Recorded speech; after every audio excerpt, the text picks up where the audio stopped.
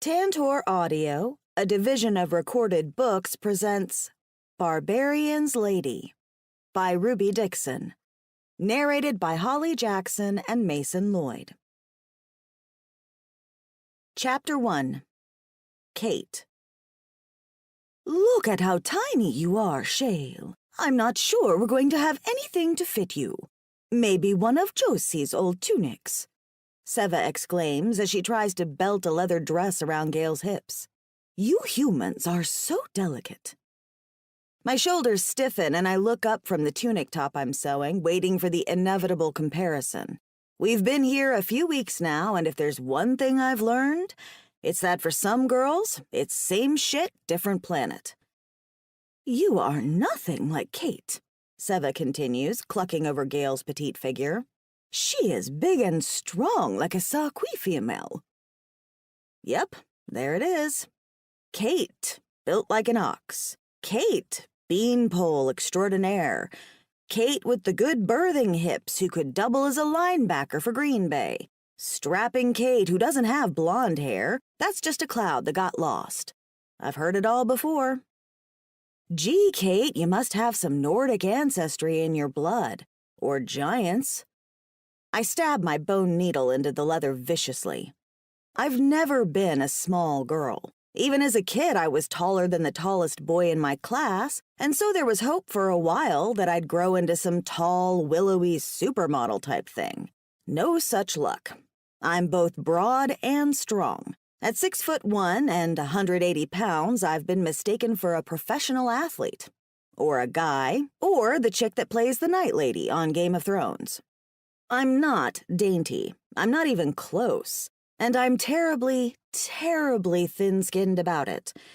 It doesn't help that it appears that I've been kidnapped with a bunch of women who seem to average with a height of tiny. Oh, sure, there are a few who are taller, like Liz, or broader, like Maddie and Stacy and Nora. But both? No, I'm that lucky loner. Most of the women who are stranded here on Knot Hoth are built more like Gale and Ellie. Dainty and ladylike. I'm the only Amazon of the group. Barf. I can't blame the others. It's not like they woke up and decided to be 5'0" with tiny size 0 waists. It's not even like any of us asked to be kidnapped by slaving aliens who apparently have a thing for dainty humans instead of big healthy ones. Worst thing is, I know Seva doesn't mean a thing by it, so I can't say how much it bothers me or let the others know. And considering Seva and Kemley, the older ladies of the Saqui tribe, are about my height and size, I can't even tell anyone that their comments bother me. I might be insulting them by pointing out that to me, that size is freakish. So I say nothing. I just stab at my sewing.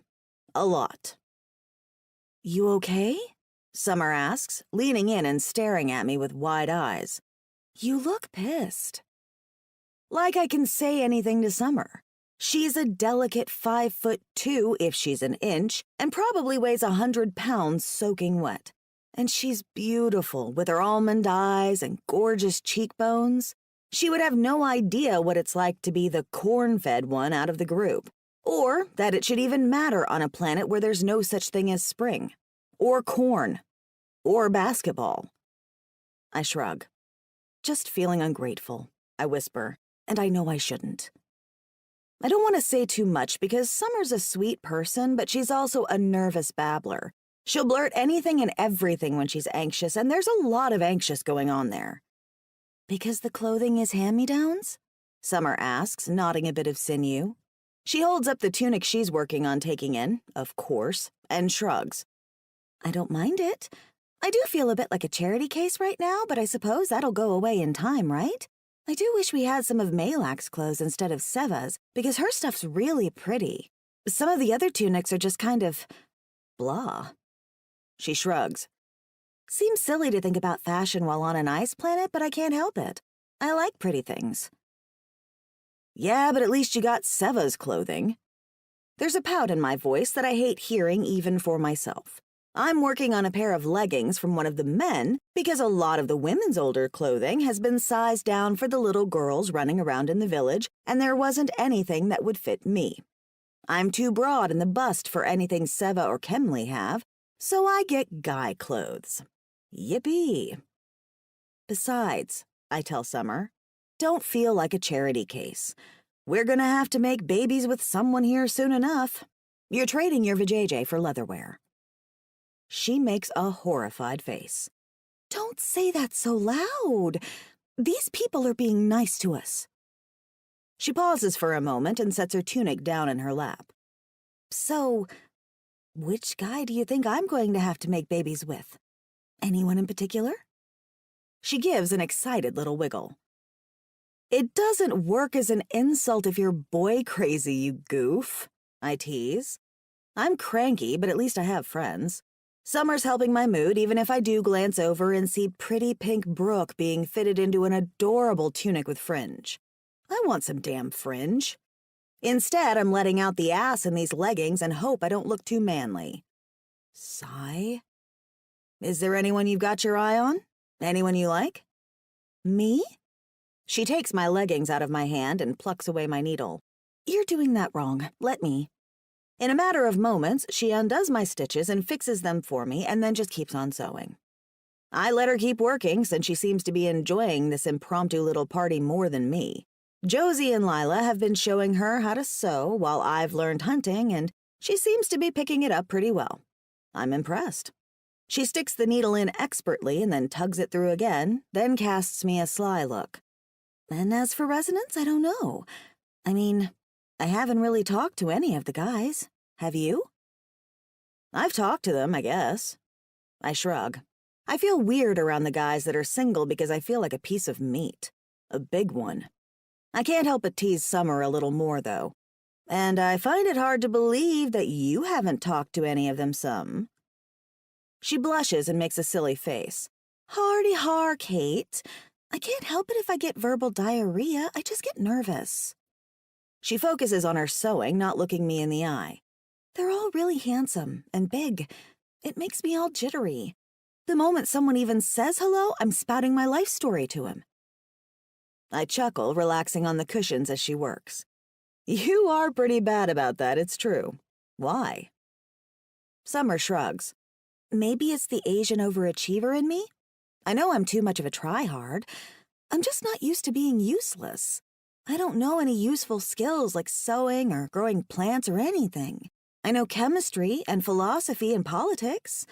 That's useless here, and the more I think about it, the more nervous I get, so I start talking. And the more I talk, the more I realize I should stop talking, and it just all sprays out like one big word vomit. She grimaces. I think they all think I'm an idiot. No one thinks that, I reassure her. They just think you're... I struggle to find the right word. Bubbly. Yeah, well, I wish I was a bit less regurgitatey. She finishes the panel in my pants and holds it up. How's that look? Better than mine. It doesn't look great, but I figure whatever tunic I have to wear with it will be long enough to cover the diaperish effect the new panel is giving the pants. That's because you're spending all your time with Liz, she tells me. You should hang out with me and Brooke more. She wiggles her eyebrows at me. And we can compare notes on the men. I roll my eyes at that. Slow it down there, crazy pants. They're going to be wandering into your vagina soon enough. Summer gives me a horrified giggle and bats at my arm. Come on, these are all good-looking guys if you ignore the blue and the horns and stuff. She waves a hand at her face, indicating horns or skin or something equally alien. And those probably just take some getting used to. But these guys are hot and built. Don't tell me you haven't seen anything that's caught your eye. That's just it. I'm so awkward and uncomfortable around guys because of my size that I haven't paid that much attention. With one glaring exception. Oh, crap. Here comes Herrick.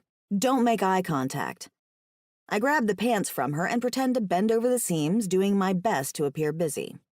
The jerk's making a beeline over here even though the longhouse is full of people this morning and both Gail and Brooke are standing off to one side talking to Seva and Kemley. Brooke's super cute, and she has big boobs. He needs to go hit on her. Instead, he makes his way straight to where Summer and I are sitting, a big shit-eating grin on his face. How do we do this day, lovely females? He nods at the pants I'm holding. I see you could not wait to get into my leggings, Kate. Ugh. These aren't yours, are they? He grins and drops to a squat near us, his loincloth hanging low between his legs. Not that I'm looking. His tail flicks close to the fire and he looks far too cocky. Cute, but far too cocky. They are. I donated them once I heard we had a tall female in need of long leggings. So he donated them specifically because I'm a stork? What a prince. Well, that explains the stains, I say sweetly. At my side, Summer chokes. Stains? He asks, clearly not getting my joke. Never mind. I get to my feet, vowing to never wear these pants in his presence. They're ruined for me now just because they belong to him. I have to go meet Liz to go hunting. Don't do anything I wouldn't do, Summer calls up to me.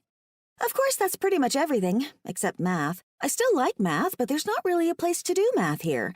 So I guess I'll just sit and keep sewing. Women's work and all, you know. Not that this planet doesn't have gender equality. I mean, I guess it does, and it doesn't because the women tend to stay around the village, but I imagine we can go hunting if we want, like you are. Not that I'm saying you're picking up guy jobs. I wouldn't say that. She gives me a helpless look. I'm babbling again, aren't I? It's okay, I tell her with a wink. Poor Summer. I'll catch up with you later. I give Herrick a tight smile and then turn to leave. Do you need help with your weapons? Herrick asks, jogging to my side as I head out of the longhouse. I force myself to remain quiet. The man doesn't know how to buzz off. I have a lot of mixed feelings about life here on the ice planet. On one hand, I'm incredibly glad we were rescued. From the moment I woke up in a cage on a dirty alien spaceship, I knew that things were going to go from bad to worse. I don't remember anything about being captured, and for a few hours I was convinced that I was just having a really bad dream. But then, that really bad dream involved being poked and prodded by alien buyers and being transferred from one ship to another, all while naked, and eventually it sunk in that I'd been nabbed to be a slave. I think I still ended up luckier than most. I was held for a week before the blue guys came to buy all the humans. I know Ellie and Gail were held for a lot longer, and judging by Ellie's filthy, extremely thin appearance, it affected her on the inside. Gail has hinted that things were bad, but she also doesn't like to talk about them, now that it's in the past. Which gives me nightmares, of course, because I imagine just how bad things could have been. Being poked and prodded and dragged around naked is bad enough, and I'm glad it wasn't more than that. I remember being caged with another girl, Chloe, who was everything I'm not. Small, dark-haired, beautiful. She was terrified of everything happening to us and cried in our cell every night. The third day of captivity, someone came in, led by the weird little green guy I'd come to learn was the slave master. The new aliens, reddish and snake-like, inspected both of us, and it seemed they liked Chloe's small size better than mine. They took her away, and I still hear her desperate screams in my head. I don't know what happened to her, but I hope it was better than what my imagination keeps serving up. After that week in hell, the remainder of the human captives were taken here to this frosty planet and left behind. We were told that we'd never go home again, we'd have to get a parasite to make living here a reality, and, oh, by the way, we'd have to take the guys here as mates because the parasite is a matchmaker. It's a lot to take in. There's still some gratitude in me, of course. These people are nice, and there's lots of warm clothing and food to go around, which is more than I can say for the slave ship. There are other humans here, and they're all happy and content, despite the fact that they're stranded on an ice planet. I'm trying to follow their lead, but it's difficult. It's hard to be totally happy and okay with the fact that I'll never see home again, never see spring again, never get to pick my own date. Not that there was a lot of that going on, of course. When you're a girl the size of a linebacker, they aren't exactly lining up to date you. But the fact that my parasite is going to choose a man for me? I can't get past that. Not quite yet. Everyone seems to be quite happy with their mates here, and that's great for them. I can't help but worry that I'll be the first one who hates the person they're stuck with. Or even worse, he hates that he's stuck with me. That will just be beyond humiliating. In the week or so that we've been here, I've been doing my best to find a mentor to teach me a viable skill so I won't feel like a big loser that everyone has to take care of. I want to take care of myself. That's the only person you can depend on. So, as much as I like hanging out by the fire with Summer and Brooke and Gale, I've been spending a lot of time with Liz to learn hunting. She's out every day with her mate hunting, even though she has 2 young children. I've seen her take both her girls hunting with them on good weather days, and on bad weather days they stay with one of the other women in the village and go to school with the other children. She takes her job as huntress very seriously. I'm told the other women go hunting too, but not nearly as much as Liz. Which makes her the perfect teacher. We get along pretty well too. Liz is almost as competitive as I am. Almost. And she's tall and blonde like me, though I still tower over her. I'm not a big fan of her short-tempered mate, but Liz gives him hell, and he seems to like it, so it works for them. She's lucky like that. Me? I don't seem to be quite so lucky, because Herrick's still following me. I cut through the village, heading for the hut I'm sharing with Summer and Brooke. I freaking hate Herrick. I'll never forget the moment I met him. We were all being introduced to the tribe, people crowding around us and making us feel welcome. I felt weirdly comfortable in a village full of tall people, even if they're blue. He'd pushed through the crowd of people, a big smile on his face, and I'd immediately thought he was cute. I liked the warmth in his eyes and his long face that seems made to smile. He's got a big, rangy body that looks big even for the barbarian tribe. If this was the type of guy we were supposed to be hooking up with, sign me up. Or so I'd thought. The moment Herrick saw me, all soft feelings I had for him melted away. "My eyes," he'd cried out, putting a hand to his chest dramatically. "Look at this mountain of a human." And he'd pointed right at me. The others had laughed, and Herrick had looked delighted at his joke. Me? I'd wanted to crawl under a rock and hide away. Even among these tall, blue people, I'm still an oddity. So yeah, Herrick's on my shit list. To make it worse, he seems to think that it's fun to pick on me, and so he flirts with me constantly. Since he's already declared I'm a mountain, I know he's not interested in me. He's always laughing and joking, and all of his flirtations come out with a silly grin, and, well, I don't find it funny. I feel like the butt of an ongoing joke, and so I do my best to ignore him.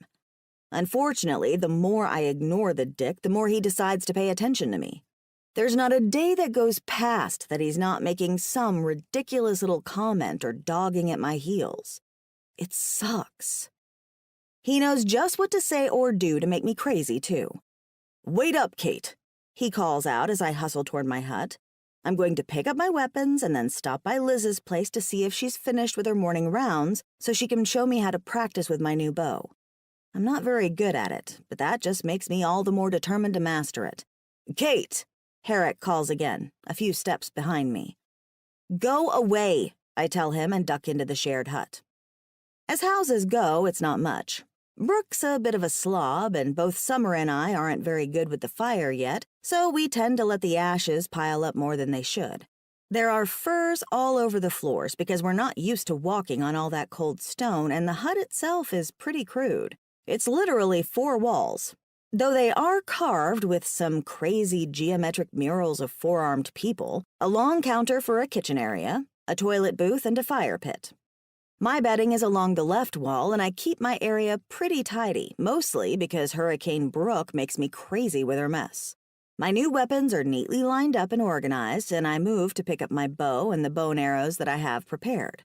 I only have 3, but I'm still in practice mode. "You should know that a good hunter always makes sure his weapons are sharp enough to pierce hide. Did you sharpen yours this morning?" I whip around, gawking at the fact that Herrick is in my damn hut. "What are you doing here? You can't just walk in." A confused look crosses his expressive face. "But we were talking." "You were talking. I was ignoring," I hiss at him. "Leave me alone and don't follow me around. What if I was changing?" He gestures at the doorway. "You did not put the privacy screen up, so I assumed it was safe to enter." The humor returns to his face. And if you are undressing, I am glad to assist. I roll my eyes at him. Cool your jets. You know I'm not interested in stripping for you. The last thing I want is a few more Kate the Mountain jokes lobbed my way. I sling my bow over my back, shove the arrows into my quiver, and attach it to my belt before turning to glare at him. Goodbye. He chuckles, following me as I head out of the hut again.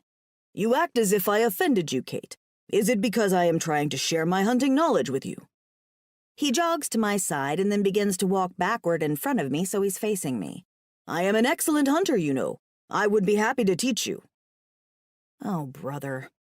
I haven't seen much excellence out of your hunting yet, I'm sorry to say. Maybe now that I've insulted him, he'll go away. But his face only lights up and that big, goofy grin spreads. Shall I impress you, then? What would you like for me to hunt for you this day? Whatever gets you the farthest away, I reply sweetly. He considers this, then asks, Fangfish, from the river. I've seen the river he's mentioning, and it's on the far side of the valley. The very first few days I went hunting with Liz, all we did was walk the valley and look at trap lines while she pointed out things I needed to know about. I remember the fangfish. It looks like a bunch of harmless bamboo sticking up from the banks of the river, but pulling one out shows a big, nasty fish with huge teeth and bulging eyes. River sounds good. It's a long walk. Not so long, he boasts. How many fangfish would you like for me to catch for you? I arch an eyebrow at him. How many do you normally catch? He shrugs, the movement fluid and appealing. 2 or 3. Then catch me 8. That sounds perfectly unreasonable and should keep him away from me all day. Oh-ho! Herrick's eyes gleam. A challenge, eh? Yup. I grin despite myself. He's hard to dislike when he's fun like this. And what will you give me if I win at this challenge? Nothing? A fierce hunter like myself needs more encouragement than that. Will you let me mouthmate you? I feel all flushed and heated at his suggestion. And confused. He's still flirting with me even though the others aren't around? I'm not sure how to take it. Is this legit flirting, or is he still mocking me? No. He makes kissing sound incredibly filthy. Then you will share my furs. His tail flicks back and forth and his grin is wide. This pleases me. I stop in my tracks. Hold up there, buddy. This is not one of those, if you want a kitten, ask for a pony types of things. I'm not kissing you, and I'm not sleeping with you just because you catch 8 fish. Don't be ridiculous. Then tell me what my prize will be. I cast around for something benign. I'll let you take me hunting one day, but only if you come back with 8 of those suckers, and good luck with that. Herrick wags a finger at me. I like the way you think, Kate. When I come back to the village tonight with 8 fangfish, I shall save the largest one for you. My grin fades. The largest for me because I'm the largest girl? Suddenly this all feels like he's making fun of me again. Day's wasting, I tell him, pushing past. You'd better hop to it. He laughs and jogs off. Wait until you see what I catch, Kate. You will be most impressed. Doubt it, I mutter to myself and stalk toward Liz's hut. I can hear the sound of voices inside, but I pause before letting them know I'm here. I'm rattled after my run-in with Herrick, my heart fluttering. I'm unsettled. I can never tell if he's serious or making fun of me, and I suspect he's making fun of me, which makes my attraction to him all the more miserable.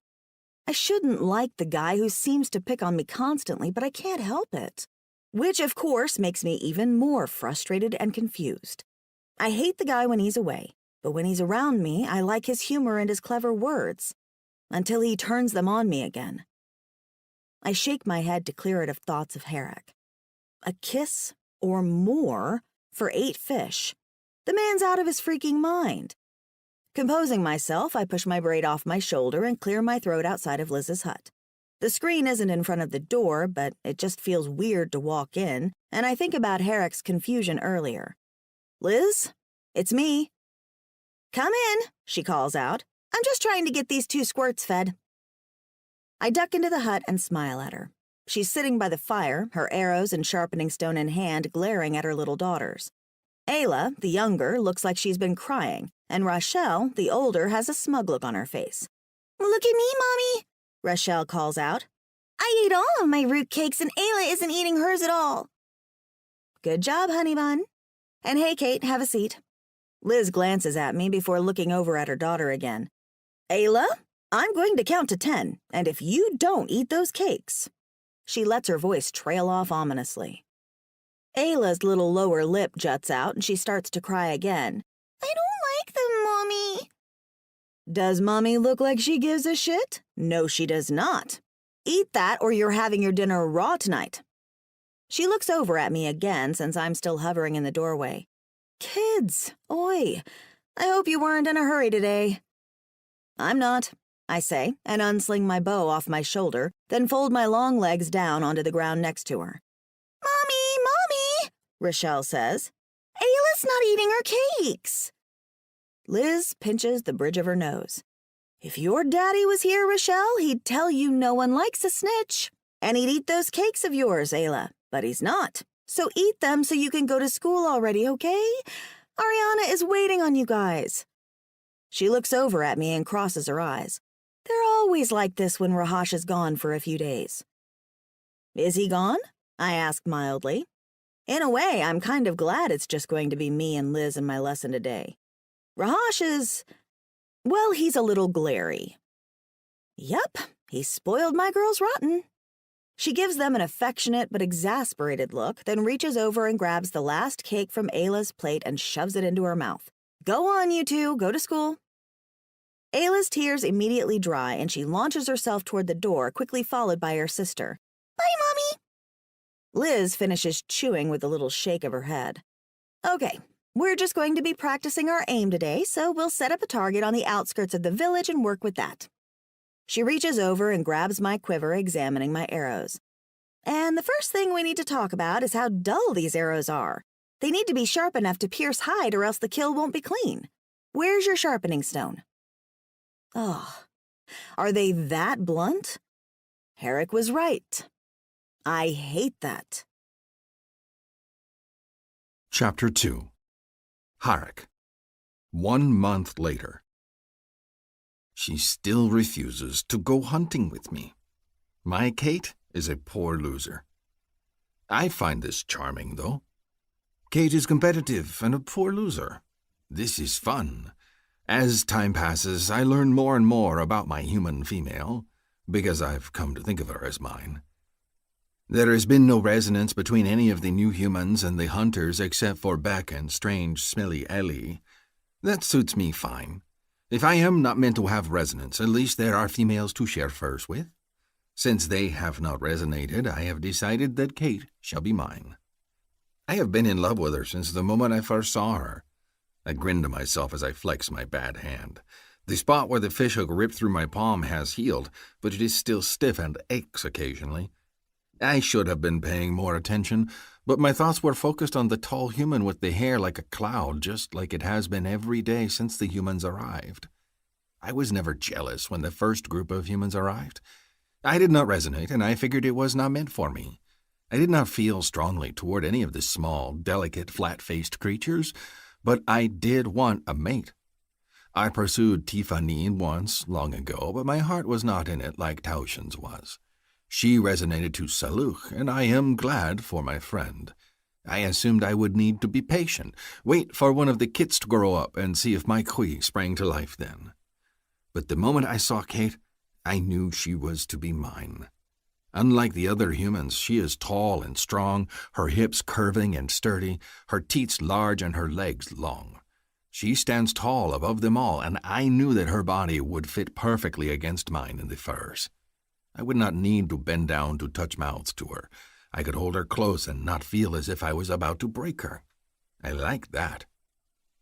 I also like her strange mane. Out of all the females, she is the palest, her hair like a cloud of snow or a bush in a snowstorm. Unlike Chorshi's big brown curls, Kate's curls are tight and wild, and her colorless mane falls to the middle of her back in a dense nest. I want to touch it and see if it feels as soft as it looks. Even her small brows are pale and colorless. Fascinating. She is not completely pale, though. When she is upset, her cheeks flush a bright red. I find this adorable, so I do my best to make her blush. She dislikes my flirting, I think, but she will come around. I will give her time. I have all the time in the world to woo her. I watch as she sits with havamal, frowning at the skin in front of her. It's stretched over a frame and bits of gristle and blood vessels hang off of the underside.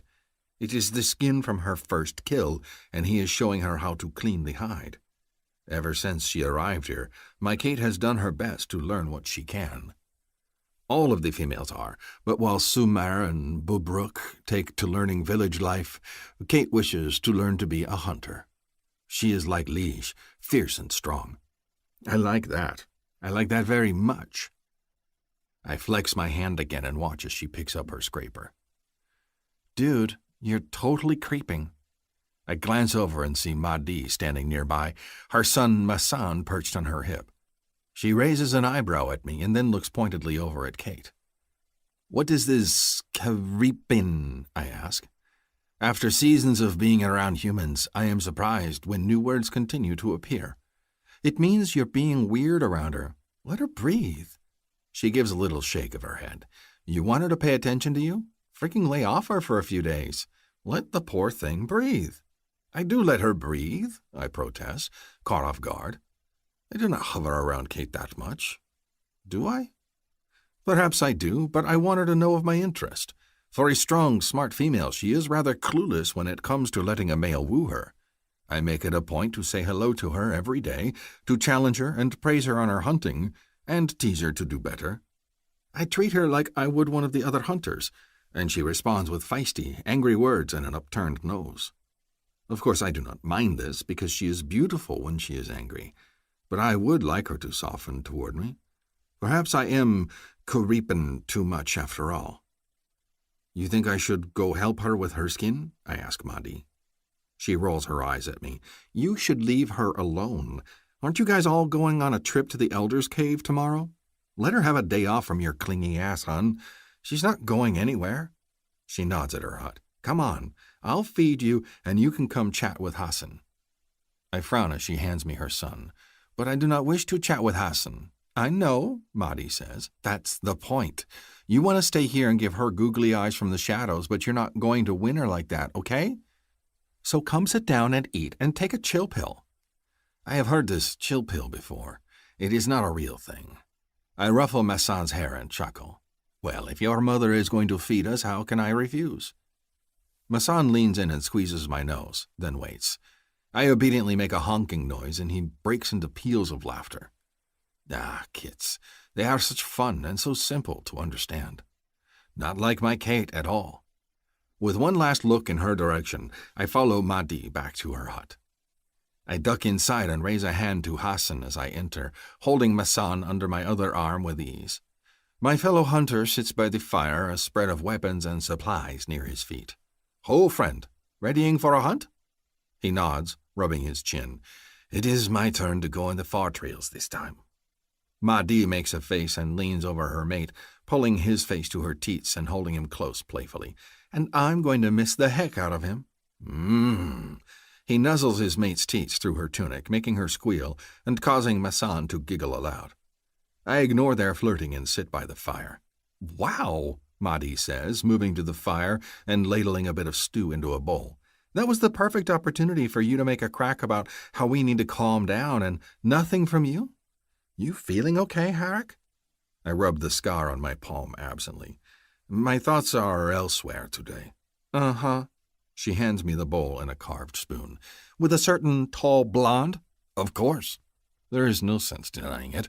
Everyone in the tribe knows of my determination to win Kate. It has been a full turn of the moon, and I am no closer to winning her into my furs than I have ever been. It is almost as if she truly does not like me. Imagine that, Mahdi says, and glances over at her mate.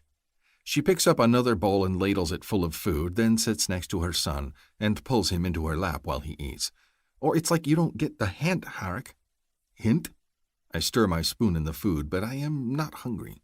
What do you mean? Leave it, my mate. Harak cautions Mahdi. We promised we would not get involved. Get involved? I echo, questioning. What do you mean? He means we're not taking sides, Mahdi says with a wave of her hand. Not going to play matchmaker, things like that. Hassan just shakes his head at his mate. She thinks you need help wooing her. I do? Oh boy, do you ever, Mahdi cries. You're coming on like a bad rash, dude. When her mate gives her another shake of his head, Mahdi turns to him. I'm not interfering, babe. I'm just offering some advice, that's all. They're all leaving tomorrow for a few weeks, so get your panties out of a knot. I'm just going to give him some tips on how to win his lady. Hassan rolls his eyes. Because you are the expert on wooing. I wooed you, didn't I? She gives him a sultry wink and then pokes her son in the belly. Eat, my son. After you finish eating, Daddy's going to watch you while Mommy does laundry. Because Mommy is rewarding her mate when he does, Hassan says in a low voice, giving Mahdi a heated look. These two are never very focused. Let us discuss Kate more, I interrupt. What do you mean I am on her like a rash? I mean you never let up on her, Mahdi tells me as Massan lifts his spoon to his mouth. Every time she turns around, boom, there you are. Maybe you ease up a little. But how will she know of my interest? I shake my head at her. She does not know Kate like I do. It is clear she has not picked up on my hints. If anything, I need to be stronger in my efforts to woo her. Hassan just snorts and does not look up from his task, stuffing items back into his hunting pack. Oh, sweetie, Mahdi says in a placating voice, people 2 galaxies over can tell you're interested. It's not that she hasn't noticed, it's that she's ignoring it. My guess is that you make her uncomfortable. I ponder what she is saying as I take a bite of stew. What she is saying could be true. My Kate does tend to get stiff-shouldered when I approach her. I thought she was merely shy or unobservant. Perhaps not. So how do I make her comfortable? Has she ever smiled or laughed in your presence? Hassan asks and leans over. And Mahdi, hand me that pack of trail rations. Oh, I thought we were staying out of this, Mahdi says in a sweet voice. Guess that changed, didn't it? She chuckles and hands him 2 packs. Bring extra. I don't want you starving on me. I ignore their banter for a moment, thinking, Kate smiling, Kate laughing. It is discouraging that I cannot think of many times where I have made her laugh or smile. Ah, wait.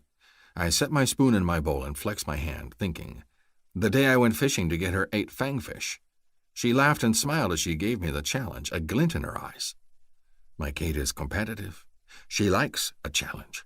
And I have not been challenging her. I have simply been teasing her, flirting with her in the hopes that she would flirt back. I have spent every moment in the village near her in the hopes she would encourage me. I should have been prodding at her and challenging her, making her think, making her feel the need to compete, giving her something to focus on to interest her mind. Of course, it is obvious now. I jump to my feet, encouraged, and in doing so, accidentally fling the bowl of stew from my lap and into the fire. Oh.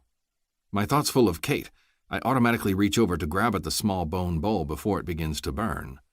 And I am immediately tackled by Hassan, his large weight flinging me to the ground. No! My head bangs on the stone floor, and I lie on my back, dizzy. I grunt with pain as Massan begins to cry and Mahdi soothes him. I rub my head, stunned. Was that necessary? You fool! You almost stuck your hand in the fire. Hassan gives me an incredulous look and then gets off me, holding a hand out to me. Do not harm yourself in front of my mate and son, please. Harm myself? Bah! I get to my feet slowly, ignoring his offered hand. You act as if I would tip into the fire and burn my face off. This is you, is it not? That is exactly what I think, Hassan says with a laugh. He moves to his crying son and scoops him up, soothing him while Mahdi watches me with wide eyes. Bah! I get to my feet and rub the back of my head again. It is not wet, the skin unbroken. I am relieved and my gut churns a little at the thought of my head bleeding. Perhaps I should see the healer. Then again, perhaps not. If word gets out that I was injured again, they will never let me go on the journey with the others to the Elder's Cave, and I plan on being next to Kate every step of the way. I rub my head, lost in thought. I need time to contemplate the best way to get her to compete with me, to make a game of travel, and most of all to make her laugh and smile. Kate.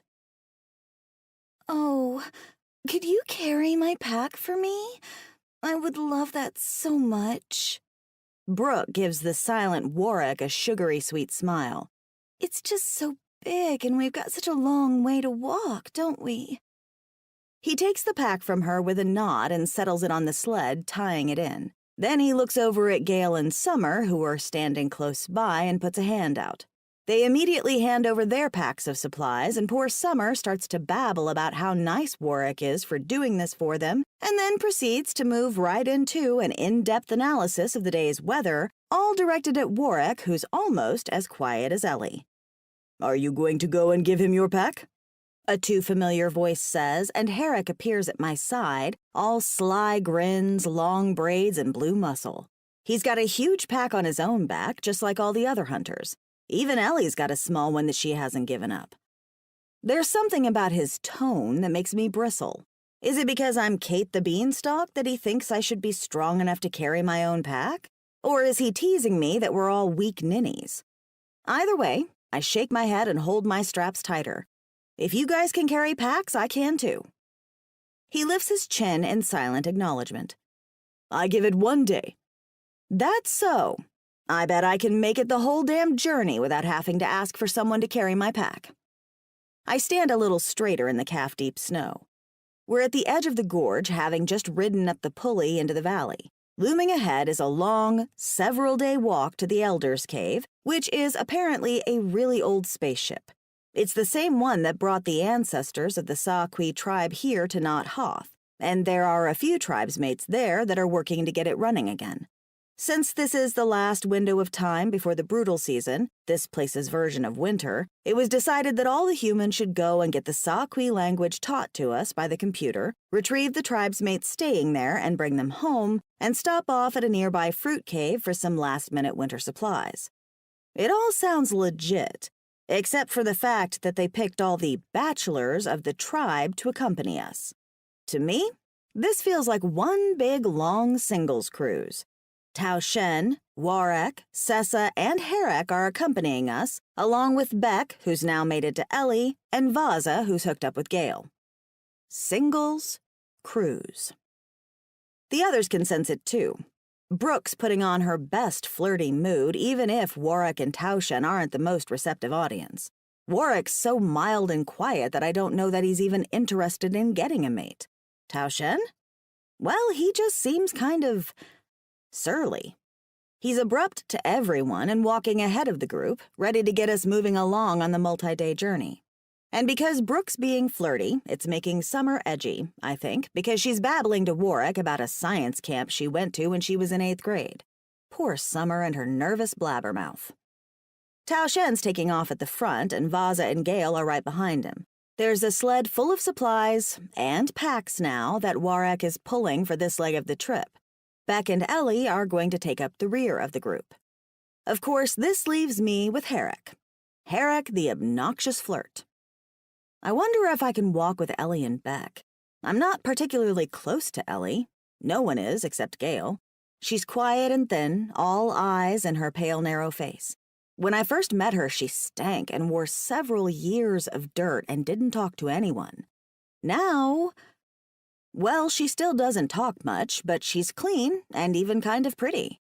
She's not nearly as thin as she was, and occasionally her serious little face turns up in a smile at something Beck says. She clings to his hand, and he fusses over her adoringly. It's kind of cute, and it makes me lonely. I thought Beck was kind of mean and unpleasant, but he's a huge teddy bear around delicate Ellie. Every now and then I catch her whispering something at him that makes him smile, and it makes me feel good to see them so happy. Someone's got a happy ending out of this at least. Gale too, actually. She's older than the rest of us, probably old enough to be my mom, and Vaza's one of the older men in the tribe, a widower.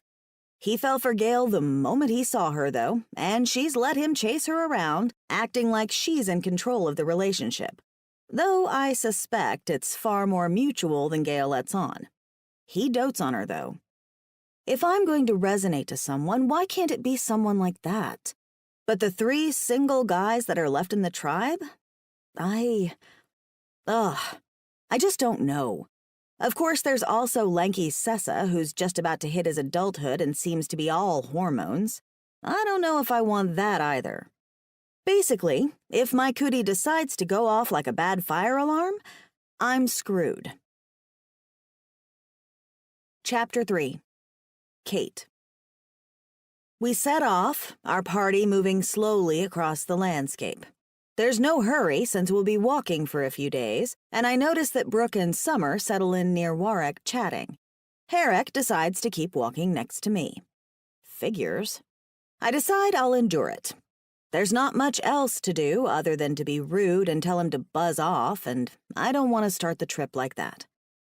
It's silent for a few minutes, and I glance back to see how far we've come. Not all that far, but I do see Ellie and Beck holding hands. Gosh, they're cute. I feel another lonely twinge. It's not that I want Beck. I just want to be as happy as Ellie looks. And it's not that I want a man for said happiness. I just want to feel like I belong, not like a freak show or someone wanted only for her childbearing womb. That would be nice. "This shall be an interesting trip," Herrick murmurs, grabbing my attention. How so? I have to ask. He glances behind us, then looks up ahead. "This feels as if we are deliberately being sent off so we may spend time together." He leans in closer to me, his voice dropping. "I suspect they wish for all of us to resonate all at once and solve the problem of anyone remaining unmated." I can't help but laugh because he's saying the exact same thing I'm thinking. On Earth, we call it a date, though I guess something like this would be a group date. You go out with someone to see if you're compatible. "I do not see any pleasure matings happening in this group, other than the ones that have already occurred," he tells me, and then gives me a sly look. "Other than ours, of course." I ignore that part. "You don't think Warwick or Taoshen like anyone? Or Sessa?" I don't like any of them romantically, but I feel a little bad for both Summer and Brooke, because they're nice and pretty and maybe they want a boyfriend. Slim pickings in this group, though. At his little snort, I say, maybe they're just being nice and giving everyone space. Herrick laughs. "Is that what it is?" "What do you think it is, then?" I retort, curious. He shrugs, walking easily next to me. "I know all of them. I have grown up with them. I know how they think." Well, now I'm really curious. And what do you suppose they are thinking right now? Herrick gives me one of those sly smiles that makes him so handsome and infuriating. "What will you give me if I tell you?" A punch to the face? He laughs, apparently amused by my sudden offer of violence. I can't help but smile a little too. Looks like he takes me about as seriously as he takes himself, which is to say, not at all. "You may keep your fists to yourself, but I will share my knowledge with you anyhow, because I am an excellent observer." "Oh, the best," I tease. "Please, lay your knowledge upon me." "Sessa," Herrick begins, "is not interested in a resonance mate at this time, especially a human one. He very much wished for Farley to pleasure mate with him, but she resonated to Marduk. He is the strange one with the skin etchings and the shiny horns. You will meet him at the Elder's Cave." Strange one, huh? Skin etchings? Dare I ask? He reaches out and touches my arm, tracing a finger over it. Even though I have long sleeves on, I still get goosebumps for some silly reason. "Pictures on the skin." "Oh, tattoos? I have one of those." "You do." He looks astonished, then makes a gesture with his hand. "Show me. I wish to see." "What? No way, I'm not showing you." Some of the others might be into casual nudity, but I most definitely am not. Mine is on my butt cheek because that was the only place I could get it without my super strict stepfather seeing it. I think sadly of him and my mother, but the grief has been dulled by weeks of knowing I'll never return and is now merely an unpleasant ache. At least they're happy together and can comfort each other. "You grow sad," Herrick says, pausing in his steps. "Is it the skin etching? It is personal?" I shake my head, staring resolutely ahead at Gale and Vaza. "It's nothing I want to talk about." "I have made your smile disappear. This wounds me." So dramatic. He has to be joking, and I'm not in the mood for his faux flirtiness. Just go on with what you were saying. Sessa's in love with someone else, right? Doesn't bother me because I haven't said 2 words to Sessa, who reminds me of a sulky teenager despite the horns and blue skin. If I notice one of the other girls flirting his way, though, I'll pass it on. No sense in Brooke or Summer getting their hearts broken.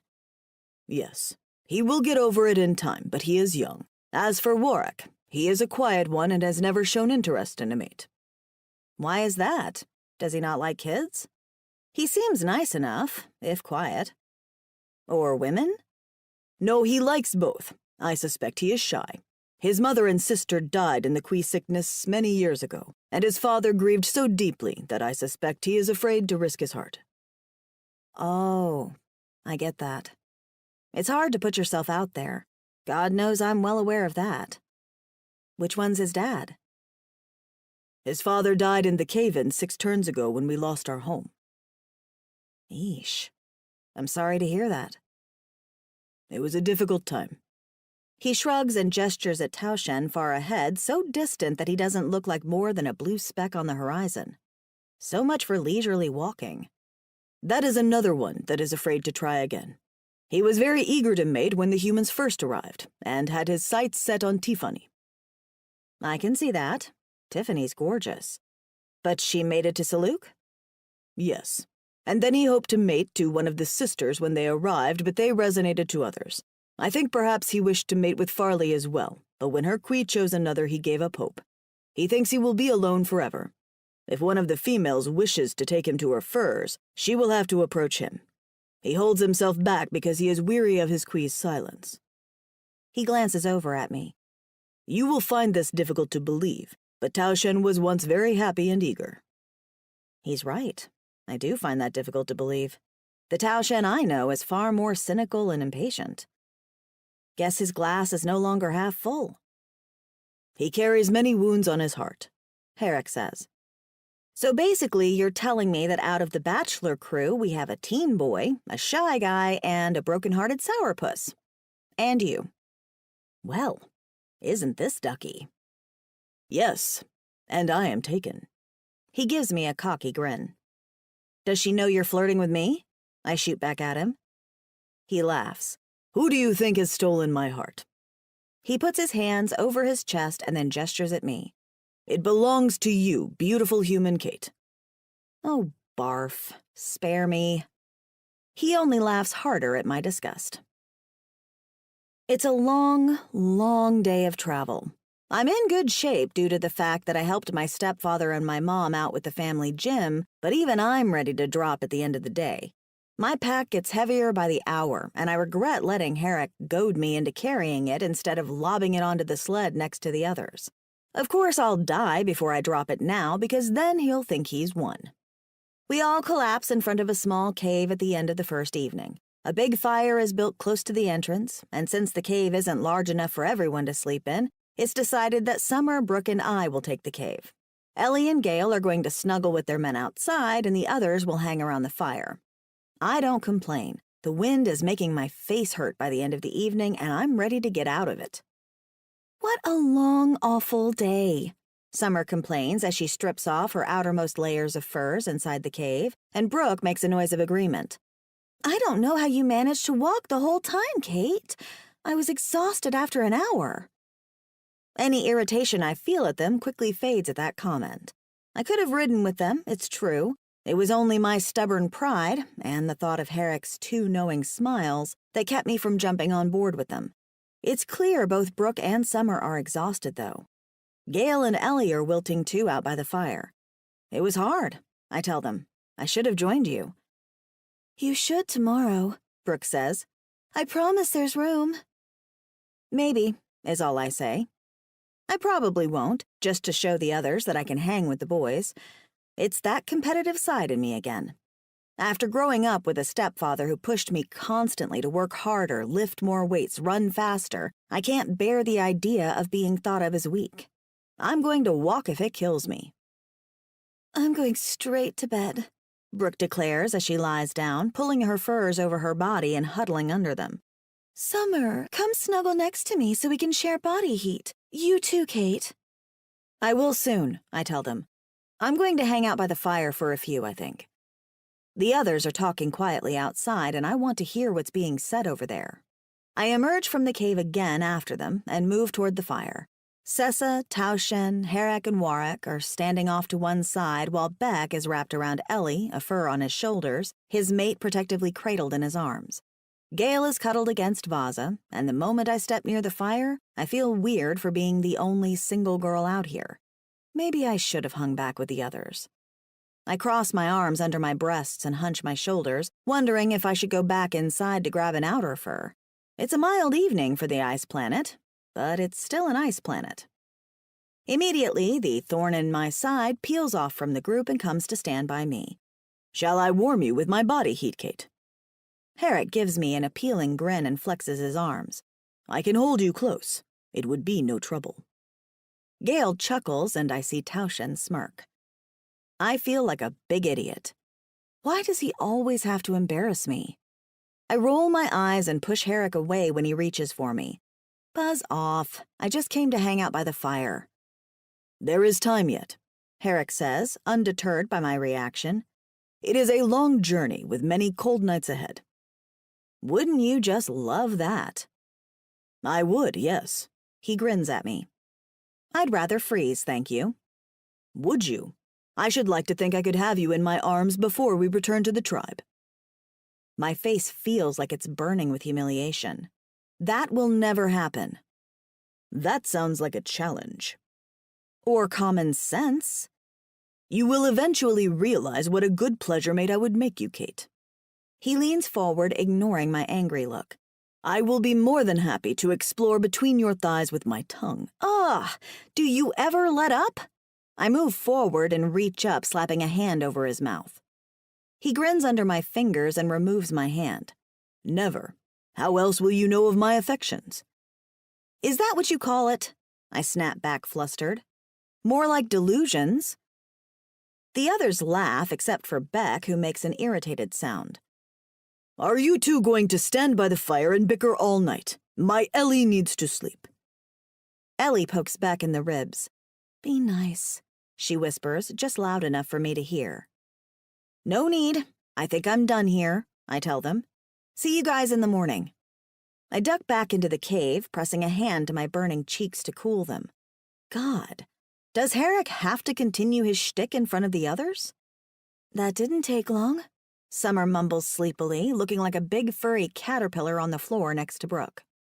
"Changed my mind," I tell them in a low voice. "Go to sleep." I grab my blankets and burrow in on Brooke's other side, but I can't fall asleep. Instead, I'm thinking about Herrick and his laughing smiles, the amusement of the others, my embarrassment, and Herrick's comment about going between my legs. I press my thighs tightly together and wish I wasn't thinking about it, but I am. Herrick. "She does not like you," Beck declares by the fire 2 evenings later. "Give up and leave her alone." "Leave her alone? Never." The thought is unbearable. "I have decided that Kate is mine." At his snort, I continue. "It is true. I must only convince her of this." "Your convincing needs work," he says, surly, and glances over at his mate, asleep in the furs nearby. His expression softens and he moves to be by her side, touching her mane. She turns in her bed, smiles sleepily at him, and puts her cheek on his thigh as a pillow. I am glad for my friend, but envious as well. I want what he has with his mate. Beck has changed so much in the last turn of the moons, ever since he resonated to Ellie. He no longer has that hungry, dissatisfied look on his face. He is content. He is happy. I want that happiness. I want a mate and a partner, not one as delicate or somber as Ellie, I think. Someone fun, someone who can tease as well as me. And kits do not matter. Resonance does not either. I am tired of being lonely. If resonance will not happen for me, I will not bother to wait for it. I will claim the female I want, and we will be happy together. At least until one of us resonates to someone else. But I do not make trouble where it is not, and I will not worry about such things. And Kate? Kate is perfect for me. Tall and strong, not tiny and far too delicate for my clumsy hands. She snaps back at me when she is angry, and the flush on her cheeks is my favorite sight to see. I like her fire. Someday it will not be directed at me, but shared with me. I will wear her down, I tell Beck confidently, and smile to show him I am not worried. She will like me eventually. She just needs to realize I am the right hunter for her. He gives a snort of disbelief. He does not need to believe. That is fine. He just needs to know I am serious about Kate, that she is the female for me.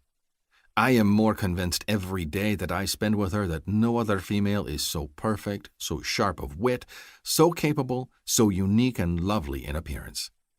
And since being with the group has not made her appreciate my wooing, perhaps it is time to do as the others have done and convince her to travel alone with me for a few days. I have given this quite a bit of thought on the journey, with nothing to do but walk next to Kate, wanting to touch her but unable to, wanting her to realize that I am the hunter for her. She does not seem to realize it, so we need time alone. A few nights by a fire to ourselves in which we can talk without others around, staring and watching our every move. It has worked for so many other couples, Beck and his Ellie included, that I have thought about it and decided upon a course of action. If you see that we have fallen behind the group, I tell Beck casually, do not bother to come looking for us. He gives me a surprised stare. I grin at him to show him I have given this much thought. I will leave behind a boot so you know it was on purpose, and then I will entice Kate into my furs. I will bring her back once her heart is mine. Beck rolls his eyes at me. He does not need to believe. He just needs to remember. A boot, I remind him. If you see it, know I have spirited my female away. And what if she does not wish to go? I cannot let you just take a female away from the group. Oh, she will want to go with me, I boast to him. She will go of her own accord. She might need some convincing to stay, perhaps, but I can get her away from the others for a time, I think. He grunts. She will still need the words from the elder's cave, so you cannot take her away for long. You will meet us there? I nod, pleased. I know it will not be much time away, but I hope it will be enough. We plan to be at the elder's cave for a hand of days, yes? I will have her back by the third day. This I promise. He clenches his jaw, thinking, and I cannot stop you? You cannot? I would do this even if he disapproved. Beck sighs. Then do what you must, but it is your hide you are risking. You know Vectal does not like it when the humans are stolen. This one will not be stolen. She will come with me willingly. Wait and see. He strokes a hand through his sleeping mate's mane. Your idea of willing and mine seem two very different things, my friend. It is midday before I know how best to steal Kate away from the others. We pass through one of the many valleys between the rocky hills and then crest one of the cliffs, walking along the edge because the snows of the next valley are too deep. After that, there is a canyon that fills with a thick sheet of ice when the weather is colder, and since we recently had a days-long snowstorm, it will be a very large sheet of ice, indeed. On the other side of that ice, though, is a hunter cave not often used, and farther down, the valley itself cuts to the far side of this particular set of craggy hills. I could take Kate across the great ice sheet and we could meet the others on the far side. Or we could stop at the hunter cave there for several days and get to know each other in the firs. I like that idea better. Now, of course, the question is how to convince Kate to go to the great ice sheet with me. I glance over at my walking companion. We are only about halfway through our journey, but the humans are showing their weariness. It is a long journey for them, unused to making lengthy treks in the snow. Sessa is far ahead, scouting. At the front of the group, Vaza carries his pleasure mate, Cheo, like he would a pack. She has tried to walk much of this journey, but she is tired, as is Beck's mate, Ailey. They walk near to the back of the group, holding hands, their pace slower than normal. In the middle, Warwick and Tauschen trade off, pulling the sled with our supplies, the humans Babruk and Sumer riding along. At the very back of the group, I walk with Kate. Every day she wears her pack, and every day she walks. Every day she falls a little bit farther behind the others. And I feel guilty that she is struggling to keep up. Of all the humans, she is the strongest. Her pack is larger than Ellie's, and she has no one to carry her when she is tired. Even Ellie has accepted Beck's help, resting in his arms from time to time. But Kate struggles on alone, and every suggestion I have made that she should hand me her pack is met with an angry glare. I have played into her stubbornness too much, and she suffers. She will be glad for a few days' rest, I think, and the sheet of ice will be the tool I will use. As a group, we pass the rocky path that leads to the valley of ice. I know we will not go there with a sled. The path itself is far too narrow, and walking on the ice can be precarious. But I think Kate will want to see it. I just need to encourage her. So I glance over at my lovely human. Her cheeks are flushed bright pink with the wind, her white curls tamed into a fat, frizzy braid on one shoulder. Her steps are slogging, and she looks weary, her gaze cast on the ground. I must find a way to get her attention, to make her come with me. I jog up next to her and pretend to give her an up-and-down, critical glance. Immediately, her back stiffens. What? You are walking slow today, Kate. Are you too tired to go on? Do I need to carry your pack for you? Her jaw sets, and she gives me an angry look. Don't you have someone else you could walk next to? I could, but I prefer walking next to you. Why? Because you can harass me? It is not harassment. I enjoy your company. Well, I don't enjoy yours, you turd. Go away. I laugh. She is so fierce when she is frustrated with me. It is adorable. But she is walking faster now. I think you secretly enjoy spending time with me and just do not want the others to know it. She makes a face in my direction. No chance of that, buddy. Lies, I say confidently. Who else will educate you on hunting as we walk?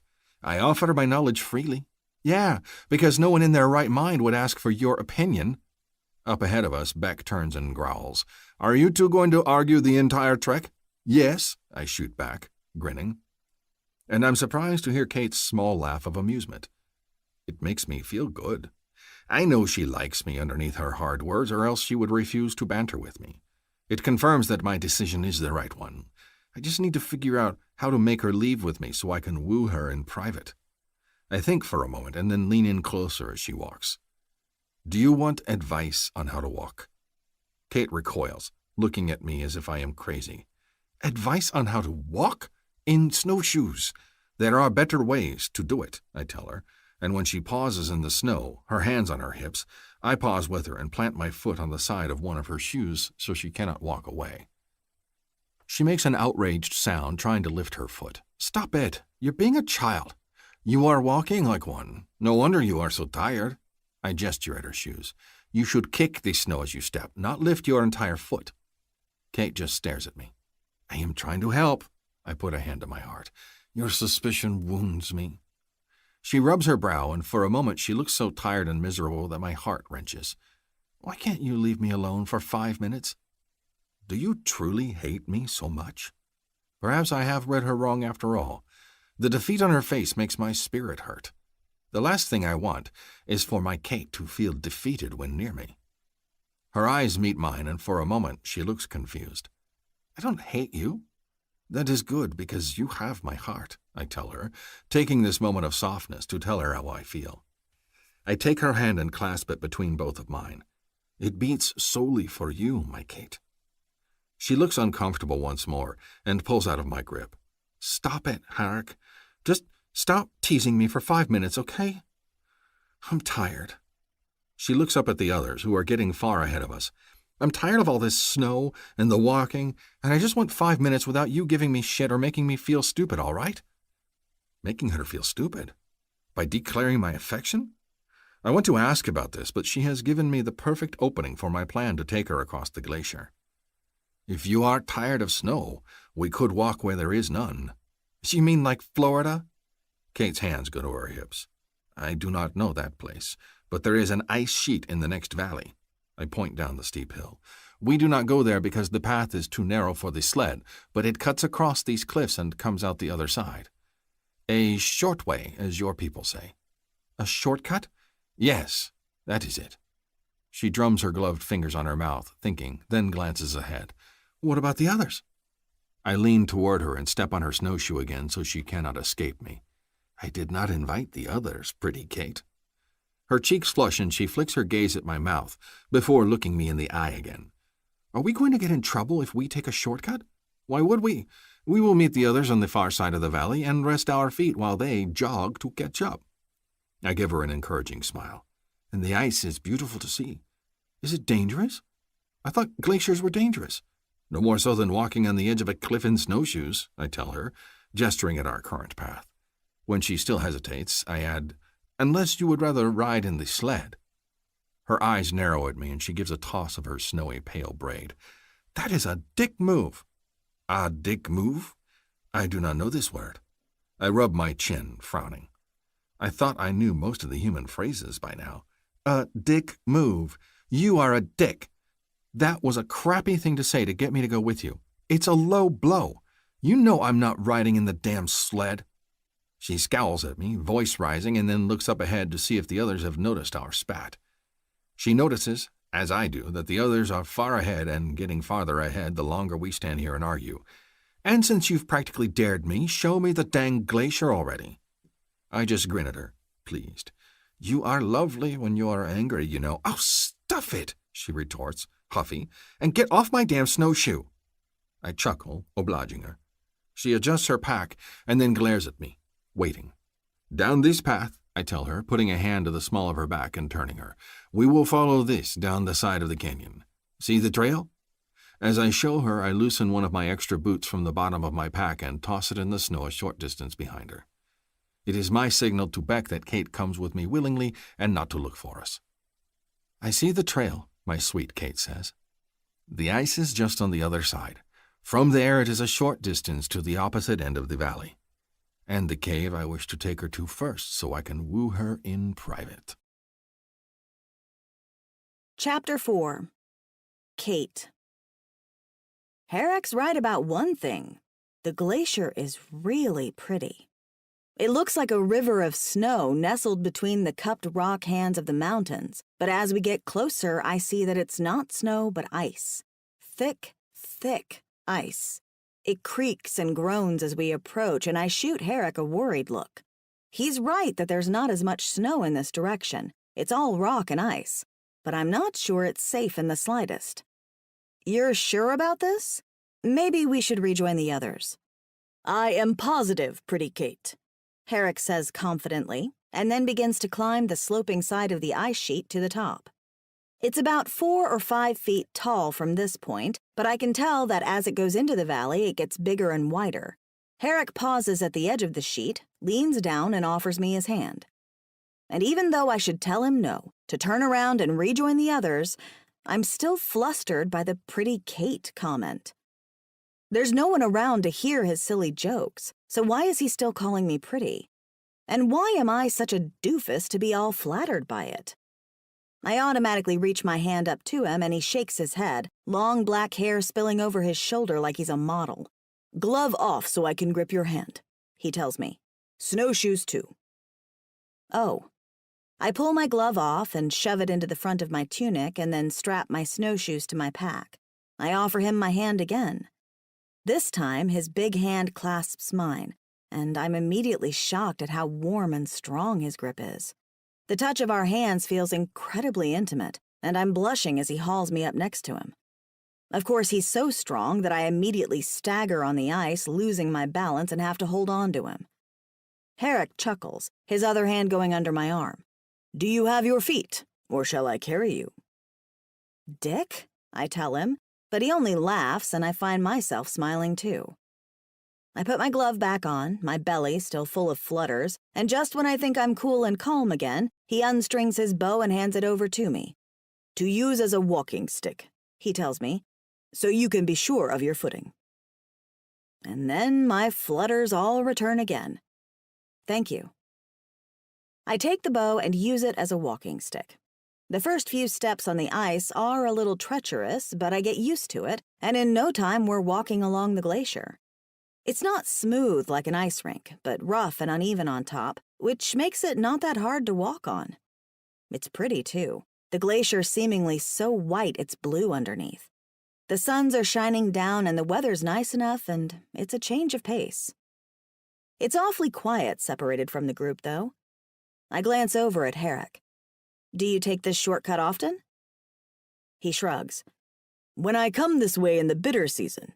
In the brutal season, there is too much snow covering the great ice, and it hides the cracks. Cracks? I don't like the sound of that. My steps slow, and I begin to eye the thick sheet of ice underneath us with trepidation. There are cracks? Of course, more are up ahead. He gestures higher on the glacier, deeper between the cliffs. We will just skirt them carefully. There is no need to worry. Yeah, but I can't help but worry. We're on a glacier and we've split off from the pack. That's horror movie rule number 1. You never split away from the group. Maybe we should go back.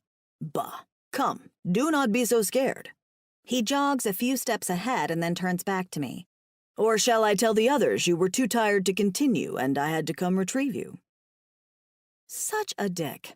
Seriously, I have no idea why I followed this guy down here. But then he gives me another one of those goofy grins when I growl and start walking after him, and I remember why. It's because I'm an idiot when it comes to this man. I hate him and I want him desperately to like me all at the same time. I hate it when he pretends to flirt with me, but then I melt when he calls me Pretty Kate. I guess if he was sincere, I'd have a hard time resisting him. But he's so blatant and over the top with his flirting that it's clear it's all designed to make me feel silly. And that's the most disappointing thing. There's a loud crack of the ice and I yelp, flinging myself at him. He laughs, his arms going around me. It is ice, Kate. It will make noises. Do not be afraid. I realize I'm clinging to him a moment later, my arms around his neck, my breasts pushing against his chest. For a brief moment, I feel tiny and girly against him, and it's an amazingly intoxicating feeling. I've grown up being as tall or taller than most men I've ever met, but to Herrick, I barely come up to his chin. That should not be nearly as sexy as it is. Or the smile he gives me. That shouldn't be sexy either. I can feel my face turning red as I push away from him. Sorry. It is ice. It will make noises and sounds as we walk, but you are safe. I will scout ahead for cracks and we will skirt around them. He grins down at me. Unless you would rather I carry you. There's the Herrick I know and don't love. Hard pass, buddy. He just laughs. We continue walking, and as we do, Herrick points out things to me that tell me that he's definitely been in this area before. He points to a stripe in the rocky cliffs carved away by the glacier. He remembers a stream of running water down one side, and we fill our water skins with icy cold runoff. He points out a spot on the glacier where he carved a mark in the ice once upon a time, and how it's moved forward in the last few seasons. I relax when it's clear that he knows what he's talking about. Also, I might be appreciating the fact that he's wearing not much more than the male version of shorty shorts. I can't help but watch his ass flex as he walks, his tail swinging back and forth. His loincloth is pretty much longer in the back than it is in the front, and if I stare hard, and let's face it, I can see a bit of butt cheek. Bright blue, glorious butt cheek. I never thought I'd be the type to creep on an alien, but here I am. It's just that he's so damn built. I watch his glutes move as he walks, the elegant lines of his hard, muscled thighs. His back is broad and strong, and I'm pretty sure he's got 0 extra body fat. I never thought I'd be a girl who'd faint all over a well-muscled guy, but you learn something new about yourself every day. Me, I'm learning that I'm a sucker for a man with dimples at the base of his spine, and Herrick has 'em. Maybe it's because I'm watching those dimples so closely that I miss the fact that he's stopping in front of me. I immediately run into his back. Before I can blurt out an apology, there's an awful crack and he skids forward a few feet, the ice shifting underneath us. I scream, slipping onto my ass as we both skid forward. Time seems to slow. I watch my legs slide forward as the ice in front of us shatters, revealing the thin lip over an even larger crevasse in the bluish-white ice. I manage to fling my legs up and wedge my body between the ice, my boots stopping my momentum. I skid down a few feet, and then my back lodges against the other side and I'm stuck. It's a good stuck, though. Here, the ice isn't more than 2 feet across and I've managed to lever my body to stop my fall. If I'd gone down feet first, I'd have slid all the way down to the bottom. With a little sob, I manage to claw my way up out of the gorge, and panting, I fling myself back over the side. Oh my God, I nearly fell into a crevasse in the ice. I'd never be seen again. There'd be no way to rescue me. The moment the thought slides through my head, I look around. Herrick? I'm the only one on the surface of the glacier, though. Heart pounding, full of panic, I look down into the deep, yawning crack I just pulled myself out of. The top of Herrick's head and shoulders are all I can see, the rest of his body wedged into the ice. His pack is lodged behind him, and his head lolls to one side. He's about 6 feet below me. Oh, fuck. Herrick? I scream. Answer me! I reach a hand down to him, but I can't reach. He's too far below. I look around for the bow I was using as a walking stick, but it's nowhere to be seen. I must have lost it when I slid. I peer down at Herrick again. He's still, and that's making me freak out. Herrick? No answer. Shit. I don't know what to do. I want to wring my hands like a damsel in distress, but that won't solve anything. I'm the only person around for possibly miles. I stare at my glacial surroundings with frustration. I could go back the way I came, but it's a long journey, and I'd be hours behind the others. If it starts to snow, I'll lose their trail immediately. I could move forward on the shortcut, but I don't know if I'll remember the way back. And I don't want to leave Herrick, not alone, trapped in the ice. I don't know what to do. Herrick? I bellow again, frustrated with him. Answer me! He's silent, though, and I worry he's unconscious or badly hurt. This is my fault. He stopped, and because I wasn't paying attention, I pushed him forward onto weak ice. And I wasn't paying attention because I was too busy staring at his ass dimples. Ass dimples! I moan in a mixture of horror and frustration. Herrick, you have to wake up, I tell him. Please! When there's still no response, I grab a handful of icy, slushy snow and fling it down at him. Wake up, you son of a bitch!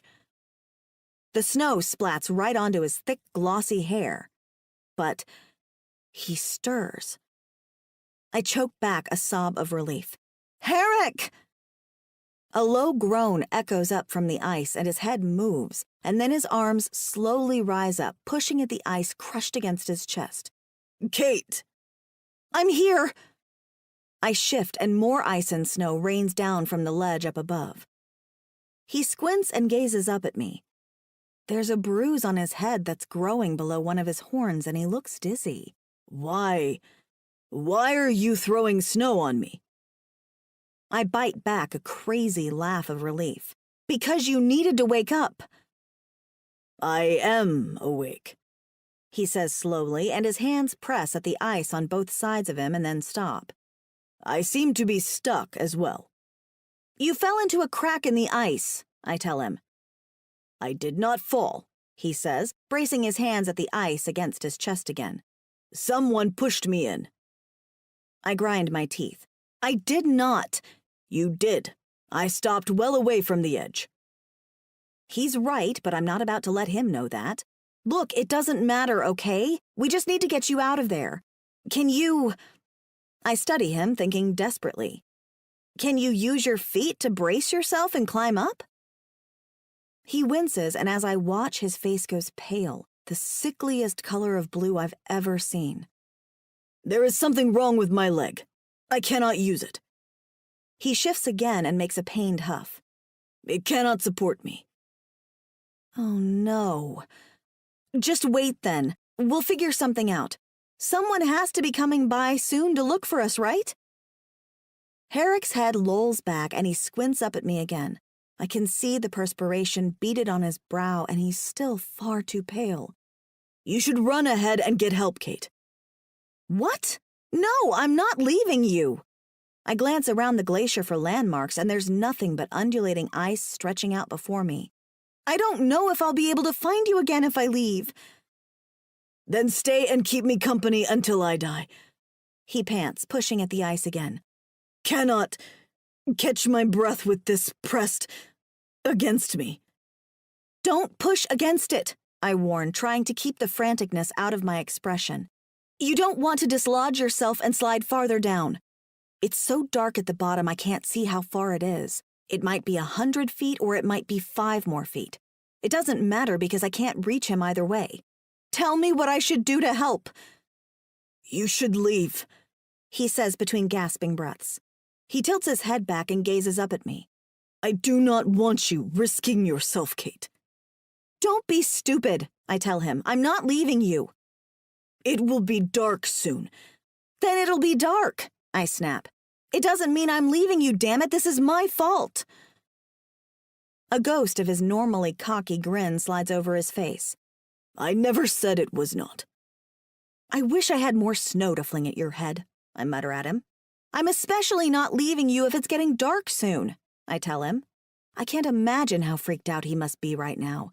Heck, I'm freaked out, and it's not me pinned down there with a possibly broken leg, seconds away from sliding into oblivion. I do not want you in danger, pretty Kate, he says, closing his eyes and leaning his head back against the ice. His horns smack against the ice and rain more chips down on his head, but he doesn't seem to notice them. I'm fine, I tell him, even though I'm not fine. I'm dangerously close to crying. We're going to get you out of there. I promise. The others will notice we're gone and will come soon enough. He says nothing, and for a long time, Herrick is so quiet that I worry he's passed out. Herrick? Are you okay? I am here. Just keep talking to me, okay? It's going to be all right. I picture him bleeding out from his leg where I can't see, and that just makes my anxiety ratchet up a notch. You need to stay awake. That's what they have everyone do in the movies, right? Stay awake no matter what? Keep talking to me until the others get here. No one is coming, he mumbles. Don't talk like that, I tell him encouragingly. They'll notice we're gone and come after us soon enough. You must leave, Kate, he tells me again. Go and cross the glacier and meet them back on the other side. They'll come after us. He shakes his head and more ice pours down, scaring the snot out of me. No one is coming, he says emphatically again. I told them not to. It will be hands of days before they notice we are missing. Hands of days? Weeks? What on earth? What? I yelp out. Why? I told them not to. Why would you do that? I cry out and wince as my voice rings out over the ice. Why? Wanted to spend time alone with you. Well, fucking congratulations. We're officially alone right now. I'm so shocked and upset that I can't even remember to be nice to him considering he's trapped. I can't believe you did that. No one's coming? No one at all? Apologies, he breathes, and his voice sounds faint.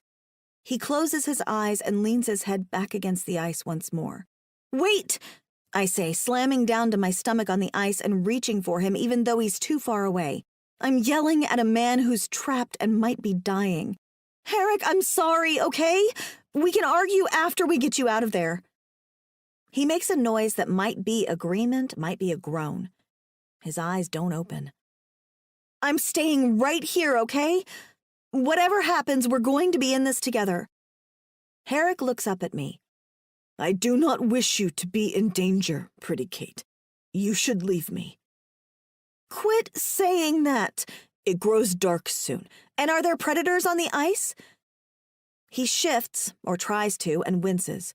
No, not at night. Too many dangerous cracks in the ice. You mean the animals are too smart to cross, but we did it? Are you fucking serious? It was safe until you pushed me. I bite back my hysterical response because, okay, I did push him. It's not solving anything to bicker right now. I'll murder him when we're both nice and safe. Okay, so let's think of how we can manage to get you out of there. I need to pull you up somehow. I look around for a tree or my bow or anything, but there's nothing around but ice and more ice. I lost my weapon when I fell, when you pushed me. Damn it, shut up, I snap at him. He chuckles, and the sound is both somehow heartwarming and heartbreaking at the same time because he sounds weak, tired, in pain. I like you when you are angry. That must be why you piss me off all the time, I mutter. Where's your rope or your spear? Rope is in my pack, he says, wincing. Lost my spear. You lost your pack, too, I point out, because his back is wedged against the ice. That's okay. We'll figure something out.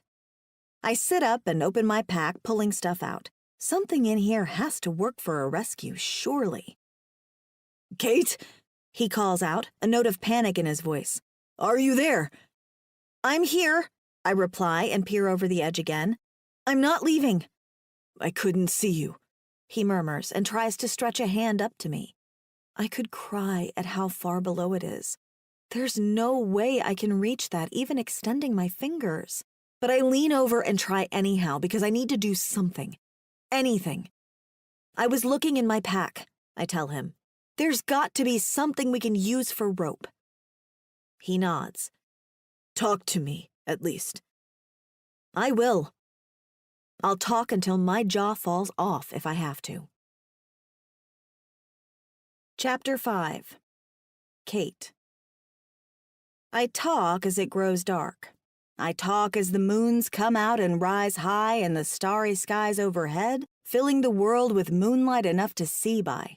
I talk and talk even though my throat is hoarse and I'm exhausted. I talk even when Herrick gets quiet, rattling on about growing up and what it was like to be kidnapped in my sleep by space aliens. All the while, I rip my clothing to shreds and re-braid the leather into rope. Since I don't have rope, I'll have to make one. I have no idea what I'm going to attach it to, but I'll figure something out.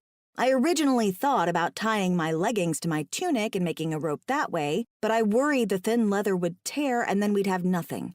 So I've cut fat strips out of leather until I have nothing left of my extra clothing but ribbons, and now I'm braiding them into a thick rope that will be strong enough and long enough to pull Herrick up. But I need a lot of rope, which means braiding all through the night and praying that he doesn't slip and fall farther below. So that's my stepfather, I finish, telling him another story about my extremely stern, thoroughly unlikable stepfather. I don't like to talk about him much because he's never been my biggest fan. I'm too big to be attractive in his eyes, and too ungainly to be an athlete like him. He loves the heck out of my mother, though, which is his only saving grace. I'm not going to miss him, but I'm going to miss my mom a lot. I'm glad she has him, I guess. I think for a while it's been pretty obvious to me that she loves him more than she loves her kid. That's not me as a bitter child saying that either. He slapped me across the face and hit me harder than any parent should hit their kid, and all she would say was that I did something to deserve it. I was really happy to move out when I did. My teenage years hadn't been fun ones. I am glad this man is not here, or I would wish death on him, Herrick calls up. I chuckle, braiding leather as quickly as possible. I don't think he'd do well here. He doesn't like the snow. Then I love it even more because he hates it, Herrick says. But at least you had your mother at your side growing up. I lost both of my parents at a very young age. You did? That makes me sad for him. I lost my father when I was too young to remember him, but I always had my mother. How old were you? 6 turns of the seasons, he says, voice full of sadness. Old enough to remember them. Did they die of the Qui sickness? I ask, remembering that someone had talked about that before. Many members of the tribe had died at that time, and it had happened about 15 years before Georgie and the others arrived. To hear them talk about it, the Saw-Qui had almost been wiped out. Earlier, Herrick says. My mother and father were fierce hunters, and they loved the Great Salt Lake. They would go there for many hunts. They were hunting a tali, and the hunt went badly. Both of my parents were killed along with 3 other hunters. My mother carried a kid in her belly, and it died as well. It was a bad time for our tribe. Shit. That sounds terrible. I'm so sorry. I don't even ask what a tali is, even though I'm curious. It's not something I want to prod him over. Who raised you after that? Everyone in the tribe. Warek's father, Eklon, took me in, and when I was old enough to learn to hunt, Warek taught me. They were good to me, but I still remember my parents. I remember my father's laugh and the way my mother would smell before she went out to hunt. She would rub quillbeast fat on her boots before every journey, and I always think of her when I scent it. His story makes me sad for him. Maybe that's why Herrick isn't quiet or subtle. Maybe he likes to be noticed because he's lonely. Your mother was a hunter? Oh, yes. She loved to hunt. I think she enjoyed it more than my father. I can hear his chuckle wafting up from the gorge, the sound hollow. After she was killed with a kit in her belly, the chief, Vektal's father, decided that no more females were to go hunting. It was far too dangerous for life-bearers. But they hunt now, I point out, braiding away. Yes. Liege and a few of the other humans were quite forceful in their opinions, and Vektal changed his mind. Most of the humans that still hunt stay close to the caves or go out with their mates. Small kits make it difficult to leave for long periods of time. I imagine it does. I add another strip to my rope and continue, spreading it out before me. It looks thick, but I don't know if it's long enough. I bite back my worries and keep him talking. And what about you? If you had a mate, would you let her hunt? If she wished. Do you wish to hunt, pretty Kate? Nice try, Slick, I tease, amused. You never give up, do you? Never, he agrees. Before I can think of another thing to talk about, he continues. If I die here, Kate. Don't say that. If I die, he continues firmly.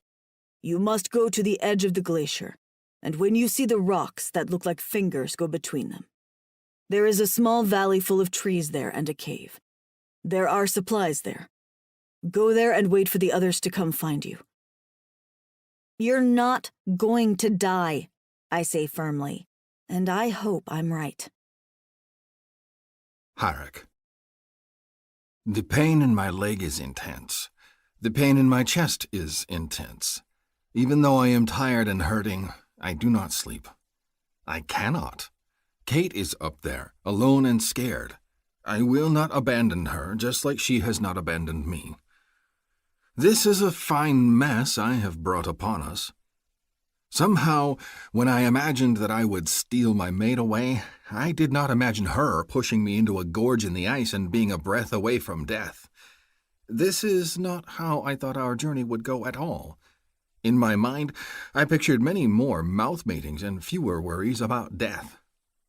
But I am so proud of my Kate. I have encouraged her to leave me, and she will not. Instead, she waits above, crafting a rope to save me. I am filled with pride and affection for her, and fear that she will not be safe while I am down here, unable to protect her. I shift in place, pressing my arms against the ice that traps me in place, my chest wedged tight. I cannot think about the fact that I cannot draw a full breath, or that my ribs ache as if they are being crushed. I cannot think about the leg that pains me so greatly that it throbs with every breath I take. Most of all, I do not look down. I focus on Kate instead. The light sound of her voice in the night, the calmness as she works up above me. She must be cold and frightened, but she does not voice such things. Instead, she tries to keep my mind occupied. She is strong and brave, and already she has my heart. She has knotted it between her fingers as surely as she has knotted her rope above. It is near dawn when our conversation lulls, and I fight to stay awake. I am tired and in pain, and even though I struggle, my eyes seem to wish to slide shut. Up above, Kate makes a small, worried sound, and I instantly jolt awake again. "What is it?" I ask. I think I'm done with the rope." I hear her moving near the edge of the ice. "I don't know if it's long enough. It doesn't look long enough, but I don't know what else to do." "You have done well," I call encouragingly up to her. "Can you find something to anchor it on?" Her head peeps over the edge of the chasm, haloed by sunlight, and I cannot make out her expression. I'm going to toss one in down to you so we can see what we have to work with, all right? Very well. It is smart. She is clever, and I am filled with a surge of gratitude that I have set my sights on strong, capable Kate instead of the tiny Sommer or the pink-maned Brooke. We can do this. I have trust in her. Here it comes, Kate calls out, and a few moments later the braided cord slithers down to me. I put a hand out and grasp it, wrapping the cord around my forearm. It is made well enough, and thick.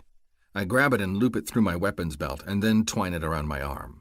This will use more length, but I do not trust my own strength right now, not with waves of pain crashing through me every few breaths. I am ready, I call out to her. I close my eyes and hope she will return swiftly. A few moments later I hear her voice, faint. I haven't anchored. Can you try and pull yourself up? Trying, I bellow, and wrap more of the length around my arm until it goes taut. Not much room there, no more than 2 loops, but it is enough.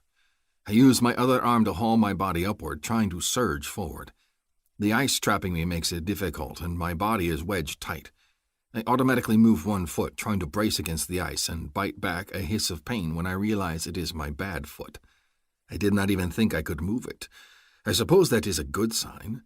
Panting, sweating, I anchor my good foot and heave forward. The ice creaks and groans, and it feels as if the front of my chest is scraped raw, but I am able to climb up the rope by a hand's length. And it is exhausting. My arms shake with fatigue, but I do not have a choice. I pull myself up with my other hand, then the other, moving slowly. Sweat pours down my face, and my leg is in agony. Do not look down, Herrick, I caution myself. You know if you see something, it will be the end of you. You're doing great, Kate calls out, and her sweet, encouraging voice gives me strength. I must get out of here, if nothing else but to protect my female, my mate. I climb up another handful, then another. One more, I tell myself. Just one more. It is many more than that, but one at a time is all I need. Take my hand, Kate calls out. You're so close, Herrick, I promise. One more handful, and then I feel her fingers brush against mine. Her bare arm is flung over the edge of the chasm, and I grip it, testing her strength. I do not want to pull her in after me, but she is strong, her arm flexing, and she helps pull me up to the ledge. I crawl forward, and my bad leg knocks against the edge of the ice. A bellow of pain escapes me, and I nearly black out. No, Kate cries, her hands tighter on mine. You have to be all the way up. Don't stop now. No stopping, I pant, breathing ragged. I belly crawl forward, digging my fingers into the ice for purchase. They will be bruised and painful, and I can feel my nails break as I haul myself forward, but I do not care. Safety. A few more arm lengths, and then my feet are on the ice, along with all of me. I flop forward on my stomach, exhausted. The movement hurts my aching, bruised ribs, and I roll onto my back with the last of my strength so I can breathe without pain. Safe. Oh, thank God, Kate cries out, and then she's bent over me, her fingers touching my cheek. Herrick, are you all right? I open my eyes, gazing up at her. Kate's pale face is ruddy with cold, her braid disheveled, white curls floating like the cloud they remind me of. Her tunic is gone, and she wears only a band across her teats. She must have used her leathers to save me. I want to make a joke about it, but I do not have the strength. My bad leg throbs again, and I sit up and automatically glance down to check it. I cannot see much, but my leg looks dark, the lower half completely slicked with blood. Something sharp and white pokes out near the middle of my shin, and the angle looks wrong. Red. So much red. So much blood. I feel sick. Oh, that looks very bad, I say, surprised at the calm in my own voice. My head spins, and the bile rises in my throat. A moment later, the world goes black around me. Kate. The man has fainted on me. I stare down at him in shock, but it's true. Herrick has fainted dead away. He's pale, but breathing. That's something at least. And he's on solid ground. Again, that's something. I'll take the small wins because right now they're all I've got. I flop down on the ground next to him, exhausted mentally and physically from the harrowing night. One step at a time, Kate, I remind myself, rubbing a weary hand over my face. I want to go to sleep. I want to pull the blankets over my head and forget about the world for a few hours. That would be nice. Problem is, we're nowhere near to safety, and I don't know that staying here on the glacier for the rest of the morning is a wise idea. What if more ice cracks open? I already feel wholly unsafe being here.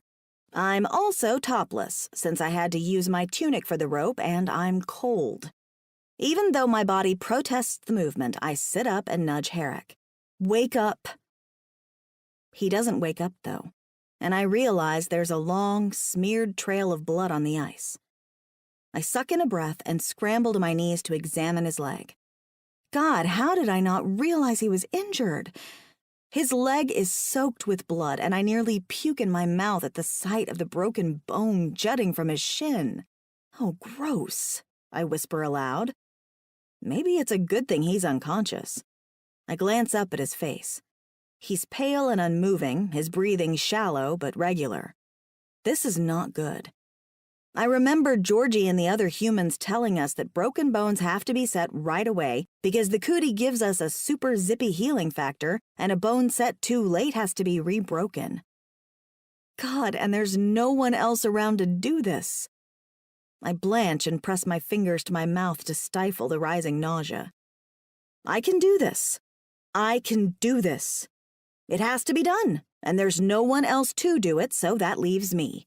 Herrick would do the same for me. At least I tell myself this is the case. I'm not sure I know Herrick well enough to think he'd stick a broken bone back in my body. I'm breathing hard as I retrieve my new braided rope and use it to fashion a tourniquet above his knee. I hope that's the right spot and the movies didn't lie to me because this is all new territory. There's no other choice, though. I rinse my hands with a bit of water, rinse some of the blood off of his leg, and then lean in. This is going to hurt you worse than it's going to hurt me, I tell him, but I reserve the right to puke repeatedly. To my relief, I don't puke at all, though I do get nauseous a few times. I do the best I can to set the leg as straight as possible, pushing the bone back into place into flesh that doesn't seem to want to give.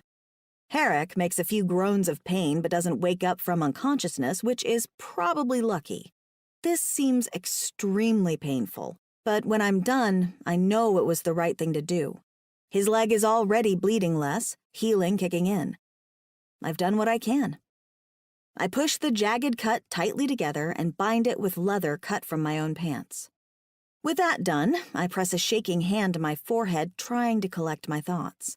Did I think I was emotionally exhausted before? Clearly, this planet has decided that I haven't seen anything yet. I squint up at the sky. It's daylight, but it's also overcast and gray, darker than it should be. That might mean snow soon, and that means that the glacier is going to have all of its deadly cracks and thin ice covered up by a new layer of powder. I want to kick Herrick's unconscious body. Glacier as a shortcut. Man, am I a doofus for falling for that one. I simply went with him because I was flattered he wanted to be alone with me, that he wanted to show me something pretty. I'm such an idiot. I get to my feet, swiping helplessly at the blood I seem to be covered in. I can worry about that later, I guess. I'm so tired, but I can't stop now. Not with Herrick hurt and the possibility of a snowstorm coming on. I try to think back about what he told me earlier. There's a cave by the rocks that look like fingers. I just need to find those rocks. Right.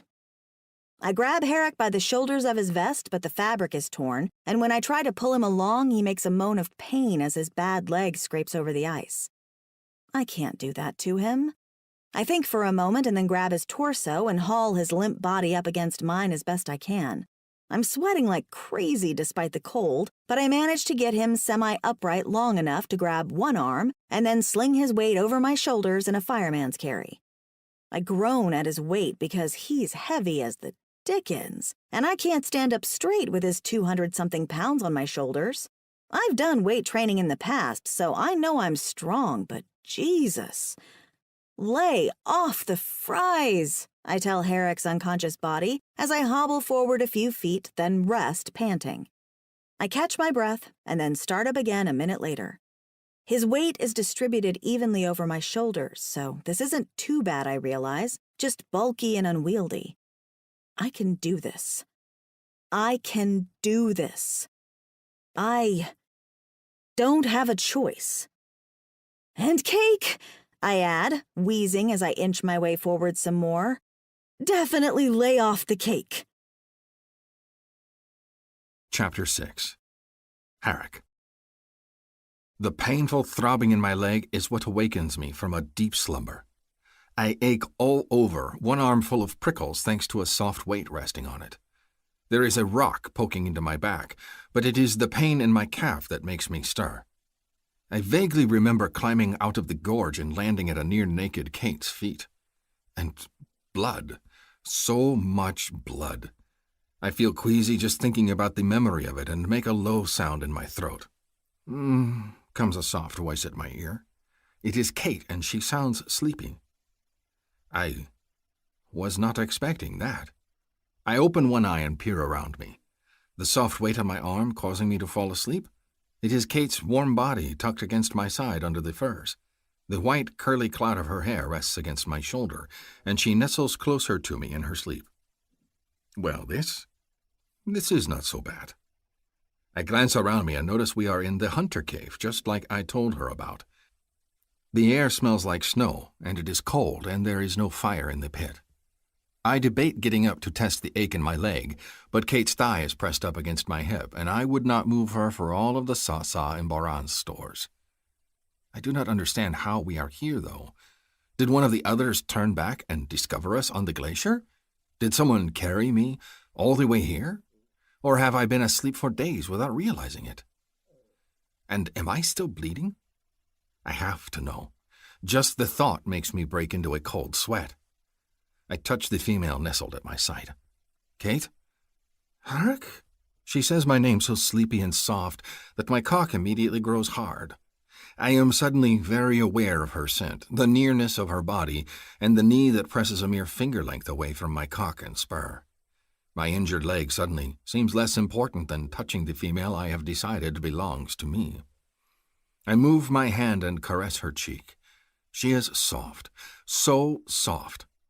My hand slides down her arm, and I realize she has no tunic. Need surges through me, hot and fierce. I have never mated with a female before. I have been content to wait for resonance. But in this moment, if Kate opened her legs for me, I would slide between them happily. Kate's eyes open, and she gives me a confused look, then bolts upright. She blinks rapidly, then adjusts the band across her teats, hiking it up. Are you okay? I groan because now I have no warm, pleasant female at my side, and she is reminding me that my body hurts. I put a hand over my eyes to shield them. Am I bleeding? Are you what? She asks, yawning. Bleeding. I cannot look at it if I am. She sounds adorably sleepy and confused. Kate peels back the blankets, and I feel a rush of cold air over my body, withering my now painful erection slightly. I keep my hand pressed over my eyes as she touches my leg, her fingers icy against my skin. No, you're not bleeding. It's healed up pretty well. I peek out from between my fingers. You are certain? Her brow furrows as she looks over at me. What, are you scared of blood? Not scared, I boast, sitting up slowly. Bah. You make me sound as if I am not a fierce hunter. Well, fierce hunter, what is it then? I risk a glance down at my leg. It's wrapped tight in leather with a hint of fringe along the seam, a fringe that seems very familiar. I look over at Kate, and she is missing one legging in addition to her tunic. She is all white skin everywhere I look. She reties the knots at the top and bottom of my leg, then glances over at me, still waiting for me to explain why I passed out. My leg looks good, whole. How long have I been asleep? I ask, deciding to change the topic. Most of the day? She glances at the front of the cave. It's almost night. Kate rubs her pale arms absently. And now that you're up, you can tell me how to start a fire because I couldn't figure it out earlier. That's why I crawled in with you. I give her my best cocky grin, though I'm still not quite feeling like myself. I thought it was simply that you wished to be near me. Keep dreaming. Her snort is a pleasant one, and she moves near the fire pit, dropping a few dung chips in the center and then looking over at me. I rub a hand over my face. I hate this helpless feeling. I can do more. I shift my weight, trying to move closer to the fire pit, when I accidentally press down on my bad leg and pain shoots all the way up my side. The breath hisses from my lungs. "Wait!" Kate yelps, and she flings herself forward. "Don't! You'll hurt yourself!" She knocks me to the ground, and my horns bang hard against the rock. Dizzy, I bite back a groan of pain as her hand plants firmly into my stomach and she loses her balance. Of course, I forget all about this because in the next moment her teats push up against my face. And I cannot help myself. I put my arms around her and pull her closer. Kate squeals and wrestles out of my grip. "What are you doing?" "Embracing you. If you wish to share my furs, Kate, simply say so. There's no need to push me down to have your way with me," I tease. "I am quite a willing participant." Her face turns bright red and she makes an indignant sound.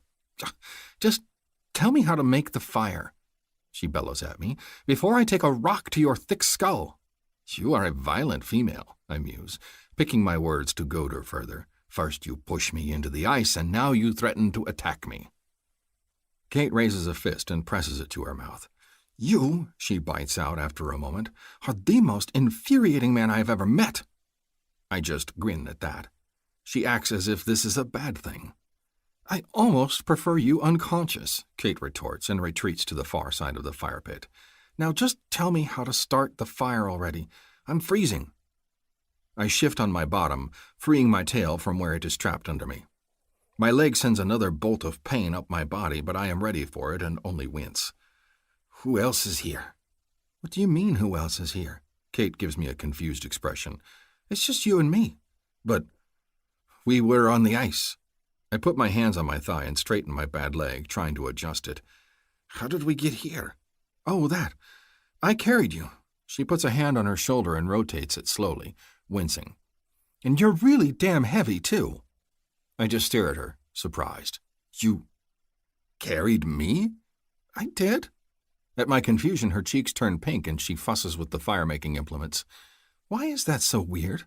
What was I supposed to do, leave you there?" She looks ashamed, and this confuses me. "It is a long way to carry someone, and you are a small female. Not as small as the others, but still fragile compared to me." "Are you making fun of me?" "No, why would I? You saved my life, Kate." I do my best to look earnest. "I am humbled that you would carry me so far." "Oh." Her mouth turns into a pink circle, and then she snaps her jaw shut. You're welcome." "And you set my leg, too?" Kate nods and keeps her head ducked, not making eye contact with me. She toys with the flint in her hands. "Someone said that you guys heal fast, and so I needed to make sure it healed properly. I wasn't entirely sure what I was doing, but I did my best." Again, I am humbled by this female. "I am in awe of you, pretty Kate." She licks her lips and looks nervous. "And now you'll show me how to make a fire?" It seems she is uncomfortable with my compliments. Strange female. I would shower her with affection if she would but accept it. I brace myself, avoiding my bad leg, and maneuver a little closer. "You must like the smell of dung." "What?" Kate recoils, looking at me. I gesture at the fire. "You have put an entire day's worth of fuel into the fire pit." "Oh," she hastily scoops it out. "I didn't know." "Which is why I will show you. Fire is everything out here, Kate." I shift my weight and lean closer to her. "Let me show you how to get a spark." Kate. Harek's finally awake. I'm both glad and wish he would go back to sleep again. He confuses me. I feel all nervous and fluttery around him, especially when he stares at me, which seems to be all the time. I'm relieved his leg is healing well, and he's shown me how to make a fire. And he's not dead, which is also good. I'm also torn on how to react around him. He woke me up by stroking my arm in a caress that gave me goosebumps, and I reacted by, well, I wanted to kiss him. Instead, I panicked and acted all weird around him. All he did was ask about his leg, and I started being a spaz. God, I'm as bad as Summer. Now I know how she feels when she tries to talk to any of the guys. It's not a great feeling. But at least we have fire now. I'm seated by it with Harek closer to the mouth of the cave, his bad leg stretched in front of him and propped by furs. He leans against the rocky wall, his eyes closed. I put my hands out to warm them, but the snow is steadily falling outside, the wind whistling against the privacy screen over the entrance of the cave, and it's still chillier than I'd like. Twice as chilly, given the fact that my tunic and half of my pants are now gone. I'm not going to complain, though. Herrick's leg is propped up by the blankets, and he looks like he's hurting, his face drawn tight. I wouldn't take them from him. It's weird being alone here with him, though. There's no one else to distract from the fact that it's just us. The silences feel all the more uncomfortable, and I'm acutely aware I'm not wearing much more than my makeshift Knot-Hoth bra, which is just a band of tight leather. It's not very warm, and I rub my arms to ward off some of the chill. "You are cold," Herrick says from across the fire. I glance over at him, surprised. I thought he was resting his eyes, but no, he's got one eye open and he's watching me. I'm fine. "You are not fine." He pats the spot in the furs next to him. "Come and slide in next to me. I will share my body warmth with you." Oh boy. Why does such an innocent offer make my brain go to such dirty places? Really, I'm fine. Herrick gives me another challenging glance. "Are you afraid of me?" Pfft. Unnerved? Yes. Afraid? No. "Did you ever think maybe I don't want to cuddle?" "Why?" He tilts his head and studies me. "Do you hate me so much that you would willingly remain cold rather than share warmth with me?" Well, now I just feel like a big asshole. "I don't hate you," I mumble. How do I explain that he makes me feel shy and insecure? I can't, of course. If I tell him that, he'll just use it against me. So, when he pats the spot on the blankets next to him, I have no choice but to go to his side. I sit next to him, stiff-shouldered and uncertain. He puts his arm around my shoulders and pulls me in against his good side, and my hand automatically goes to his stomach. His hard, flat stomach. Oh, crap. Do I leave my hand there and perv on him, or do I remove it? If I remove it, where do I put it? Where would seem natural? "Your hand is twitching." "It's nothing." "Relax," he tells me. "This is merely a sharing of heat." And that reassurance makes me feel worse. Because I'm a big stork of a girl and he'd never hit on me except to mock me? Ugh. I hate all this uncertainty. Why can't he ignore me like every human man out there? I do my best to relax, though, even if I'm acutely aware of the fact that my cheek is inches away from his skin, or the fact that he feels like swayed to the touch, or that he's warm like a heating blanket and I kind of want to fling my arms and legs around him and soak up that delicious warmth. "Thank you for carrying me," he says when I get quiet. "I am humbled that you would risk yourself like that." Was it a risk? "You could have harmed yourself, strained your back, hurt your muscles." The hand on my shoulders picks up my braid and he begins to flick the tail against my skin back and forth. The ticklishness of it is distracting. "You could have left me." "I would never leave you behind. That's just wrong." "Not even to save yourself." I don't know what to say to that. I don't know if I could have left him behind. Not when it was my fault he ended up stuck in the ice in the first place. So I go on the attack because I'm feeling vulnerable. "I don't know why you had the boneheaded cockamamie plan to go across a glacier anyhow. They're freaking dangerous." "Why?" He sounds genuinely confused. I sit up a little higher and glance at him. "Seriously? You fell into an ice crack. You almost died. You broke your leg." "Yes, but crossing the great ice is normally perfectly safe." "On what planet?" He looks confused. "This one." Okay, he's got me there. Maybe it is totally safe here if you know what you're doing. Maybe it is a shortcut to these people. It's also full of cracks. "It is, but that is why you watch the ground and cross with a friend. The great ice is safe because the metlaks avoid it, and most predators do as well." Yeah, because they're smarter than us, obviously. Herrick gives my shoulder a small poke with a finger. "We were perfectly safe until you pushed me in."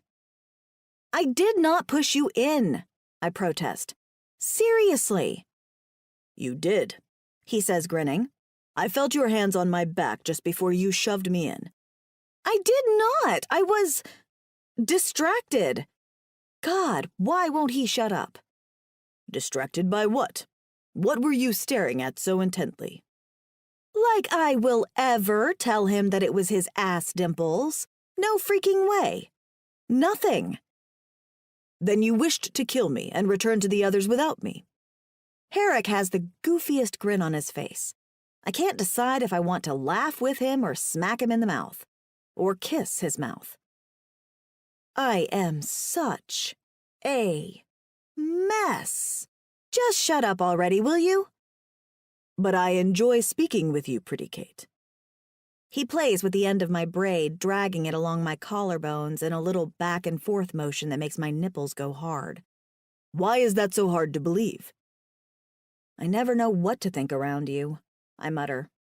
His fingers skim my skin, along with my braid tip, and I rub at my shoulder, now covered in goosebumps.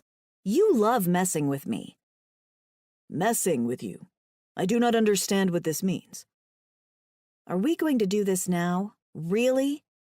Let's just drop it, okay? He feigns more misunderstanding. What shall we drop? The subject? He chuckles, clearly not bothered by my annoyance. You are upset. I can tell, because your pale cheeks turn a bright pink. Pale cheeks? Great. Thanks for making that sound weird. I press the back of a hand to my cheeks. Does it sound weird? I find it charming. He nudges me with his body. Perhaps that is why I tease you so much. I like to see you color. Well, that explains why he's constantly embarrassing me, I guess. He likes the way I react. It's not surprising, I guess, though I'm a little disappointed that it's not because he actually likes me. Of course, I guess that was too much to hope for. Not that I want him to like me. Life's easier without having to try to figure out Herrick's brain. It's silly to be hurt. I can't help it, though. With him playing with my braid and his arm around my shoulders, my hand on his stomach, it almost feels like we're a couple.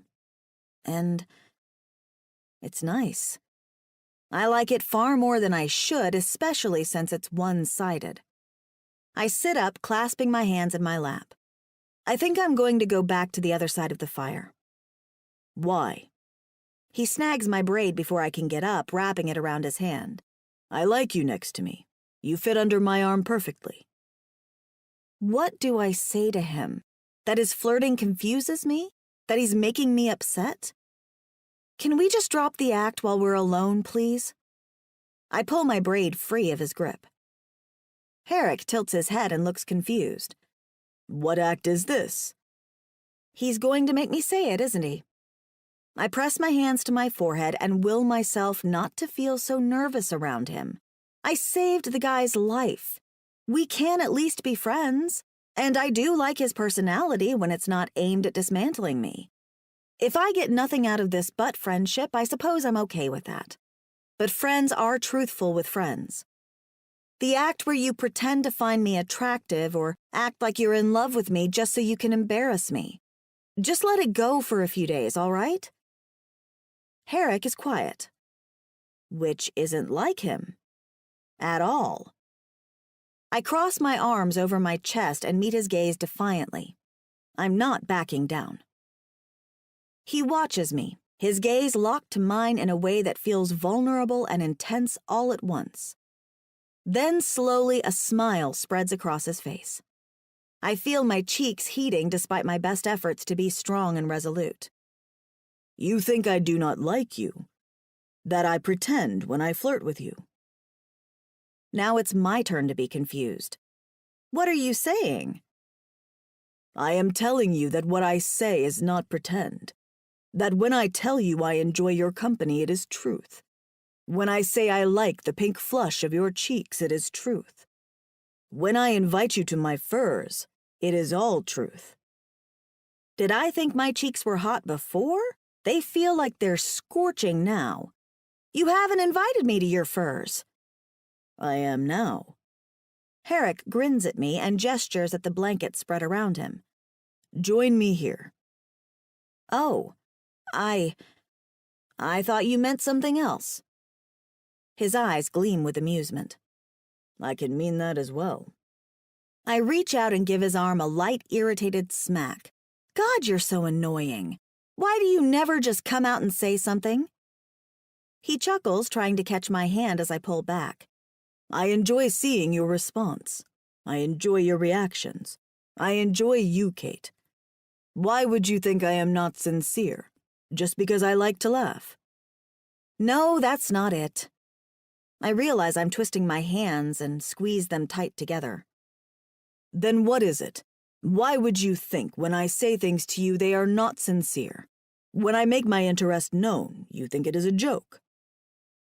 Because you act like I'm a giant. A shy ant? What is this? A huge, tall creature. You make me feel like a freak every time you comment on my height. His eyes narrow and he looks as if he is thinking really hard about what I'm saying. But you are tall for a human female. You think I haven't noticed? Why is it a bad thing to say something about it? Because men act like it's strange. It makes me unattractive to them. At his disbelieving snort, I add, okay, human men maybe. Human males are fools, he says boldly. I like that you are tall. I like that you are strong. I imagine that when I hold you, you will not break. Herrick gives a little shake of his head. I do not even know how Beck can hold his Ellie without harming her. She is so tiny. I would live in fear of this. I much prefer a strong female. These are words I've dreamed of hearing a man say to me all my life, and yet I have a hard time believing them. It's like they're too perfect. You're just saying that. I am not. Why would I lie? Why would I not love a female that is strong and capable? Do you think Summer could have carried me on her back across the glacier? Do you think Babrook or Chael would have been able to do so? Do you think they would walk next to me for days on end simply because I challenged them to do so? He leans forward, shifting his weight, and his gaze is intent on me. You may be strong, and you may be tall, but that does not mean you are not attractive or worthwhile, my pretty Kate. A wise male knows this well. I don't know what to say. I thought you were making fun of me, I whisper. Suddenly, I'm calling into question my every interaction with Herrick. I enjoy having fun. I enjoy making you laugh. I enjoy making you turn pink. But I would never mock you. He looks thunderous at the thought. I would take you into my furs right now if I was not injured, and explore pleasure mating with you. Why do you think I took you on this glacier with me? We were headed to this cave. We were?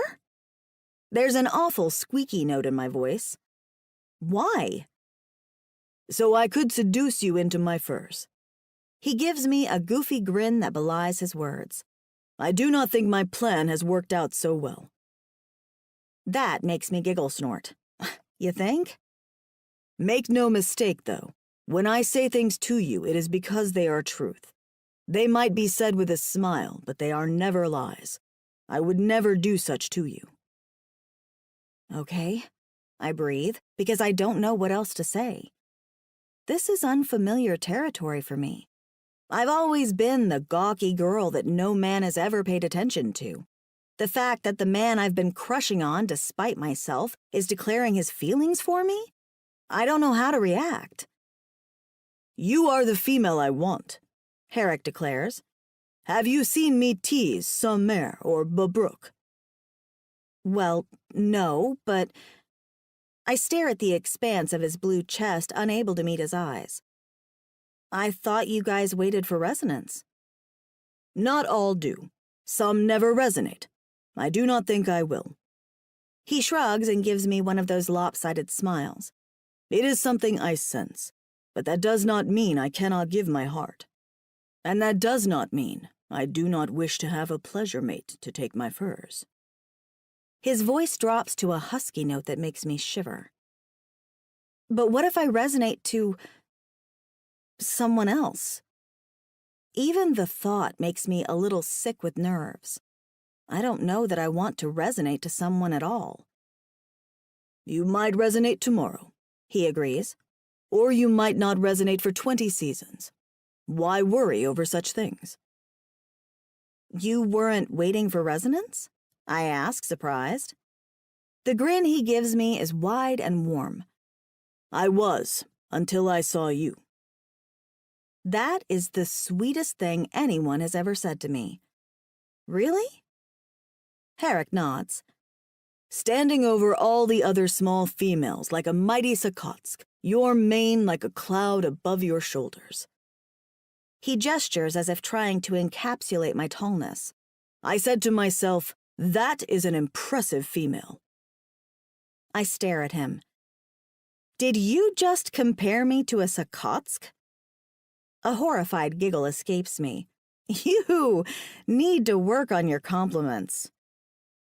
He rubs his chin, pretending to consider this. A very tall dvisty, perhaps, but with a better mane. I laugh harder. That's worse. You need to work on your skills, my friend. You have zero play. Play? You know, the ability to get a woman into your bed? Truly. He looks so sad for a moment that I feel like I've kicked a puppy. Then I have no hope with you, pretty Kate? Oh no, he's taking me literally. Gosh, flirting with an alien is hard. I don't even know that I'm flirting at all. I'm doing good just to be stringing words together. I'm teasing you. To be honest, I don't know what to say. You are the first guy that's ever shown interest in me. His eyes light up. So you have never had a male in the furs. Then we shall experience things together for the first time. We're both virgins? Oh boy. I don't know if you have noticed, but I'm kind of shy about this sort of thing. Herrick's crazy grin returns, and I admit it gives me a warm feeling in my belly to see it focused on me. Oh, I have noticed. And I think I need some time to digest things, to get comfortable with the idea. It's not a no, but I'm not sure if I'm quite ready for yes yet. He nods and rubs a hand on the thigh of his injured leg. And I should heal first. You should, I agree firmly. Waiting for him to heal buys me time. That sounds like a plan. Friends until then? I extend my hand to him because it feels like we should seal it like some sort of agreement or something. Herrick reaches a hand out to mine, but instead of planting it in my grip and giving me a handshake, he tugs me forward, pulling me closer to him. Startled, I let him pull me close. A moment later, our faces are inches apart, and we're so close we could be kissing. Make no mistake, pretty Kate, he murmurs to me. I still intend to woo you.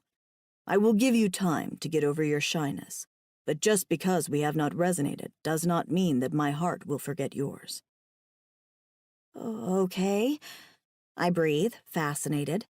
Is he going to kiss me despite our agreement? Because I kind of want him to. But he only grins at me, his gaze flicking to my mouth, before he gives my hand a squeeze and releases me. And I'm disappointed. It's best for now, of course, but that doesn't mean I can't sit back and wish he'd maybe decided to kiss me after all. Chapter 7. Kate. 3 days later. What are you doing? I shout the moment I enter the cave and see Herrick leaning up against the rock wall, his bad leg stretched in front of him. You're going to get hurt. Bah, is all he says, and holds onto the wall as he tries to put his weight on his leg. His face goes tight as he takes a step forward and then spreads his arms wide. Good as new. Oh, clearly, I snap back, putting down my basket and rushing to his side so I can offer him a shoulder to lean on. You big idiot! You told me you needed to stay off of it for another 2 days. I am tired of sitting on my tail, Herrick says, sounding grumpy. I wanted to see if it was better than I thought." "And the verdict?" I ask, slipping under his outstretched arm. He immediately leans on me, his weight heavy. "Because that look on your face doesn't say it's better." "Still hurts," he agrees, wincing. "But I can move around at the very least and help out." "Or you can try to help out, fall flat on your face, and break something else, and then we're stuck here for a few more weeks. I mean, damn, Herrick, I've never seen a grown man as accident-prone as you." He merely chuckles and then hisses as he tries to put weight on his leg again. Yeah, he's got nothing to say to that. "You're sitting down," I tell him, and steer him toward the only stool in the cave. "Such a fierce female," he murmurs in that flirty tone. I promptly ignore it and help him sit. In the few days that we've been here, I've learned quite a bit about my companion. He's thoughtful and kind and funny, always doing his best to make me smile or ease my fears when I worry about something. His humor is ever present, and while it's taken a little getting used to, now that I've realized it's sincere, I can handle it a lot easier. He's also a hard worker, doing his best to help out from his stationary position by the fire in the cave. He cooks for me, even though I know he prefers his own food raw. He keeps the fire going, and today he's been working on sewing a new tunic for me, since I'm having to wear a makeshift one made from blankets just to not freeze my butt off when I go outdoors. Since he's injured, it leaves me with the bulk of the work. That means I have to get fresh snow for water, change out the baskets that serve as makeshift chamber pots, dump coals, collect more dung chips for the fire, and scavenge for food near the cave. It's not so bad, though, and there's a cache of frozen game close by, which means I just have to go and dig something up so we're not eating all of our travel food supplies. But I've also noticed that it makes Herrick incredibly protective. He hates it when I go out and he's back in the cave alone. Even though I am a strong female, he still feels I'm not ready to hunt on my own and worries over me.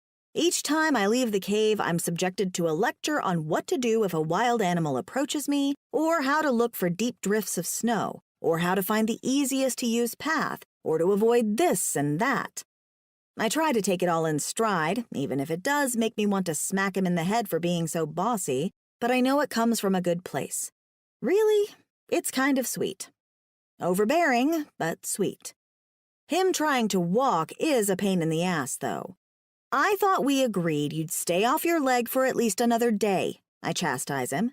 "Remember the conversation we had yesterday after you tried this very same stunt?"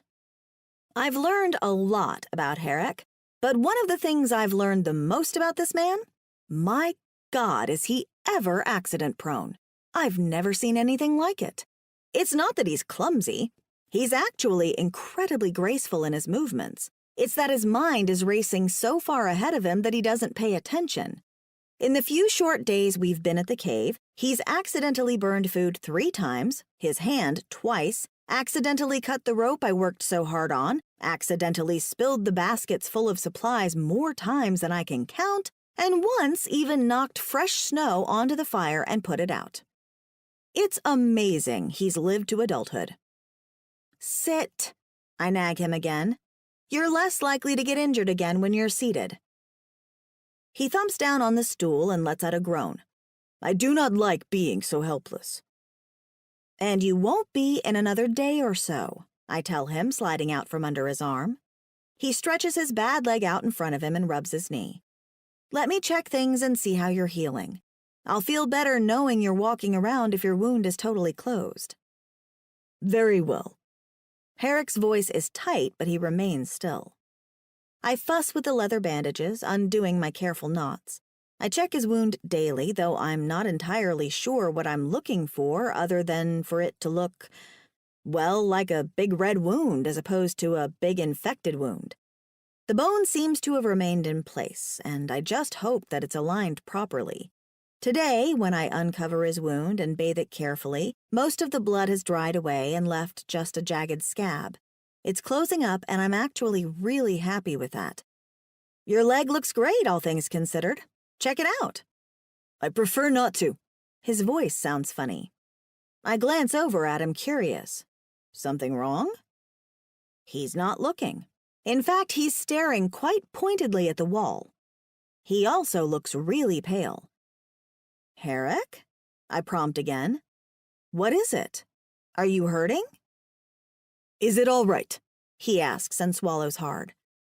It looks to be. See for yourself. I wait, but he only gestures at me. Bind it up again, please. You need to look. He gives a tight shake of his head. Is he sweating? Seriously? I cannot look. Why not? Just cover it, please. His throat works hard as if he's struggling to swallow. Oh my God.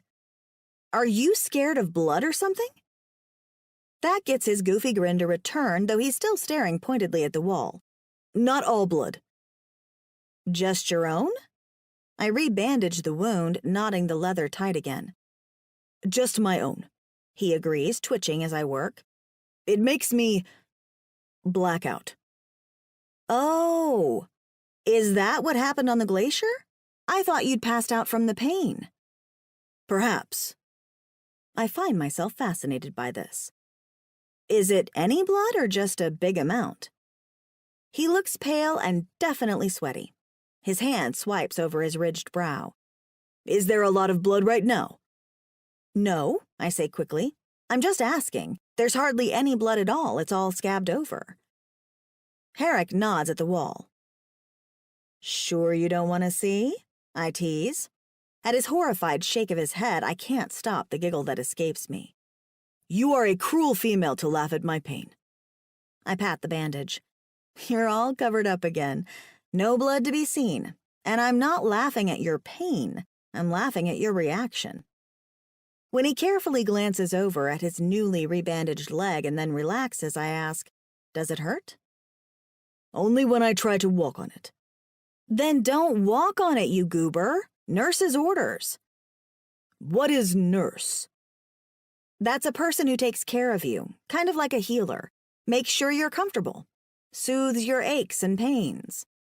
I pick up the bowl of water I used to clean his wound and take it to the front of the cave to dump. When I return, he's looking contemplative. Do you consider yourself my nurse, pretty Kate? Oh, there's a mischievous look in his eye I'm not sure I'm comfortable with. Well, seeing as how you're injured and I'm not, yes, I suppose I am. And you must soothe all my aches. The sly grin is crossing his face. Before you can even say it, don't go there, I retort. I'm not giving any of the aches below the belt a massage. When he howls with laughter, I know that I've guessed correctly, and I can feel my cheeks go pink even as I bite back a smile. I'm learning how to cope with his teasing, and, well, it's kind of fun. He makes me smile even when I don't want to. Besides, you shouldn't even be thinking about that right now. All I need to do to get you to lay off is to show you a bit of bloody bandage. He immediately goes pale. I'm kidding, I soothe. But dang, this big, strong, 7-foot-tall hunter faints at the sight of his own blood? You really need to work on that, you know. It might be dangerous for you in the future. Herrick nods. I know it is a problem, but I cannot help it. My mind sees the injury and shuts off. Maybe we can try to work on that together since we're stuck here for a few more days. I can help you become used to seeing it, and maybe if we start with small things, like a finger prick, you can get used to it. What do you think? He watches me with a skeptical look. And what will you work on? What do you mean? If I am to work on conquering my fears, perhaps you should work on yours as well. That makes me pause. What are you talking about? I speak of your fear of my compliments, or your fear of me. I'm not afraid of you. Are you not? It has been days since I told you how I felt. It has. I've been incredibly aware of that. I've been brisk but friendly with him, and the moment he started to flirt, I either shut it down, ignored it, or did my best to find something to do outside the cave. Truth is, it's not that I don't want him to flirt with me. I just don't know how to respond in the slightest. It's easier to just avoid the situation entirely, even if I do think about it all the time. If I must work on my fear, you must work on yours.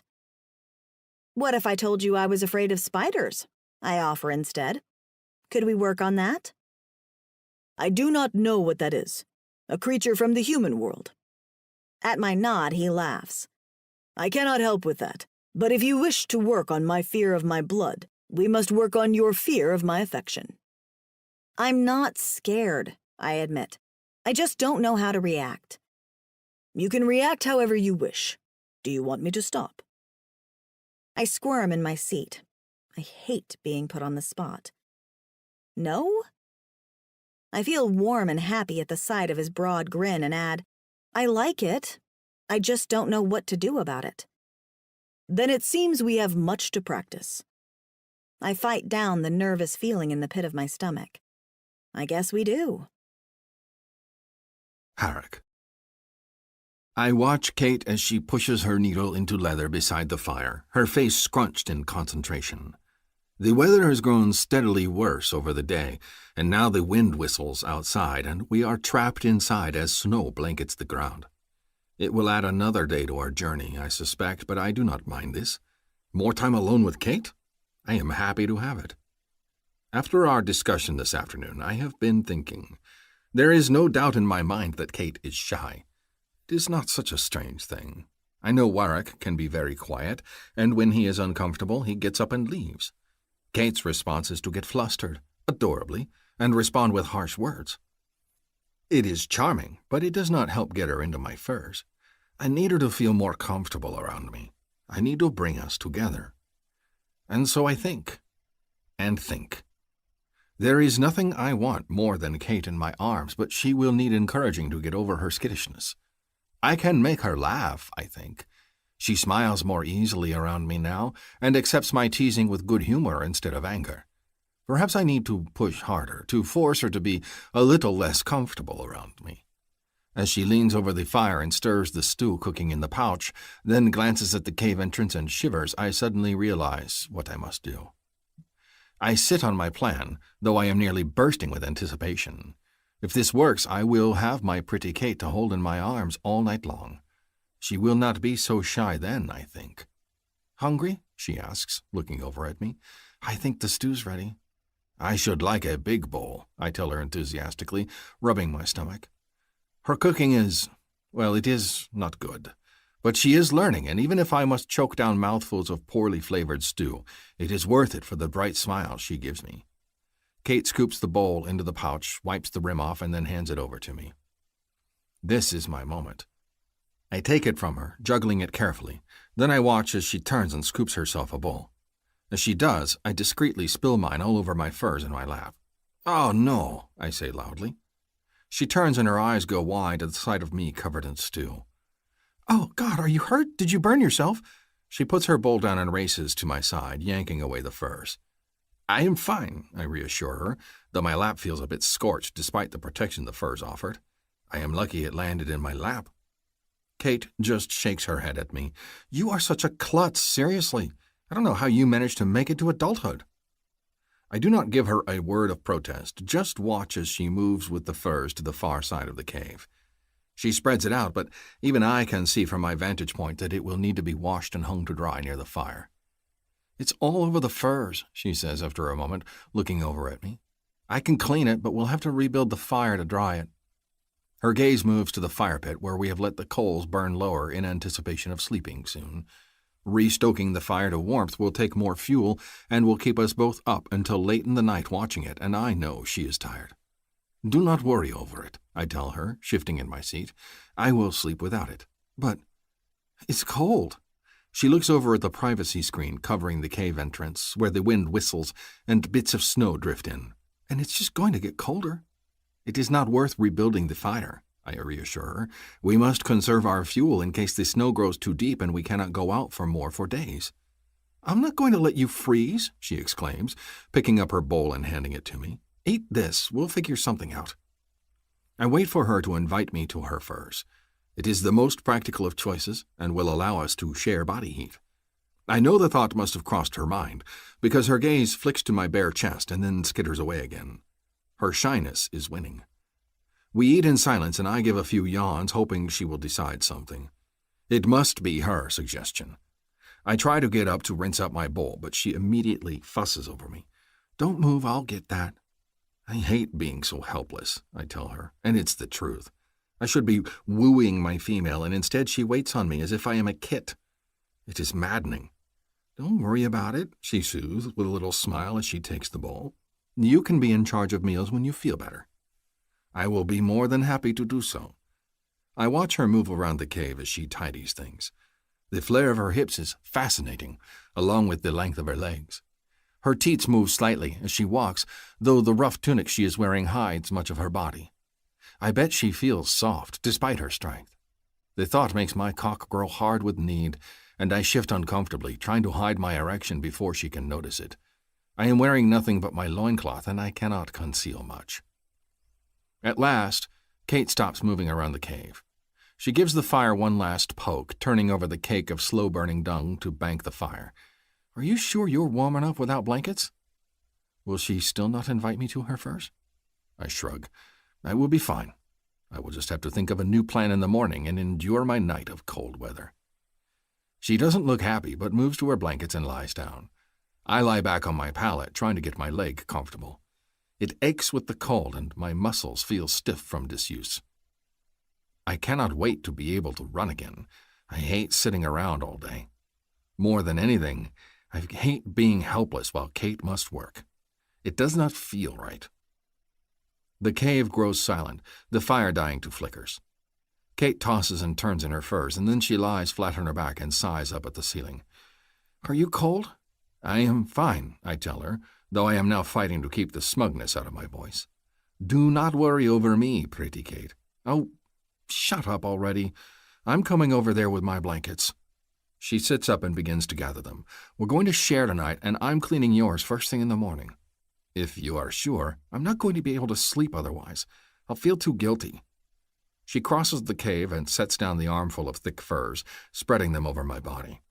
Scoot over. I roll onto my side, careful to keep my bad leg away from her. Kate drops down and pulls the blankets over our bodies, then lies stiff next to me. I prop up my head with one hand, watching her as she closes her eyes and pretends to sleep. I can tell from her quick breathing that she is not asleep. She is not even trying. I regard her, amused. Up close, her features look so delicate, her nose nothing more than a little bump on her round face. Her springy hair brushes against my arm, and I want to bury my face in it and inhale her scent. But then she will run away for sure. Kate cracks one eye open and peers up at me. Why are you staring at me? I cannot help but grin. I am watching you pretend to sleep. It is adorable. She wrinkles her little human nose up at me. You're an ass, but I am not wrong. Is it because you are near to me? Do I make you shy? I have not put a hand on her soft-looking skin, but oh, I want to. My tail is twitching at the mere thought. Kate says nothing for a long moment, and then opens her eyes and peers up at me again. Maybe. I chuckle. That is a yes. What would make you less shy, then? I honestly don't know, she admits.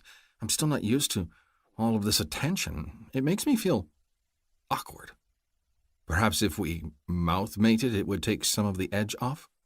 She stares at me. What?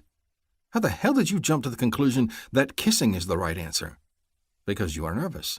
If we practice mouth-mating, there will be nothing left to be nervous about, will there?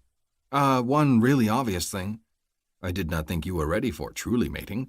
I promise it has not even crossed my thoughts this evening. My cock, however, aches in anticipation. She eyes me skeptically and gives a little wiggle.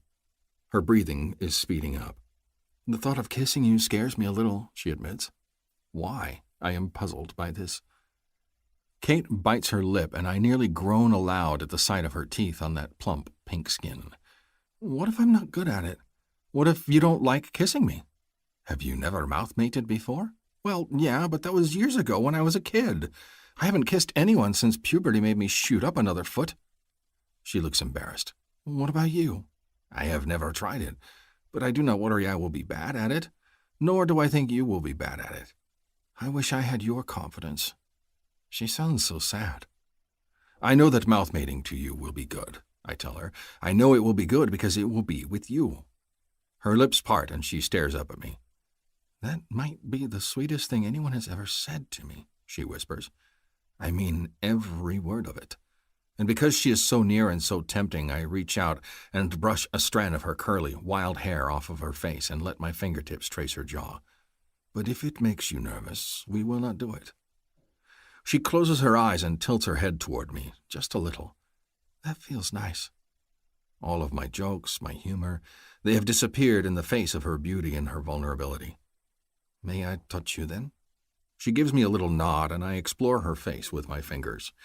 Her skin is just as soft as I have imagined, the texture different than mine.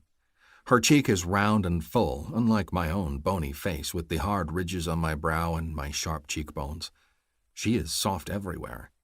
Her eyes remain closed as I touch her, but her full lips part, and I cannot help but brush the tips of my fingers along them as well. They are even softer, and I did not think that possible. She shivers, just a little. I find you beautiful, pretty Kate, I murmur to her. I could gaze at you for hours and never grow tired of it. I let my fingers skim along her jaw, then down the soft line of her throat. But I admit that it makes me want to put my mouth on yours. Does it? She's breathless. More than anything. I do not, though. I want her to want it as much as me. I continue to explore her, stroking my fingers up and down her arm, and then leaning closer to her so I can inhale her sweet scent. She gives a quiet little gasp when my nose brushes against hers, body tensing. But I only nuzzle her nose with mine and then caress her cheek again. Would you like to touch me as well, pretty Kate? She looks shy and chews on that full lower lip again. I don't know. I do, but there is no one here but you and me. I shall never tell another if you decide I am not manly enough for you. Kate giggles, and the sound is sweet to my ears. Thank goodness, I was so worried about that, she teases, and when I clutch my chest as if wounded, her laughter escalates. Sometimes I wonder if you're ever serious, Harak. Only when I must, I admit with a grin, but I am very serious about how much I like you. Her smile is slow to cross her face, but lovely to see. I like you too, she says quietly. Please don't hurt me, all right? Hurt you? I frown at that, trying to imagine how. With my lips? Her laughter peals out across the cave. No, ding-a-ling. Hurt me by lying to me. She calls me ding-a-ling. I wonder if it is a name of affection. I like it. It sounds musical. Why would I ever lie to you, my sweet ding-a-ling? Her brows go down, and then she snorts with muffled laughter. Now you're trying to distract me, aren't you? I'm being serious, though. Her chuckles die, and she gives a little sigh. It's just that every time I liked someone in the past, it didn't turn out well. Kids can be cruel. She looks sad. I got teased a lot in high school because for a while I was taller than all the girls and all the boys, and so I was picked on a lot. Sometimes the boys would pretend to like me and then go back to their friends and laugh about how I fell for their stupid joke. I do not understand half of what she is telling me, but I know the gist behind it. I would never make a joke of you to others. The very thought makes me sick. To have a female's affection? To have her join you in the furs as a pleasure mate? There is no greater gift, save that of resonance itself. I know things are different here and people aren't like that. But when you tease me, it makes me think of that sort of thing, and I worry that you don't really like me, that you're just making fun of me. Her hand slides to my chest, right over my heart. I guess it feels too good to be true. Know that even if I am a hunter who can be foolish at times, I would cherish everything you would give me. I put my hand over hers, and if I say or act a certain way, it is because I am addicted to your laughter. Her mouth curves up at the corners. I like yours, too, and I like your smile. Her hand goes to my face, and she touches my cheek, imitating what I did to her a brief moment ago. I like a lot of things about you. Like the way I taste? Her grin widens. I haven't tasted you yet. Then clearly you are missing a great experience. Shall we mouthmate and I can prove it to you? Kate laughs. One-track mind much? My mind has many tracks, but they all lead right back to you. Her eyes grow soft, and her gaze flicks to my mouth. Her lips part slightly, and I decide that this is my moment. Perhaps she will not ask because she is too uncertain. She can slap my face away if she must, but I have to taste her lips. She makes a breathless little sound as my mouth grazes hers, but then she presses her lips firmly back to mine, and I am pleased. I hold still as I let her take the lead in the mouth mating. She has done this before, so surely she must be knowledgeable. Her lips brush against mine, and she presses them softly against my lower lip, and then my upper one over and over again. It is fascinating, and I can smell her delicate scent, feel her skin against mine, her body pressed up to my own. It is not exciting, but it is very pleasant, and I see why humans do it all the time. But then the tip of her tongue touches my mouth, and I am the one left gasping. We break apart, and she cringes. Was that bad? I'm sorry. Was it bad? How can she possibly think her mouth on mine is bad? I do not want to hear her worries. They are unfounded. I bury my hand in her mane and press my mouth back to hers again, silencing her. She makes a little noise and then yields to me, parting her lips. I stroke my tongue into her mouth, eager to explore her. The taste of Kate is maddening, like nothing I have ever had before. I want to growl with need, but I cannot stop kissing her. My tongue strokes against hers, and I realize she is soft here, too. There are no ridges like on my tongue, and I find this fascinating and perfect all at once. She moans into my mouth when my tongue caresses hers, and I must be doing mouth mating right because it has gone from pleasant to incredible. My cock strains against my loincloth, desperate to sink inside her. I want to claim her as mine. I want to taste every bit of her skin. Mine. My pretty Kate. All mine. Her tongue touches mine, tentative, and I lick at it, wanting her to know that I need more of this, need more of her. I could drag my tongue over hers for hours and never get my fill of touching her like this, of pleasuring her with my tongue. The soft noises she makes are making me as wild for her as her taste. Over and over we kiss and mate with our mouths until we are both breathless. When I finally raise my head from hers, Kate's eyes are gleaming in the low light of the cave, and I can see her mouth is shiny and wet, swollen from my caresses. I groan and bend down to nip at her lip, unable to resist. So perfect. "Harik," she breathes, "that was amazing." It was. I decide that I need her mouth like I need air. I kiss her again, stroking my tongue over the softness of her lips. "Are you tired?" She whimpers. "Of kissing? No." I grin into the dark to hear that. "No, I meant, are you sleepy? Should I let you rest?" "Oh." A little breathless giggle escapes her. "No, I think I'd like to kiss some more." I do not have to be asked again. I lower my mouth to hers. Chapter 8. Kate. The next morning, I'm in a toe-curlingly good mood as I head out into the fresh snow to look for more dung chips. Devsty seem to be plentiful on this side of the glacier, and though I haven't hunted one, I'm grateful they're here because it makes picking up more fuel an easy task. I pick one up with a glove that I've designated as my chipping glove and drop it into my fuel bag slung over my shoulder. There's a ton to do today, as there is every day, but I'm humming to myself as I slog through the snow. I slept like a baby last night. Well, once I got to sleep. I giggled to myself, feeling a bit naughty. Harik and I kissed for what felt like hours, and it was incredible. I wasn't sure if he'd be a good kisser given that he'd never done it before, but one stroke of that ridged tongue against mine and I practically orgasmed. That was shocking and addicting all at once. We never made it past kissing, though, and Harik seemed content to just make out. His hands didn't even travel. That was sweet, but also made me crave more. By the time we'd finished kissing, I was needy, breathless, and unsatisfied. My mouth was bruised, but I still wanted more. I dreamed about Harik, all dirty dreams, and woke up with my body spooned against his breath ruffling my hair, and his arm around my waist. I let him sleep, sneaking out to get started on the day's chores, but I keep thinking about tonight. Are we going to kiss more tonight? Gosh, I hope so. I pick up another dung chip from the ground and then pause. Maybe I should deliberately leave us low on fuel again so we have to cuddle once more. I strike that idea down immediately. It's stupid to risk safety just because I'm afraid to ask a guy to snuggle with me. I just need to be braver, to ask for what I want.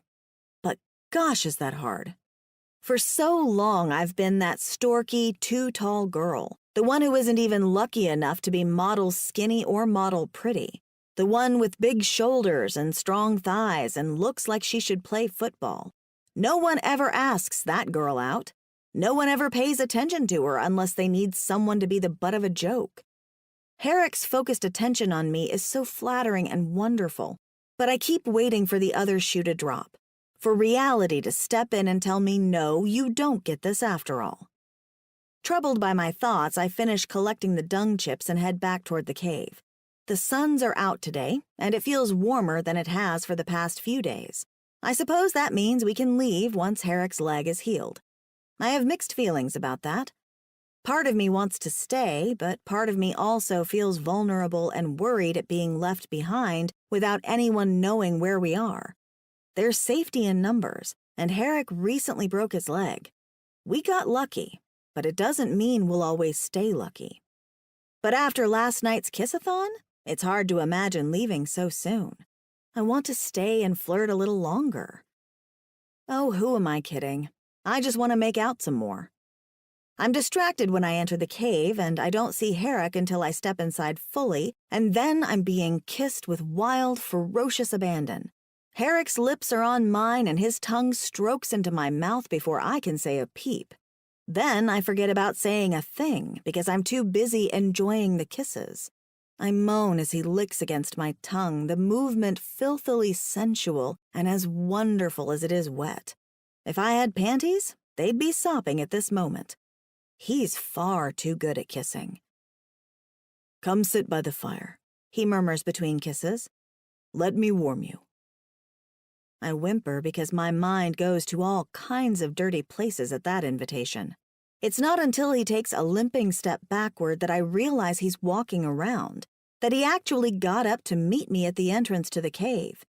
"Your leg," I protest. It takes me another moment to realize he's naked. Well, no, not completely naked. He's wearing the bandages on his leg. That's it. Herrick? Should I go? I half shield my eyes from his nudity, even though I really want to look. Did I interrupt something private? Go? Why? He glances down at his naked body and then back up to me. I did this for you. You what? I squeak out. He might be moving a little faster than I expected. Yes, he says, smiling broadly as he takes my gloved hand. He wrinkles his nose and then frowns, dropping it. Fuel collecting? Don't change the subject, I tell him, and my voice is all high and wobbly. But gosh darn it, he's really, really naked, and I can tell just by looking down, even though I'm trying really hard not to, that he's aroused. I don't even know if you should be on your leg, much less on your leg and naked. He looks down again, then up at me. Have you never seen a naked male before? Well, yes, I have, actually. I had the internet back at home, and cable. But I glance down again and suck in a breath because his anatomy looks, different. What the fuck is that? Herrick chuckles. I am surprised you have not seen such things around the bathing pool back at the village. That, he says proudly, and leans forward to whisper to me, is my cock. I want to smack a hand to my forehead. Not that, you dingaling. I start to point and then stop myself because I don't put it past Herrick to grab my hand and give me a guided tour. The thing above it. My spur. What the heck is a spur? How did I miss this in conversation? Have I just not been asking the right questions? He's right in that I tend to avoid the bathing pool the moment someone starts to undress. Maybe it's the awkward girl inside me, but I'm not comfortable when strangers start stripping down. Obviously, I've been missing out on a few anatomy lessons. I feel like I need to smack Georgie and Ellie and Gail for not saying a thing about the anatomy differences. Herrick looks confused. He shrugs his shoulders. It is my spur. Do human males not have them? I shake my head. What does it do? Do? He lowers a hand to touch it. Must it do something? I stop him before he can reach down and stroke it. Somehow that seems wrong. Do you have any other extra body parts that I need to be aware of? His grin grows wider. How do I know if they are extra? Though I am more than happy to have you explore me. He spreads his arms wide. I am yours, my pretty Kate. I push past him, stripping off my dirty gloves and putting the dung chips into the fuel basket. I think we need to talk about last night, I say, not looking him in the eye. Busy, busy, must stay busy. This is because of last night, he tells me, moving to my side. I can feel his big body hovering close to mine. Really close. Remember our discussion. I'm having a hard time thinking about anything other than his dick proximity. Okay, and the spur. I will help you with your shyness, Herrick proclaims. I am naked so we can get used to each other. By being naked? I cry out, looking up into his face. Seriously? If you are used to my body, you will not blush as much. You will welcome the sight of my cock because you know it will bring you pleasure. I stare at him, and then I start to snort with laughter because it's the most ridiculous thing I've ever heard. So, my Pavlovian response to when you whip your dick out is pleasure? Is that what we're doing? Seriously? His smile dims a little. You do not think this is a good idea? Oh, I don't want to hurt his feelings, but I'm not sure I'm down with this. Herrick, it's just that, well, I'm going to stare if you're naked. I welcome your staring. He spreads his arms wide. I wish for you to look to your heart's fill. Part of me wants to do that too, except I just can't. Right now, I want to cover my eyes. I strip off my gloves and toss them into the fuel basket. Herrick. Kate. He takes my hands in his and turns me to face him. This is all because of your shyness, yes? You grow nervous when I show you my body because you think it is some sort of prank I will play on you. Did you not enjoy our mouth matings last night? He presses my hand to his mouth and kisses my knuckles. I know I did. And I'm lost at that small, simple touch because I did. I really, really did enjoy our kissing. You know I did. Will you not want more than just mouth matings at some point? His eyes gleam. There are many places for a male to put his mouth on his female. I press my fingers to his lips, silencing him. You've made your point. I'm just a little shocked, that's all. You're very forward. Only because I see what I want.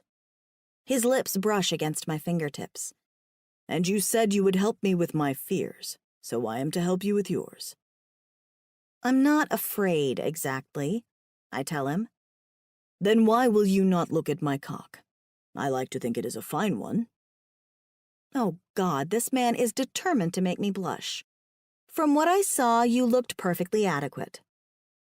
You should look again, if you are not afraid. Damn the man. I look down, but my focus goes instead to the bandages on his leg. You're distracting me from the fact that you're on your feet. How is your leg? It does not ache nearly as much as my cock. I can't help but laugh at that. You are an extremely focused man. Very. He grins at me and shifts his weight on his legs. And I thought to exercise my leg a bit. It is sore, but it feels as if it healed well. I smile, but the truth is, I'm a little disappointed to hear that. If his leg is strong enough to stand on, it means we'll be leaving to rejoin the others soon, and we haven't gotten past much more than kissing. Suddenly I see why he's naked, and I feel my own ridiculous urge to shuck my clothing and move our relationship along. What if I get all weird about things when we rejoin the others? What if he pulls back and begins to flirt with Summer or Brooke? I'd be devastated. For the first time, I don't want to leave the cave or our cozy little pattern we have set up. I want to keep laughing with Herrick and keep having him shock me. And more than anything, I want to keep kissing him. But I don't know how to express this without making a fool of myself, so I just squeeze the hand holding mine. We'll be leaving soon, then? He nods. In 2, perhaps 3 days. Ah. You look sad. He puts his fingers under my chin and tilts my head up to meet his, and the expression on his face is pure, infuriating, sexy Herrick. Are you disappointed you will no longer have me to yourself? I push his hand away and put a faint smile on my face. It's just easy when it's the two of us, you know?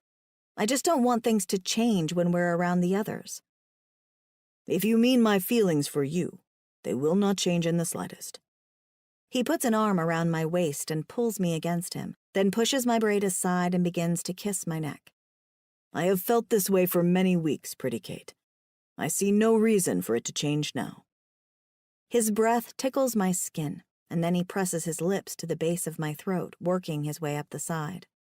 And oh, it feels amazing. I put my hands on his arms, holding him close and biting back the moan rising in my throat.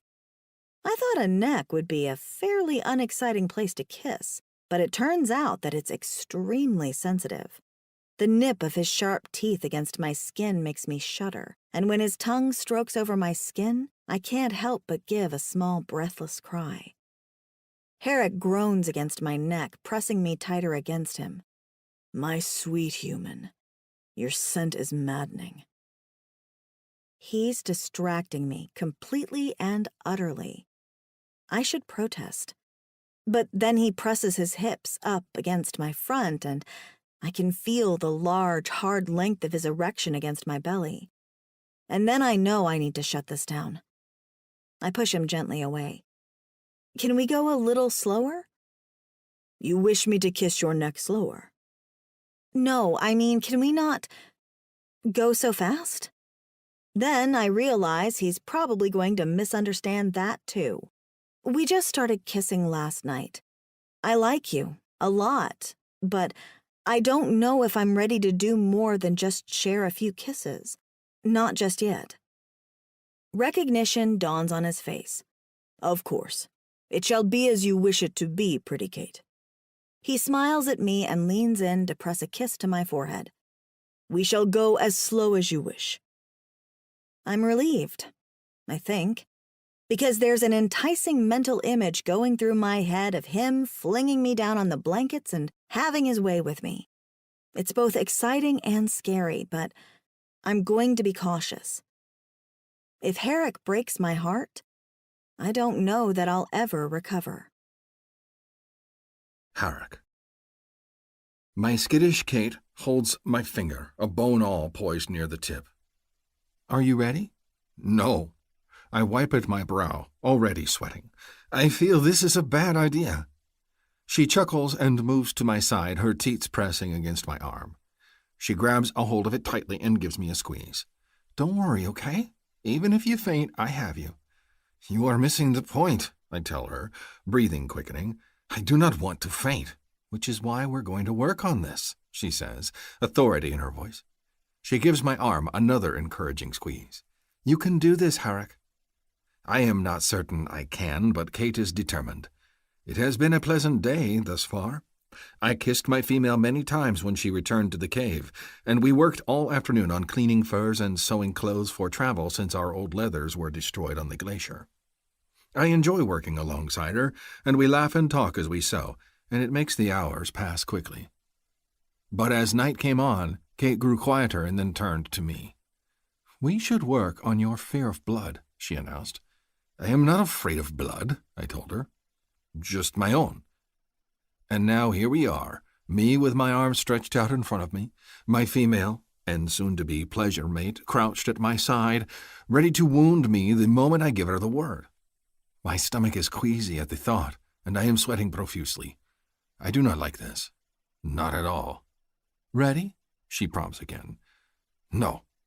I am not certain I will ever be ready. Herrick! She turns and gives me an exasperated look, and her full teeth brushes against my arm again.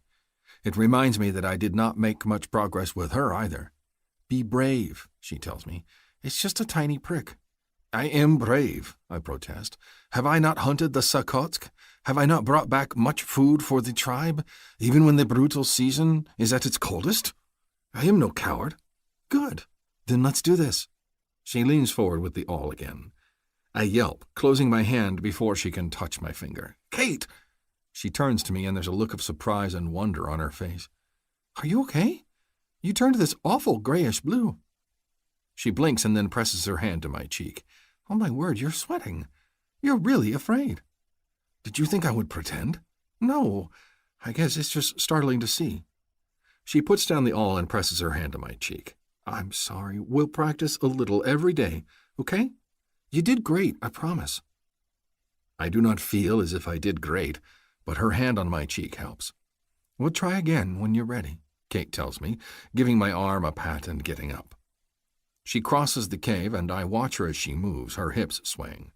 I watch her and do not even mind that she has no tail. It makes her bottom that much more charming. And I think about our kisses from this morning. I would do so much more with her if she would let me, if she was not afraid. We can try again, I say. She turns around, curious. Right now? Yes, but only if you wish to work on your fears with me. She pauses and the funny expression crosses her face that tells me she is turning pink. Oh, do you not wish to practice? If you are not interested in me as a mate, that's not it. I gesture at my loincloth. Then come. I will let you prick me, and I will remove this as I do so. Boy, you sure are willing to get naked, Kate says, but she returns to my side, her steps slow. As willing as you are to stab me. I pat my knee. But come, I will keep my loincloth on if you will come sit in my lap as you wound me. Kate sidles closer until her knees are practically touching mine. Just me in your lap? That is all. And if she wants more, it will make it easy for her to ask. In the meantime, I will get to touch her soft skin and inhale her sweet scent. She licks her lips and then nods. All right, as long as it won't hurt your leg? Never. I gesture at my opposite leg, indicating she should sit there. Your weight is slight. My female gives me another skeptical look, but delicately takes a seat on my good knee. She studies my bandaged leg, clearly worried over it. She has fussed over me all day, asking how it felt every time I took a step. It aches and twinges, but it will not grow stronger if I lie around. My cock, however, aches fiercely, and the pain grows more intense with her nearness. Her scent envelops me, and I want to bury my face against her neck and breathe deep, but she looks nervous. So I only smooth her thick, frizzy braid off her shoulder and give her my easiest smile. You sure this is all you want? She arches an eyebrow at me. It is not all I want, I admit. You know what I want. But it is all I will bargain for now. Her cheeks turn bright pink. Chapter 9. Harak. I wait for her to protest, to tell me that it is too much, that I push too hard. But she only wiggles on my knee and gives me a small smile. Are you going to be okay? Are you? I retort, challenging her. I want that fierce Kate to rise instead of the uncertain one. I want her to realize she has nothing to fear from me.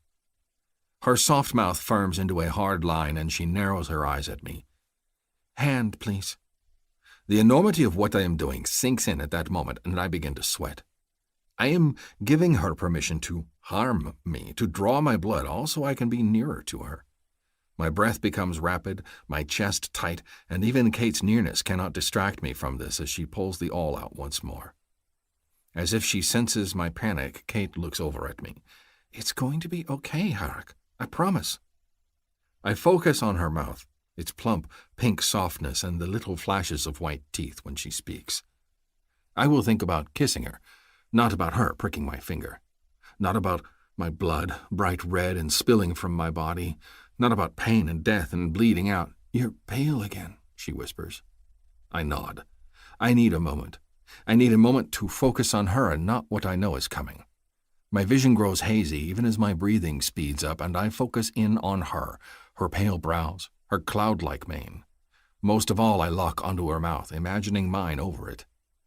She reaches up a hand and brushes the backs of her fingers along my jaw. Can you focus on me? Think about something else other than what's going to happen. I am thinking about your mouth, I tell her, and where you wanted to go. Her voice is husky, sweet. My thoughts switch just like that. My free hand, the one she is not holding, locks around her waist, and I hitch her closer to me, pulling her tight. I imagine her mouth on mine, her tongue flicking against my own. I think about the soft noises she makes when I stroke my tongue deep, or the way her hip feels when my hand locks onto it. I think about how it felt to hold her close last night and to sleep with her in my arms. It was the best moment of my life, and I want it again.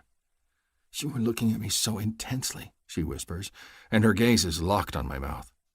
You told me to think of other things. I am. Dirty things? Good things. Very, very good things. I lick my lips and am fascinated when her attention moves there. I was thinking about where I would put my mouth if I had my choice. Oh? She sounds shaky but fascinated. I am told that there is no taste sweeter on the tongue than a residence mate's cunt, but I bet yours would rival it.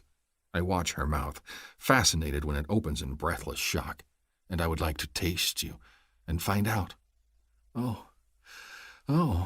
Now she is breathing hard, her gaze unfocused, eyes soft as she gazes at my mouth.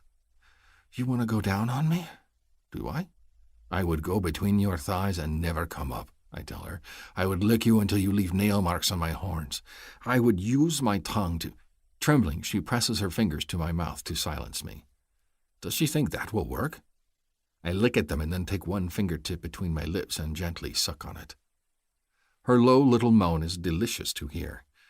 You're distracting me. I am. I do not deny it. Let's get this over with so we can do other things. She tears her gaze away from my mouth and turns back to my hand. I spread it wide for her, though I am still nervous. It is just that now my nervousness is mixed with anticipation. What other things will she let me do to her? I would give anything for the privilege of licking her cunt. My mouth waters at the thought, and I barely notice as she strokes my palm with her fingers.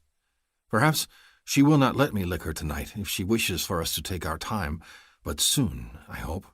Or perhaps it is something I can dare her into. There is a tiny sting on my finger. My focus immediately rips back to the present, and I stare at the bright red bead of blood welling up on my finger. My blood. My blood. Nausea crashes over me. My body grows cold, and black creeps in at the edge of my vision. Harrick! Kate's hands grip my horns, hauling my head upright. Stay with me. You're okay. She takes a deep, loud breath. Inhale, then exhale. Okay? Big, deep breaths. You can do this. I feel as if I will vomit. My head spins and I breathe deep, though it is not easy. The black at the edge of my vision is waiting to pull me under, and all I can think about is the red of blood, the bright splash against the blue of my skin. Focus on me, Harrick. Kate leans in and presses her mouth to my unresponsive one. Come on, tell me more dirty things you want to do to me.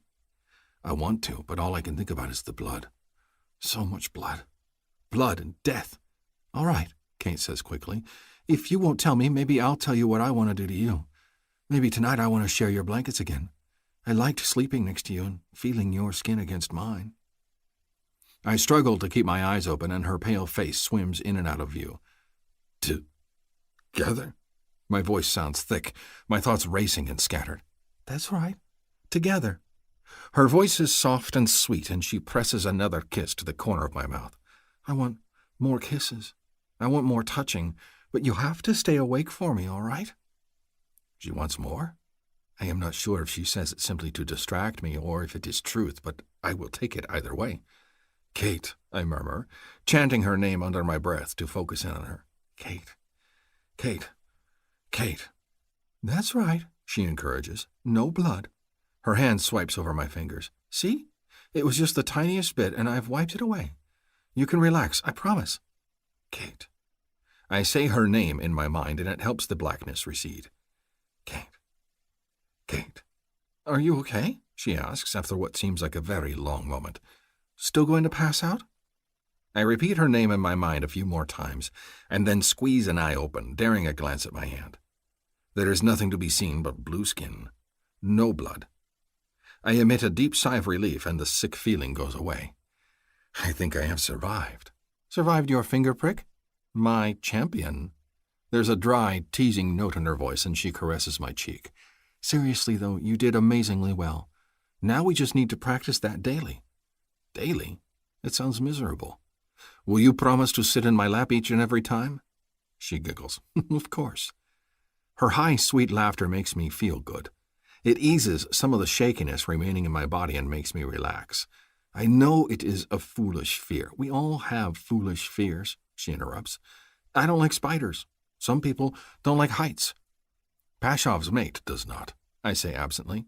Now that there is no danger of blood, I am far more interested in the fact that her warm, rounded bottom is perched upon my thigh, of the hand that touched my face and now rests upon my chest.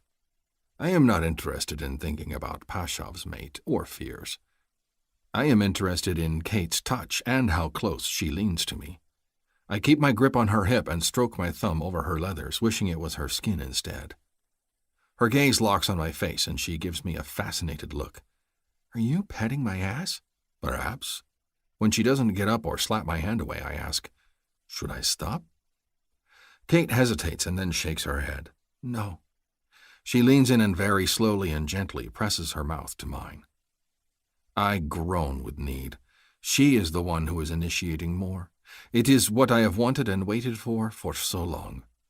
I kiss her back, my tongue mating with hers, sweeping into the hot well of her mouth like I want to do to her cunt. I would pet all of you, I tell her between searing kisses. My lips, my hands, no part of your body would go unexplored.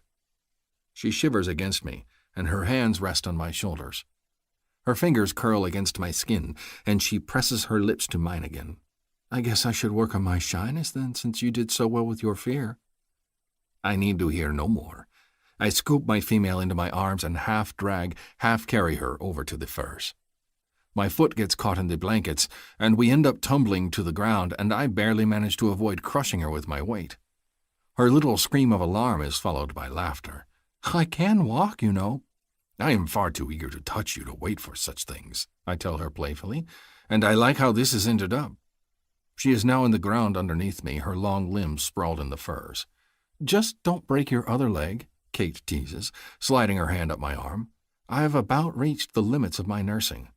I would rather have 2 working legs, I reassure her, because I need my knees so I can spend all of my time licking between your thighs. She sucks in a breath and squeezes her legs together. Sometimes you are so damn forward. Is this a bad thing? I lean over her and nip at the line of her jaw. So fascinatingly delicate, these humans. Just takes some getting used to for me. Because you are shy? I kiss along her cheekbone. Her scent is so lovely. Her little nod just makes my heart swell. I am pleased you are trying hard, and I am going to enjoy the trying very much. I grin at her. Well, I hope I do too, she retorts, then blushes bright. Shall I continue to kiss you? Or are you wishing to go slower? I do not know what will be slower than kissing, but I am willing to change what I am doing if it bothers her. I'll tell you if we should stop. Her hand smooths down my chest again, the look on her face fascinated. I realize I am nearly naked and she is fully clothed, and she cannot resist touching me over and over again. Would you like to explore me? Explore you? Her eyes go wide. Indeed. It is clear that there are differences in my body than what you expect. Would you like to touch me and learn for yourself? I lie back in the furs and put my arms over my head. I will not do a thing. She stares at me. Her face is flushed bright, but she looks interested. I don't know. Where is the brave Kate who challenges me so fiercely? I dare her. Is she scared of a cock and spur? You're just saying that because you want my hands on your junk, she mutters. But she sits up and gazes down at me with defiance. What if I decide I don't like touching you? I will mourn the death of our pleasure mating, I say, grinning. She will like touching me. I know it. No, I mean, what if I stop and you're not done? I frown. Is this another human phrase I do not understand? I don't know. She wrings her hands. Human guys have certain expectations. Like, if I start touching you, you need to come. And if I don't finish what I start when I touch you, then I'm the problem. I sit up in the furs, no longer amused. You think I would force you to touch my cock? That I would be angry if you stopped? She bites her lip and looks uncertain. I'm not saying you would. want to be clear, you know. Then let me be very clear. I take her hand in mine and press it to my heart. If you do not want to do more than touch my cheek, I will take that and be grateful for your touch. You sure? I am most certain. Human males sound rather terrible. Strange how their females can be so wonderful and the males so brutal. Perhaps they have so many females around that they do not realize what a gift they are. It is their loss. Kate gives me another nervous look. All right. If I touch something you don't like, let me know, okay? I cannot imagine a touch that I would not like. What if I stick my finger up your butt? I stare at her. Truly? I have to admit, perhaps I would not like that. She breaks into peals of laughter, clutching her sides and falling over in the furs. You should have seen your face. She is so adorable in her laughter that I cannot help but join in. I grab her and pull her into my arms, grinning as she squeals. Do you prank me, pretty Kate? Because I am willing to try if it is something you enjoy. When she only laughs harder, shaking her head, I tickle her sides. Clever, clever Kate. Stop, she wriggles, laughing and trying to get away from my hands. It's what you deserve after giving me shit all the time. I think she refers to my teasing. I run my fingers up and down her sides, enjoying her squeals. I would give you everything, pretty Kate, not just my shit. She only howls with more laughter, pushing at my hands. Stop, she pants, giggling. It's too much. You're killing me. I chuckle but let my hands fall away so she can catch her breath. Her laughter fills the cave, warm and lovely, and then she sits up, her face flushed, her unusual mane nearly free from its braid. And she looks aroused. My body instantly responds, my cock surging to life. It takes everything I have not to grab her and drag her back into my arms. I want to touch her again more than anything, and even though it is difficult, I wait. Her breath catches and she sits up, moving a little closer to me. Her hands go to my chest and she presses them there lightly. I think I'm going to touch you now, she whispers. I welcome it. Kate's hands go to my jaw, and she presses them lightly on both sides, gazing into my eyes. It is as if she is gathering her courage. She takes a deep breath, gives me a tiny, heartbreaking smile, and then concentrates on exploring me. Her expression turns serious as her hands move along my face, over my cheekbones and brow, and then my ear. She runs her fingers along the curve of one horn, stretching her body to trace its length. Her movements push her teats close to my face, but I close my eyes, unwilling to grab her. You got quiet, she whispers. I do not wish to interrupt. So why me? She asks as her hands go to my shoulders again, and then explore the hard plates along my lower arm. Why not Summer? She's pretty. Or Brooke. She's got big boobs and she's really nice. Why me when there are more attractive girls? Because I like you, I say simply, opening my eyes to watch her. The answer does not satisfy her. Because I'm tall? Because you are you. Because you get angry when I tease. Because when I challenge you, you get this determined look on your face as if you want to prove me wrong.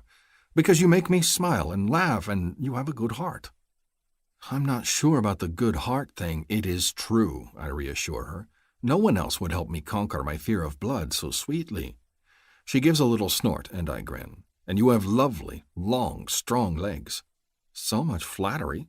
But she sounds pleased. Indeed, I would fill your ears with it nightly if you were my pleasure mate. I would tell you all about the pale cloud of your mane, and how I think of you every time I see the sky. I would speak of your soft skin and your pretty smile.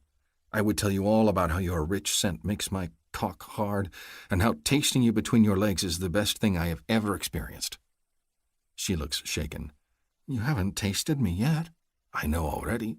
Mating your mouth with my tongue was incredible. How can mating your cunt with my tongue be any less so? Kate gives a little moan, and her hands move to my chest. Her fingers spread, and then she strokes them over my flat teats and their hard nipples. Oh, wow. These are different than human ones. Her touch is ticklish, and I do my best to remain still. How so? Mine are softer. Her face goes red. Yours are very hard. She slides her fingers over them again, and then she looks up at me. Do they feel good? All of your touches feel good, pretty Kate. She gives a little laugh. Well, if that doesn't feel any better than any other touch, I guess I need to keep exploring. I do not mind this. I wait patiently with my hands on my thighs as she traces the muscles in my stomach.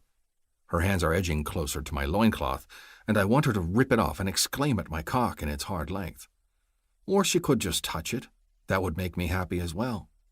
I am easy to please. Her hand glides over my stomach again, and she circles my navel with her fingertips. Man, you have a really hard stomach. I can see all your muscles. Is this pleasing? Perhaps she comments because humans do not appreciate that, though the other males in the tribe have never indicated otherwise. Oh, yeah, Kate breathes. I like it. I like her touch there. My cock aches so close she could just reach down and caress it through the leather of my loincloth. It would take nothing for me to thrust my hips and force it into her hands, but I will not. I begin to sweat with the effort of remaining still as her hands caress my sides, and then move to squeeze one of my arms, and she exclaims over their size and strength. Was any male ever so cruelly and wonderfully tortured? Then she leans in and brushes her lips over my shoulder, and I have entirely new things to fantasize about. I groan low in my throat because her skin brushes against mine and her mane is so close I can bury my face in it. I inhale deeply. I love your scent. As if this is a challenge, Kate leans in and sniffs me. I like yours, too. You smell like outdoors and sweat. It's actually really nice. Her fingers trace a thick vein in my forearm. I like almost everything about you. Almost everything? She grins. I'm sure there are some annoying things I'm missing. Never. I am the most charming of hunters. Your modesty, then. That's what's missing. I grin because she is not wrong. I shall work on that to please you. Don't change a thing. Your cockiness makes me smile. She tilts her head, and roll my eyes. But it's fun. She reaches up and plays with a strand of my mane, rubbing it between her fingers. This feels different, too. Your hair feels thicker, bigger, not as soft. She strokes a hand down my arm again. Not like your skin. I groan again at her light touch. I am not soft in many places. Yes, you are. Everywhere there's blue. Her fingers skim over my chest. You're like velvet covering steel, though that sounds corny. But it's true. I can't stop touching you. And Kate touches my stomach once more. I do not wish for you to stop, I tell her in a husky voice. Would you like for me to lie down again? Kate licks her lips, looking nervous. I'm not sure. She closes her eyes and then gives herself a little shake. Actually, you know what? Screw it. Yes, lie down so I can keep touching you. Her face is bright red, her eyes shiny. My brave mate, I tell her, proud. I lie back and then offer, shall I undress for you? No. Her voice rises in a squeak. Then she clears her throat. No, I can do it. I should do it. Her gaze goes to my lap and the bulge of my cock in the loincloth. I will do it. I am yours, then. I put my hands behind my head, avoiding my horns. I try to remain still, but my tail is flicking wildly on the blankets next to my leg. I wonder if she will stroke it next. It is as if my wishes are answered. Her gaze goes to it, and then she looks over at me, full of curiosity.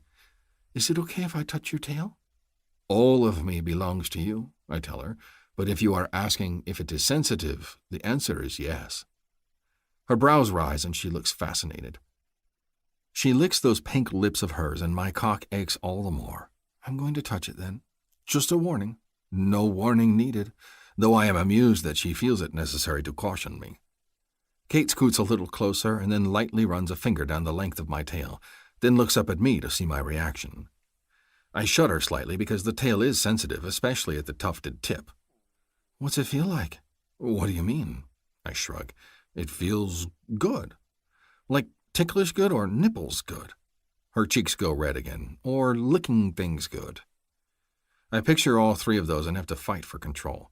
Ticklish, I decide, not nipples. Not your nipples, mine. Now I am the one that is fascinated. Tell me more. She bites her lip and gives me a shy look, squirming a bit. I shouldn't have said that, should I? But since I did. Well, a human woman anyhow, has very sensitive nipples. When they're licked and touched, you feel it all over. Her hands stray to the front of her tunic, and then she grips it, hands flexing. It's a really good feeling. Another male has done this to you? I cannot help the surge of jealousy that rushes through me. What? No, that's what happens when I do it to myself. And now we're getting into super uncomfortable territory, so I'm going to go back to touching you. She avoids looking at me and strokes my tail again. I am fascinated. She speaks of touching herself. I want to know what other parts she touches to pleasure herself, but then she pets the tip of my tail and my entire body clenches, my cock jerking. Ugh! Her hands fly back. Did that hurt? I nearly spilled in my loincloth. I grip my cock, willing my body to calm down. No, I respond thickly. Felt good. Too good. Oh, do you need a moment? At my nod, she clasps her hands in her lap. Tell me more about you touching yourself. What? Her mouth forms that pink circle again. If I cannot have her touch at every moment, I want her to share more with me. Tell me about pleasuring herself and what she likes. Mostly I just want to hear her lovely voice as she describes touching herself. I close my eyes, tightly gripping my cock in an effort to squeeze myself back to normalcy. I need a moment to breathe, to compose myself, and then I will let her touch me again. She's utterly silent, though, and when I have myself under control, I glance over. You do not wish to say? To talk about masturbating? She licks her lips, then gives a little shake of her head. I don't think I can. Her shyness is too great. Shall I tell you about how I touch myself? When she makes another strangled little sound, I chuckle. She is not there yet. That is all right. It will save something for the future. For now, I am content to let her touch me.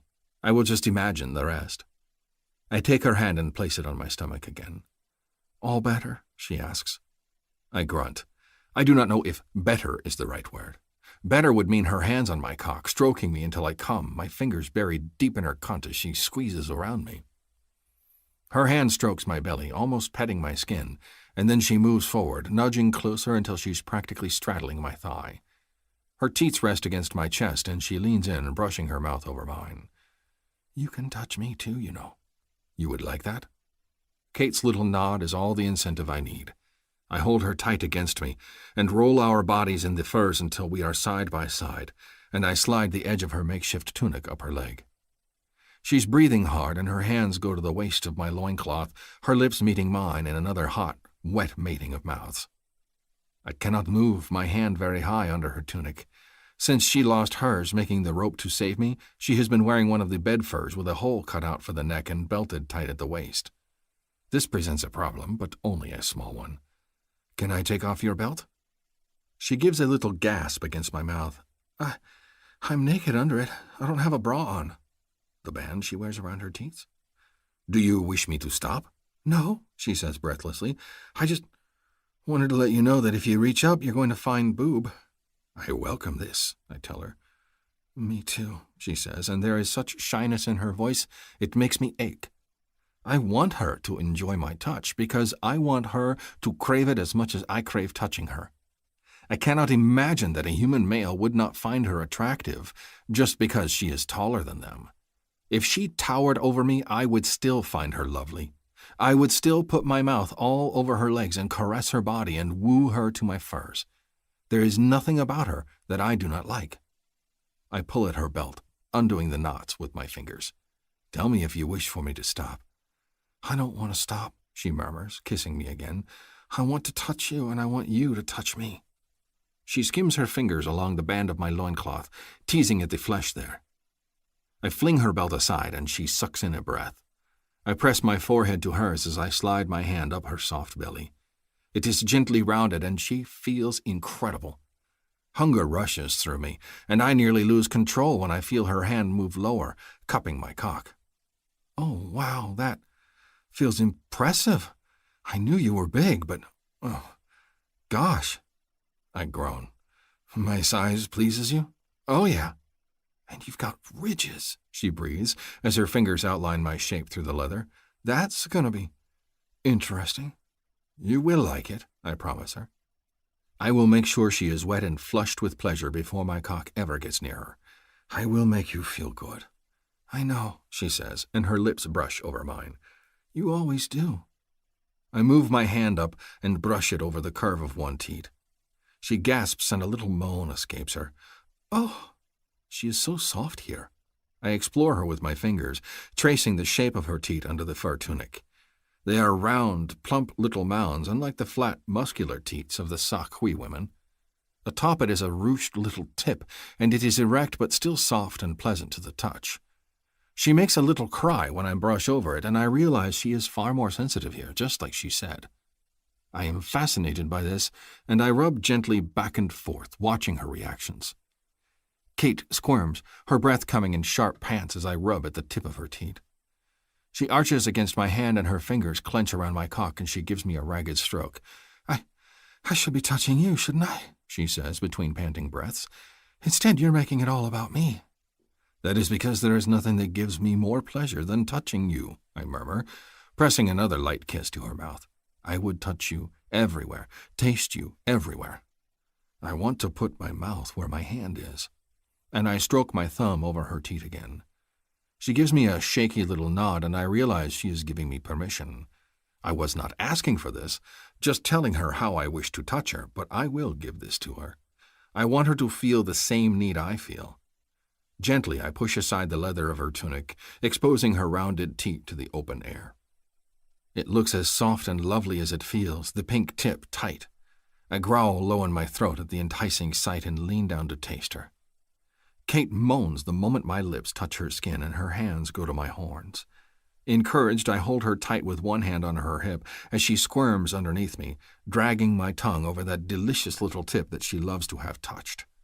The taste of her skin is perfect, the feel of her underneath me maddening, and I am lost to the pleasure of touching her.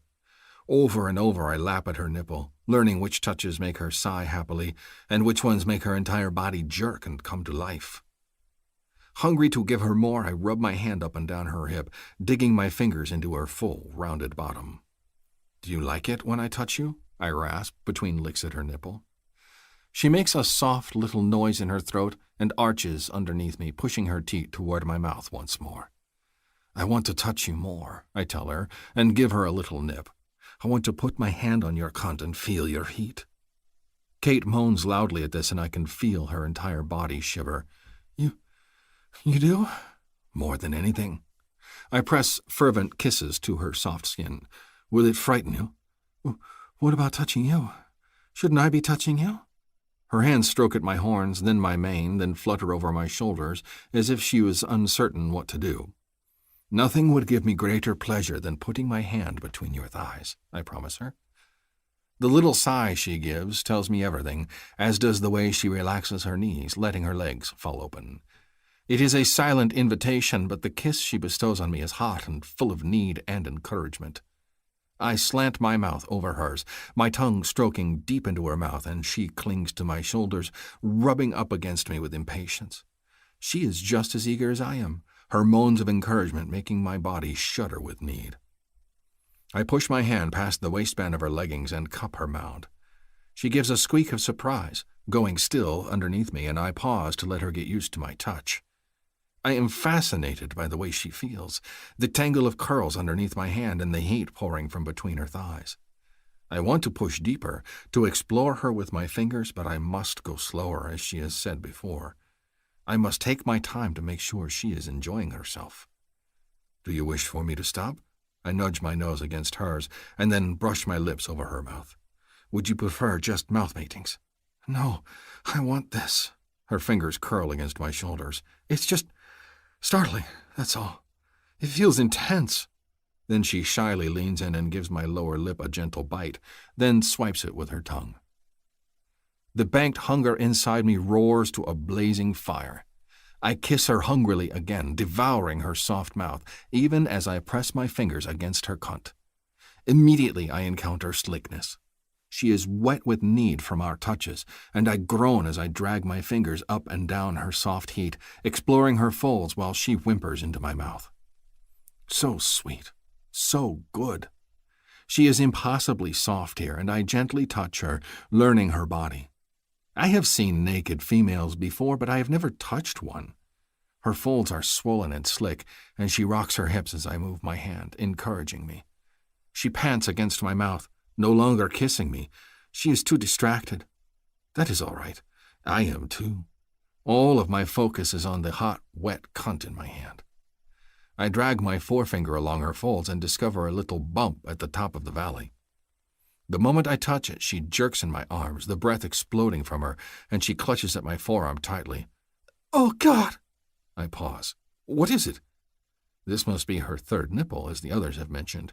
Humans have this, but Sakwi females do not, and supposedly they like for it to be touched. Perhaps my Kate does not? She bites her lip and rubs her hips up against my hand. That was a lot to take in at once. It was bad? God, no. She presses her forehead against me. Really, really good, she whispers. So good it scared me a little. I will go slower, as you say. She gives a little nod and I pet her cunt, stroking it with careful, easy motions. I do not wish to startle her or make her frightened. I kiss her mouth again, my tongue dancing along the seam of her lips as my fingers do along the seam of her cunt. When she moans, I go a little deeper, stroking up and down the valley of her sex. I circle a fingertip around her core, my hand coated with her juices. I am dying to taste her, but I am going slow, I remind myself. Licking my hand like a ravenous beast is not slow. But I am eager to touch her third nipple again. I kiss down her neck, then nuzzle at her throat. Put your hands on my horns and feed your pretty teats to my mouth, I demand, sliding my fingers up and down her wet folds. Kate's breathless moan of response makes my cock twitch. She clutches at my horns, bringing her body up slightly, and then her nipples are in my face. I nip at one and then take it into my mouth, licking and sucking at the sensitive tip. She cries out, rubbing up against me, and I slide my fingers along the wet seam of her cunt again. I want to push a finger deep inside her and watch her ride it. I want to push my tongue inside her and let her ride it as well. I nuzzle at her teat, lavishing attention on it as she moans and writhes against me. Her movements become more frantic, the noises she makes more urgent, and I decide to move things along. I stroke my fingers deeper along the seam of her cunt until I am rubbing along her slick valley, and still she whimpers for more. I ache to claim her, to take my own pleasure, but I want this to be about her. I want to make her addicted to my touch. Slowly, gently, I push a finger to the entrance of her core and then begin to press it inside. "Oh, God," she pants. "Oh, God, oh, God." Shall I stop? I lick the tip of one teat teasingly while she rubs up against me. Or shall I keep going? My Kate gives the most startling snarl and grabs at my mane with both hands. "Don't stop," she demands, breathless. "Don't stop." Her excitement fuels mine. I drag my teeth over her teat with increased enthusiasm and push my finger deeper into the well of her cunt. She is impossibly tight, but so slick with juices that my mouth waters. Her little cries tell me that she enjoys this, and she continues to squirm against me until my finger is seated deep inside her. I wish it were my cock. Next time, I tell myself, next time it will be my cock sheathed in her cunt, coated with her juices. Next time it will be my spur dragging along her wet folds. This time we go slow. Slow is both wonderful and maddening, I decide. I pump my finger into her slowly, pressing kisses and licking at her little nipple. She moans low in her throat and pushes her hips against me, meeting my thrusts, and my cock aches with increased need. I rock my hips in time with the thrusts rubbing against her thigh. Her little whimpers come faster, and so I increase the speed of my hand, thrusting desperately into her body. "I need," she pants against me, her hands pulling tight on my hair. "Need more. Eric, please." "What is it? Tell me and I will give it to you." I am as desperate as she is, my body aching with the need for release. I grind my cock against her thigh, close to the edge. But I will not come without her pleasure first. But she just rocks on my fingers faster and harder, making soft noises of frustration. "Tell me," I pant, watching her face. "Show me." She whimpers and then puts her hand over mine, between her thighs. "My clit," she breathes. "Need you to touch it to come." Is this what she needs? I will give it to her. I shift my thumb, sliding it between her folds, and locate the little nub that she has called a clit. This must be what she referred to. I rub my thumb back and forth, and she gives a choked cry, her body shuddering and contracting against me as if she is trying to pull her legs and arms up to protect herself. I immediately stop, worried I am doing it wrong. "Kate, keep going," she snarls, so forceful it takes me by surprise. I do not need to be told twice, though. I rub her third nipple, even though it makes thrusting into her with my fingers difficult, and she jerks against me, panting my name over and over again. A moment later, she gives a little cry and crushes me against her teats, her hips working in time with my fingers. I can feel her entire body shudder and quake, and my hand is flooded with her wet release. She has come, and come hard. It is the most beautiful thing I have ever seen. I continue to pump inside her, wanting to give her as much pleasure as possible. As I do, I grind my cock against her thigh. I am close to my own release, and I rub my face against her teats, wanting to drown in her warmth and her scent. She gives a low moan of satisfaction, and her thighs squeeze around my hand. "Oh, Hark." The way she says my name sends a jolt through my entire body. I cannot help myself. I come hard, erupting in my loincloth with an explosion of breath and a frantic release that has been building for days. Who needs resonance? Not me or my sweet Kate. I collapse in the furs next to her, sated. She clings to me, pressing her teats against my face, even as she struggles to catch her breath. I do not mind this. My hand is still wedged between her thighs, and I can think of no greater place for it to be. I press a kiss to her teat and cannot help but ask, "Was that slow enough for you, my Kate?" She gives a choked laugh and plants a hand on my face. Chapter 10. Kate. "How do you like this?" I ask, holding up the tunic I just finished. Well, to call it a tunic might be insulting to tunics everywhere. It's more like it's a poncho with the sides sewn shut. My sewing skills aren't the best, and we don't have a ton of furs to work with in this cave, so I ended up sewing several smaller furs together to form the body of the tunic. The result is not pretty, but it's warm. And since Herrick doesn't have much clothing-wise and we're going to be leaving soon, we both need to stock up. On the other side of the fire, across from me, Herrick is whittling bones into spear tips. His lap is covered by a length of leather, white flecks of bone shavings all over the place. I'm in charge of clothing while he makes weapons, since we lost those too. It's not because it's sexist either. I honestly don't know how to make a spear, but I can sew a few furs together. Herrick eyes my creation and then gives a sad shake of his head. I do not like it. You don't? I drop my arms, disappointed. Why not? It covers up your pretty teats. I snort giggle. It's not for me, goofball, it's for you. To cover up my teats. He gives me a playful look. Because you do not wish to share me with others. I erupt with laughter. You're ridiculous. Only to make you smile. I continue chuckling, shaking my head as I smooth the tunic out in my lap. Even if this tunic wasn't for you, I wouldn't go around topless. Disappointing, he says and makes a tisking noise. And I get the giggles again. Crazy man. I'm going to assume this is fine and work on another. Herrick's fine going shirtless in warmer weather, but a sudden storm would mean that both of us would need additional layers, and so I want us to be prepared since it'll take a few days to catch up to the others. I fold the tunic up and set it aside. Do not make your next a complicated project, he warns me. We will leave in the morning, I think. Oh? I'm surprised and a little disappointed to hear that, even though I knew it was coming. Your leg is better?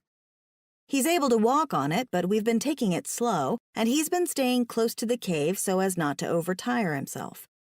I was hoping we'd stay for a few more days, but I suppose we eventually have to catch up with the others.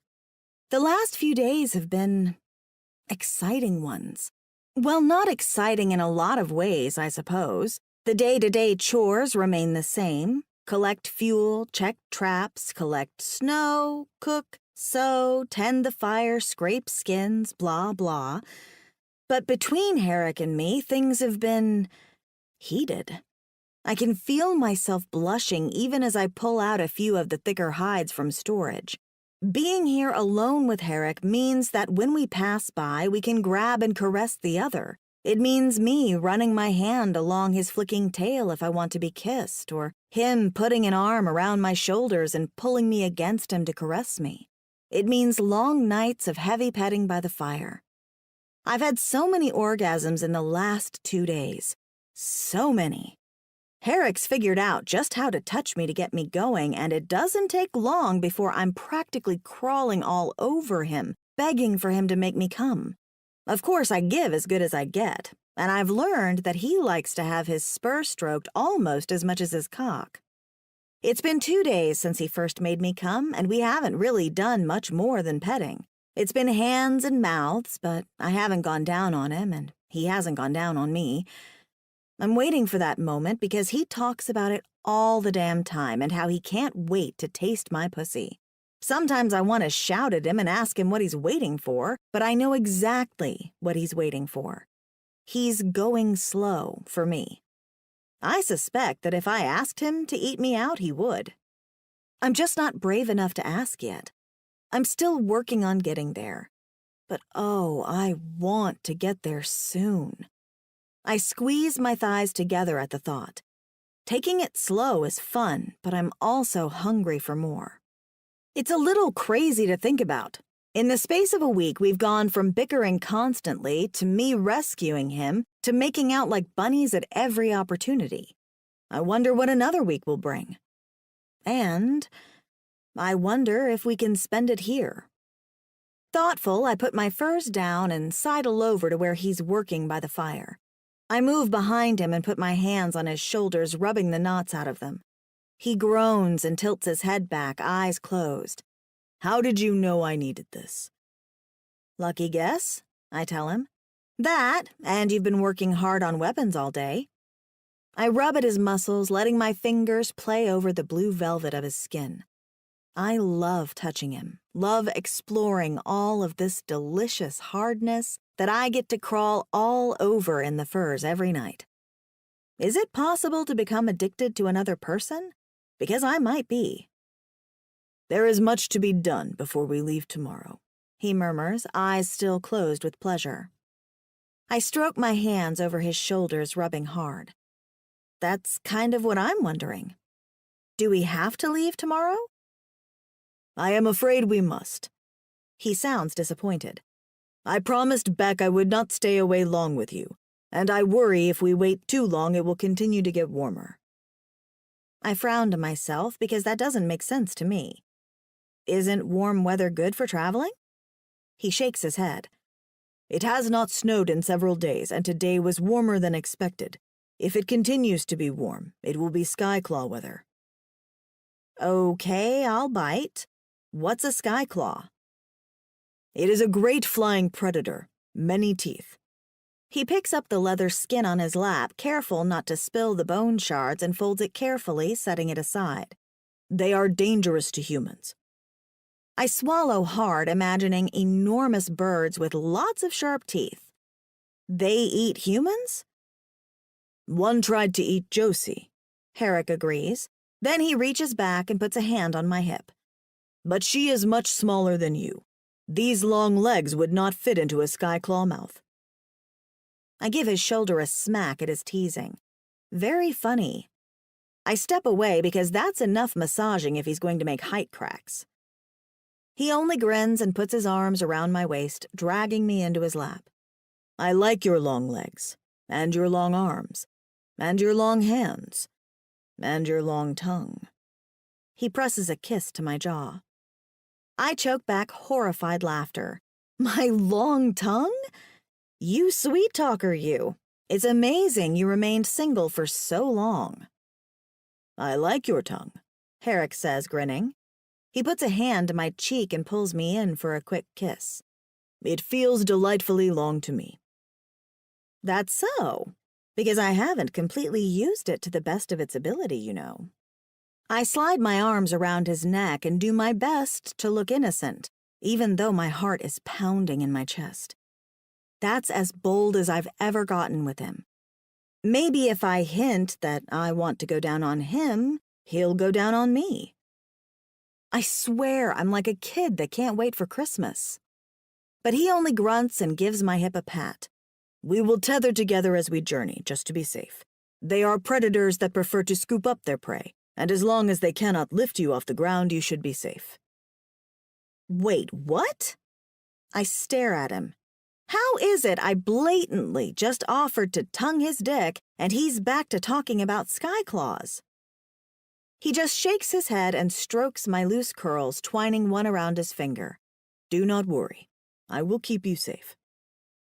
Great, I say faintly. Then I wonder, he does know what a blowjob is, right? Or is that not done with the Sakwi people? I find that hard to believe. Or maybe he doesn't want one? Nah. Every dude wants his dick sucked. I'm a virgin and even I know that. Maybe I'm just being too subtle. We will leave at first light, Herrick promises. So we will pack our things tonight and rest up. He toys with my curl a bit longer and then nuzzles my throat. Bed soon. I guess we should get your practice out of the way soon then, huh? He pulls back and grimaces. Perhaps we should leave that for some other time. Nope. I poke a finger in his chest. It's important. You need this just as much as I need my flirting practice. Though, to be honest, flirting practice has pretty much just turned into making out. I have no issue with this, of course. But after days of working on it, I don't know that Herrick's any better when it comes to his own blood. I've threatened pricking his finger, and that's enough to make the man nearly pass out. Through a lot of talking and soothing, sometimes we're able to get further than that, but every time it has the same result. Herrick gets violently ill. It's no wonder he doesn't want to do it, but I feel like it's vital for his safety, and mine. What if he gets cut accidentally while we're traveling? I can't hope that I'll be able to carry him to safety every time. Perhaps we should skip it this evening, Herrick says, and presses a kiss to my earlobe. We could go straight to our furs. No, it's important, I tell him, sliding out of his grip. I climb out of his lap and go to get my knife from its spot on the wall. If we're both going to get better, we have to practice, and yours is far more important than mine. He snorts. I do not believe that. Yeah, well, humor me. I turn and hold up my small knife and then point at the stool. Sit. Herrick gets to his feet, and as he does, I can tell he's already getting queasy. There's a sickly cast to his blue skin, and I recognize the expression on his face. This is the opposite of what we wanted to achieve. Instead of him getting worked up when he gets cut, now he just gets worked up at the thought of getting cut. I need to think of a way to change this somehow, to distract him from the blood.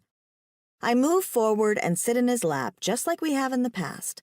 His arms go around me and he presses a kiss to my shoulder, and I feel a surge of affection for the big lug. I know he's trying hard. It's just not working very well for him. I take his hand in mine and smooth my fingers up and down his big palm, rubbing it. This isn't a new development, is it? Your fear of your blood? He shakes his head. What happens when you are hunting and you cut yourself? He gives me a crooked, embarrassed grin. I hope that I land someplace soft. I make an exclamation in my throat.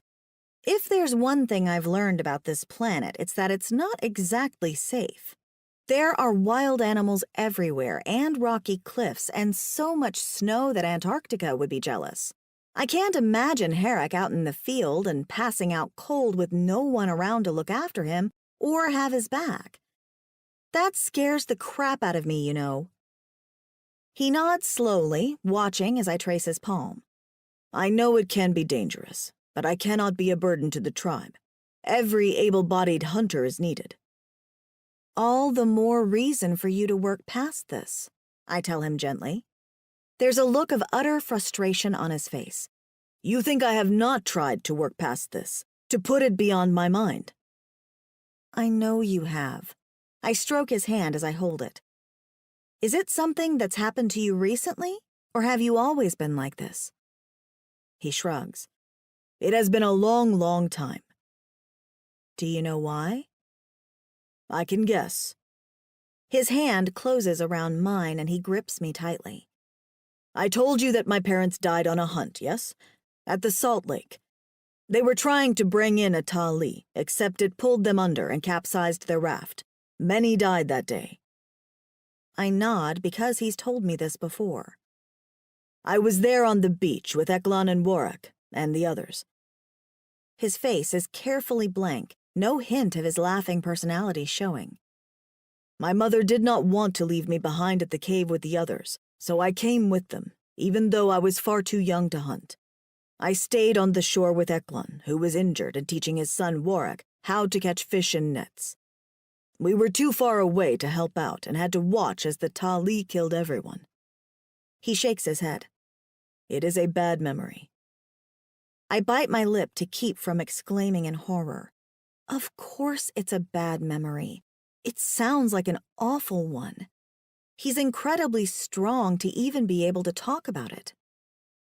It was a very bad time, but worse came that next morning, when the remains of their raft washed back to shore. He closes his eyes, composing himself. My parents were still on it. At least, parts of them. All I remember is blood. Blood and hands. Eklon took me away before I could see more, but the worst was done. Ever since then, I have had trouble with blood. He opens his eyes and gazes down at our locked hands. Not any blood, of course. I can bring down a kill like any hunter. But the sight of my own, I cannot do it. It makes my mind shut down, and I cannot go forward. I think it is because of that day. Oh, Herrick, I breathe, and put my arms around his neck, tucking my head against his shoulder. I'm so sorry you had to go through that. I am as well, he says, rubbing my back. Do not be sad for me, pretty Kate. This is a harsh life at times, but it is also a good one. I am told my parents were very happy for many seasons prior to my birth. They were pleasure mates long before they resonated, so I like to think they lived a life of happiness together and had no regrets. They left this life as they lived it, hunting fiercely and always together. That's a good way of looking at things, I suppose, but it doesn't change the fact that they left behind a scarred and orphaned little boy. So that's why you get so sick when you see your own blood, I murmur. You're picturing that day somehow in your mind. He shrugs and looks uncomfortable again, and it breaks my heart to see my strong, smiling Herrick look so downcast. We just need to make you think of other things, I tell him and sit back. I take his hand in mine again and put it on my breast. Like that. He perks up, giving my breast a little squeeze. I admit, this is to my liking. See? We just need to distract you a bit more. I slide a little closer to him. Instead of thinking about how I'm going to prick your finger, why not think about how I'm going to handle your prick? And I take his hand off my breast and caress his palm again, sliding my fingers over his skin. My prick. He frowns and then gives an ah of realization. My cock. That's right. If you make it through tonight's test, I'll give you special treatment. My heart's racing at being so forward, but I'm excited as much as I am aroused. Oh, what is this special treatment? I take his finger and bring it to my lips. Then slowly and very deliberately, I lick the tip and then take his finger into my mouth and suck on it. His lips part and his gaze becomes unfocused. He stares at my mouth, fascinated. I drag my tongue over his finger as I pull it free from his mouth and then lick my lips. Think you can do this for me? But he just looks shocked and keeps staring at his hand cradled in mine. You would put your mouth on my cock. Is this what you promise? Yeah? I don't know if he's freaking out because it's taboo or not, and my confidence sinks a little. Humans do that. I have to laugh a little at that. Yes, we do. You said you would put your mouth on my cunt. How is that any different than me putting my mouth on your cock? He looks dumbfounded. But it is my job to give my mate pleasure. I'll unpack that mate comment in a minute, I decide. For now, I'm too focused on the fact that he's never heard of a blowjob. I can't believe the guys in your tribe don't talk about this. There's a bunch of them with human mates. No one mentioned their mate, going down on them? They would not talk about their mates like that. He shakes his head. A hunter does not share what he does with his mate in the furs once they are mated. It is private. Well, that's nice to hear. Do you not want it then? Because I'm offering, but you certainly don't have to take me up on it. I want, he says immediately, and his hand squeezes mine. Do not doubt that I want. He pulls me closer and presses his mouth to mine in a fervent, intense kiss that leaves me breathless. But perhaps we can skip the finger pricking and go straight to the play. Oh, so that's what this is. A distraction? I push back on his chest. Nice try, but no. This is serious and it could affect your life, Herrick. What if there's another glacier or another dangerous situation? Would you really put me in danger over something like this? Never. Good. It's settled. Then we'll practice. I don't pull out my needle yet, but I give him my most unyielding look. Herrick contemplates for a long time, his focus on my mouth. I remain silent, letting him work through this. I can only push so far, after all. And I know he's going to give in when the hand in mine clenches and sweat breaks out on his forehead. Do it, but be quick. I nod. I'm not going to give him time to chicken out either. I lean over and pick up the awl waiting nearby and hold his hand steady. Count to 3 for me, please. 1. He breathes, ragged. I swiftly jab his finger, just a little prick. He makes a groan like he's dying and his eyes flutter back. Herrick, I call. Stay with me, baby. I move my free hand over his cock and rub the bulge there. If you pass out, we don't get to have fun. He groans again, his head swaying. His color is awful, but he's not passed out. This is good. This is progress. It's just a tiny drop of blood on your finger, I promise him. You've got this.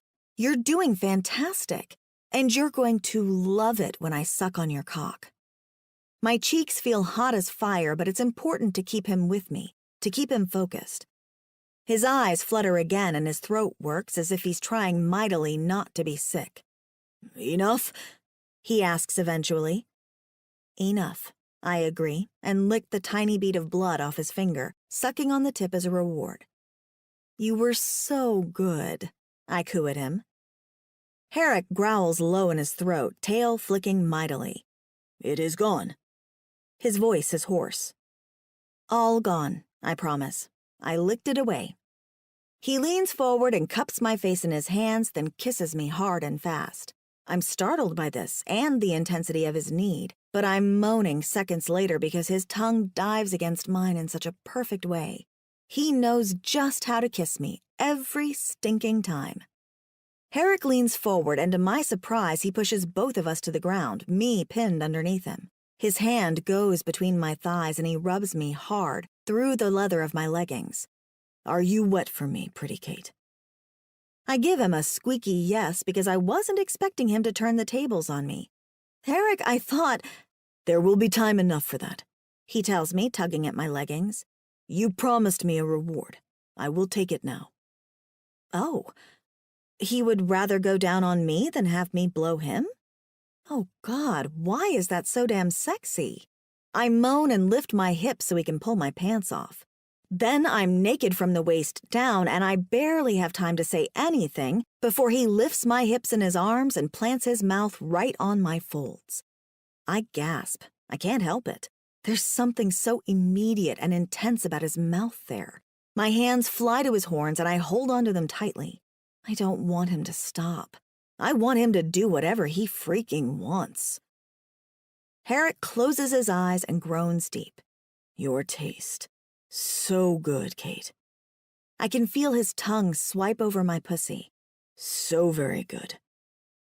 I'm glad? I mean, what do you say to a guy who's complimenting you like this? Must have more, he rasps, and drags his tongue up and down, licking up my wetness.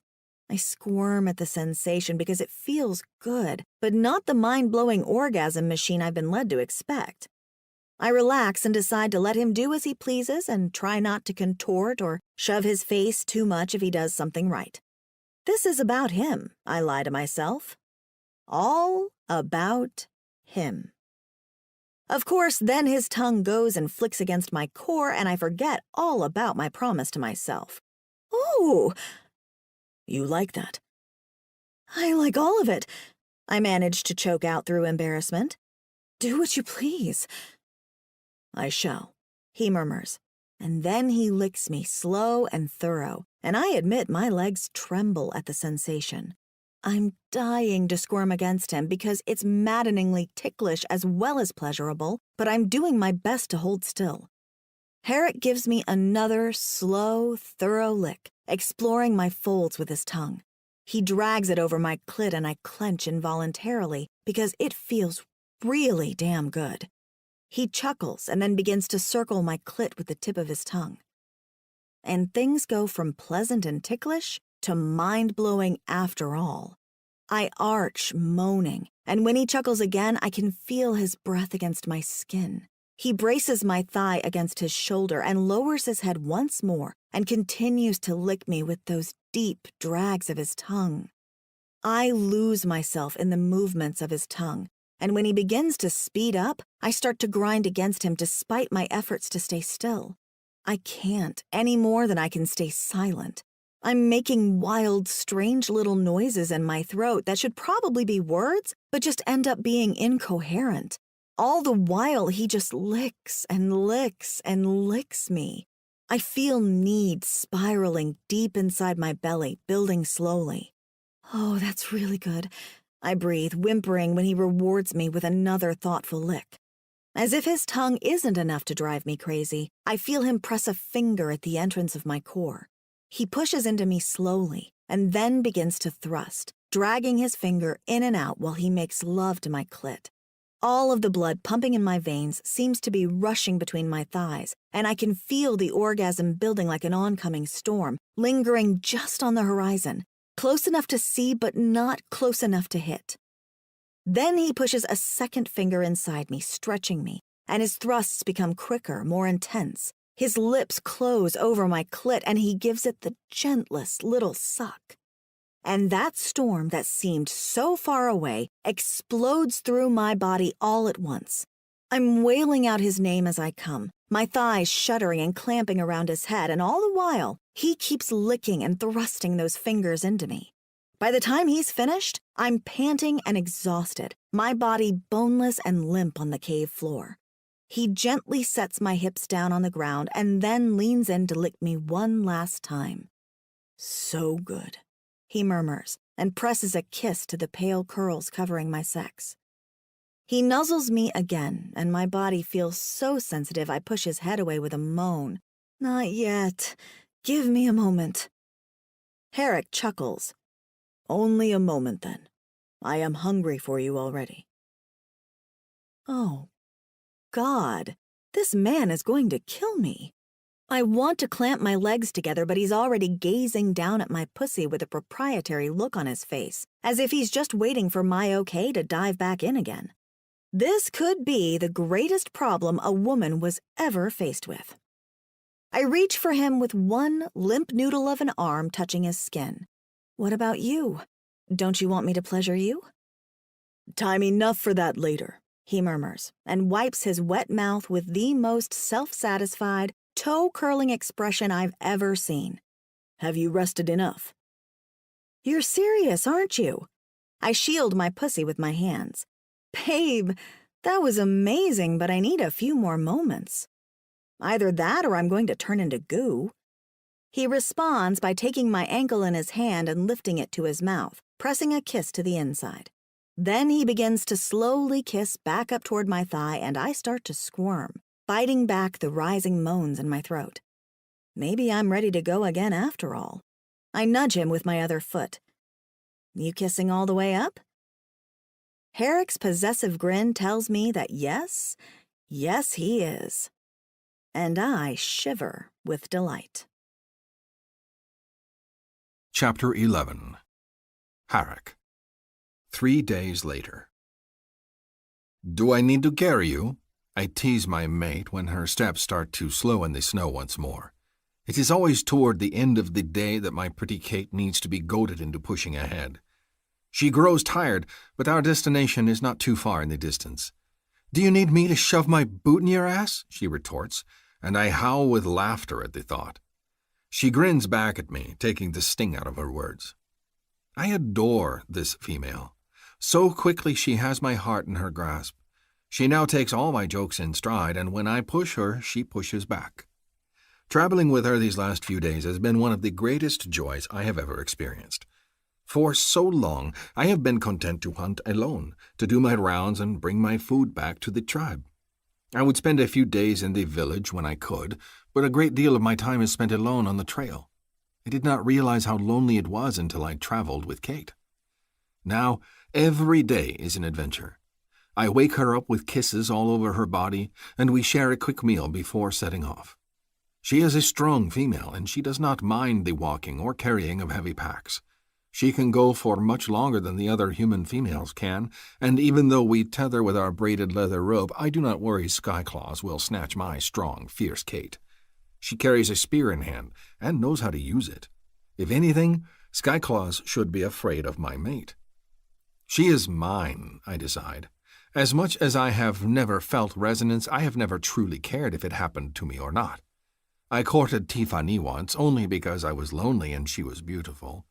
I do not mind that she made it to Saluch, and now I am grateful for it because it means I was waiting for my Kate.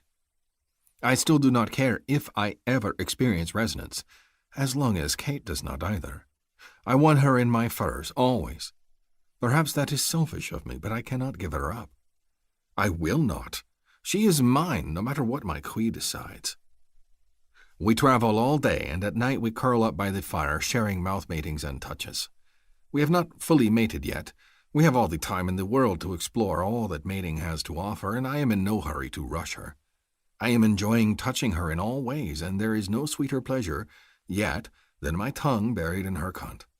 My cock aches to be inside her, but it will happen soon enough. I pause on the trail, noticing that Kate is breathing heavy, and pretend to scrape ice off my boot so she can have time to recover. She pants, brushing her tangle of white mane away from her face, and glances around. It's getting dark. Are we stopping somewhere close by for the night? I nod. I know this area well. It is not too much farther. I gesture at a distant hill. Just over that rise are the old tribal caves. Kate looks surprised to hear this. Old tribal caves? I thought someone said those collapsed. They did. I give her a reluctant smile, feeling a bit foolish. There is enough shelter at the base of the cliff to build a fire. I wanted to stop by and see what our old home looked like. My heart misses it sometimes. Homesick? I get that. She puts her gloved hand in mine, and I'd love to see it. Were you born there? I nod to her, and we set off again once she catches her breath. I tell her about the setup of the old cave, the circle with the warm pool of water in the center for bathing, the small, cozy caves that were private but still felt like one big clan living together. The square huts with their stones have more distance between them and feel more remote. I miss the night noises of hearing the others, of kits crying at night and couples mating quietly in their furs. Sometimes silence feels like too much. I squeeze her hand as we walk. When we return to the village, would you like to have a hut together? With me? She looks over at me in surprise, her mouth wide. Are you asking me to move in? I am. I currently live with the other unmated hunters, but I would love to share furs with you permanently. Kate looks amused. I know where you live, silly. Tauschen and Beck complain about your snoring. She leans in, nudging me with her shoulder, though I don't think it's nearly as bad as they say. That is because by the time you are ready to sleep, I have given you so much pleasure with my tongue that, Harek! Her face turns bright pink in that charming way I love. I mean it, Kate, I tell her soberly. Nothing would make me happier than sharing furs with you, for good. And what if you resonate to someone else? She keeps her voice light, but her smile does not reach her eyes. I will tell her not to steal your blankets. She gives another choked giggle and squeezes my hand. You are the worst. The best. Okay. The best. She looks over at me. And yes, I'll move in with you. For once, I run out of jokes and teasing.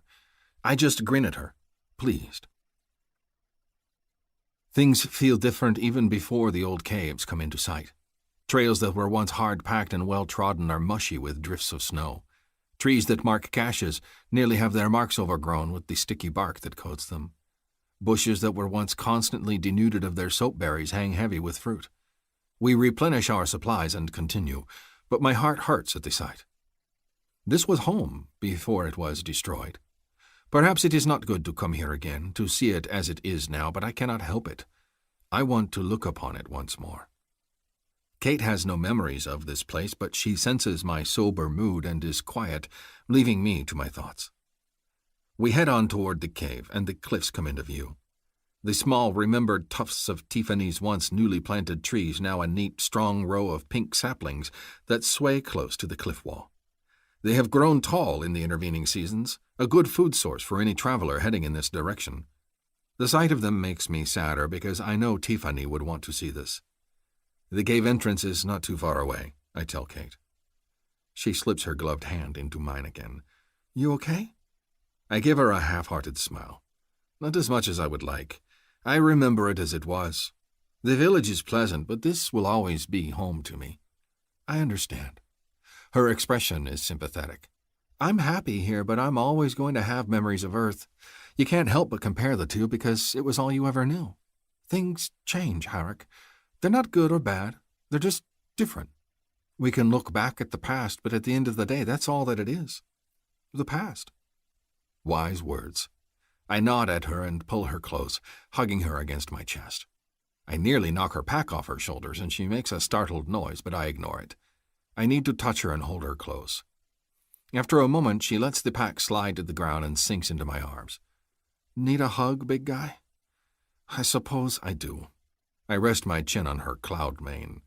Do you ache to think about your home? My heart hurts to see our old home in disrepair, and the feeling is a confusing one. The village we live in now is happy and a good place, so why do I feel so lost staring at Tiffany's trees? I can feel her shrug. Sometimes I miss it. I think I get sad when I realize I'll never see another flower bloom, or go to the beach, or feel a warm summer day. I miss fast food and... She sighs. Sometimes I miss my mom. Her voice grows hoarse, but I know she's safe and loved where she is. And you are safe and loved with me, I promise her, rubbing her back. Kate looks up at me in surprise. You love me? Always. Have you not guessed? For some reason, she looks indignant. I shouldn't have to guess. A girl likes to hear this sort of thing. I grin and cup her pink cheeks, feeling more like myself. I loved you the moment you appeared and stood over the others like a she-mountain. Kate makes an outraged noise, but then ruins it by laughing a moment later. You are the worst with compliments. You know that? Ah, but they all make you smile. Yeah, my standards are pretty low, it seems. She chuckles and gives my waist another squeeze. Now, shall we go see what the cave looks like? I feel better with her in my arms, smiling. She is right. I would not go back to the cave, and that time, if it meant my pretty Kate was not there. I am. She tilts her head and gazes up at me. I love you too, you big goofball. I just want you to know that. Oh, I knew that long ago. Kate just rolls her eyes at me. Kate. It's strange to me to see how emotional Herrick gets over what looks like nothing more than another rocky cliff, this one lined with trees. But this apparently was their home once upon a time. As we walk, the expression on his face grows more thoughtful and distant until I want to grab him by the hand and do something crazy just to make him smile. Anything. I just hate seeing him hurting. Funny to think that such a happy, laughing guy like Herrick has seen so much misery and still finds a way to wake up every day with a grin. I love that about him. We move farther down into the valley, and then I see it. What must have been the entrance to their cave once upon a time. There's a crumble of collapsed rock in the center of one of the cliff walls, halfway down the steep side, and it looks unnatural enough that I can guess what used to be there. Interestingly enough, there's a small dark wedge off to the far side that looks to be an entrance back into the cave itself. Is it not totally collapsed? I ask, curious. Not completely, Herrick tells me, releasing my hand and moving forward to examine the entrance. I follow him, plucking off my gloves. It looks pretty collapsed to me, I have to admit. Maybe it's the worrywart in me, but I don't like the look of things. The entrance is not entirely blocked, He says, gesturing at the cliff wall. You can still enter the cave, but it is not a safe home any longer. He puts a hand on the rock, then takes a step back as it tumbles to the ground at his touch. The main chamber has collapsed, and all of the smaller caves as well. We almost lost Pashov that day. He squats close to the entrance, thoughtful, but doesn't go in. If he thought crossing a glacier was safe, but this isn't, it must be pretty dangerous. Pashov. He's the one with the horn that's growing back, right? Stacy's husband? I move to stand behind Herrick, keeping my hand on his shoulder. I can't see anything inside the dark cave mouth, but I'm picturing a bunch of the tribesmate moving about the cave in their daily life. If they all lived in one big cave, no wonder he's sad. The village is very different from this. I personally like the stone houses and the plumbing, but I understand his feelings. He grunts and his long face looks even sadder. He lived that day, thanks to Malak's healing. We lost Eklon in the cave-in, though. He closes his eyes and shakes his head. I am sad for him. He had many good seasons left. Oh no. Eklon was Warek's father and the one who looked after Herrick. No wonder there are so many memories here. Do you want to say a few words? Herrick glances back at me. Eh? Out of respect for the dead, I clarify, to ease his spirit and yours. He looks vaguely uncomfortable. It should be Warek saying words, not me. I am not his son. He still raised you, and you can still mourn him. There's nothing wrong with that. I run a possessive hand down his long black braid. I can leave if you like. No, he says, and reaches up to catch my hand. Stay at my side. I have to admit that feels good to hear. I relax next to him, ignoring the fact that my gloveless fingers are cold. Herrick's still staring thoughtfully into the cave entrance, silent. I miss you, my friend, Herrick says quietly. I know you tried to be a father to me after mine was gone, even when I did not appreciate it. Your presence is missed. He is silent for a long moment and then gets to his feet. The tribe is at a good place, and that would make you happy. There are many stone huts for the families, and so many kits in the village that it would make your head spin. None from your son, but there are more humans in the tribe now, so perhaps he will resonate very soon. He grins at the cave entrance, and there's a bit of his normal lively spirit showing. Just the other day, he... Mew. I blink, not entirely sure my brain didn't just imagine that. Did you just hear a kitten? Herrick cocks his head to the side, frowning. Mew. There it is again, small and sweet and kitteny. I heard it for sure that time, I tell him. You guys have cats here on Knot Hoth? Really? I picture a snowy little fluff ball of adorableness. Maybe someone lost a pet cat in the cave-in and it had kittens. Herrick grabs his knife and steps in front of me, brandishing it. Step back, Kate. Very slowly. His gaze is locked on the cave entrance. Oh, dear. I'm starting to think that Knot Hoth doesn't have any cute, fluffy snowballs after all. What is it? We shall see soon enough, he promises, gripping his knife at the ready. I take a page out of his book and pull mine out of my belt sheath. He continues to nudge me away from the cave entrance, so I keep trudging backward even if it's difficult with all the snow around. Before I can ask what's going on, I hear it.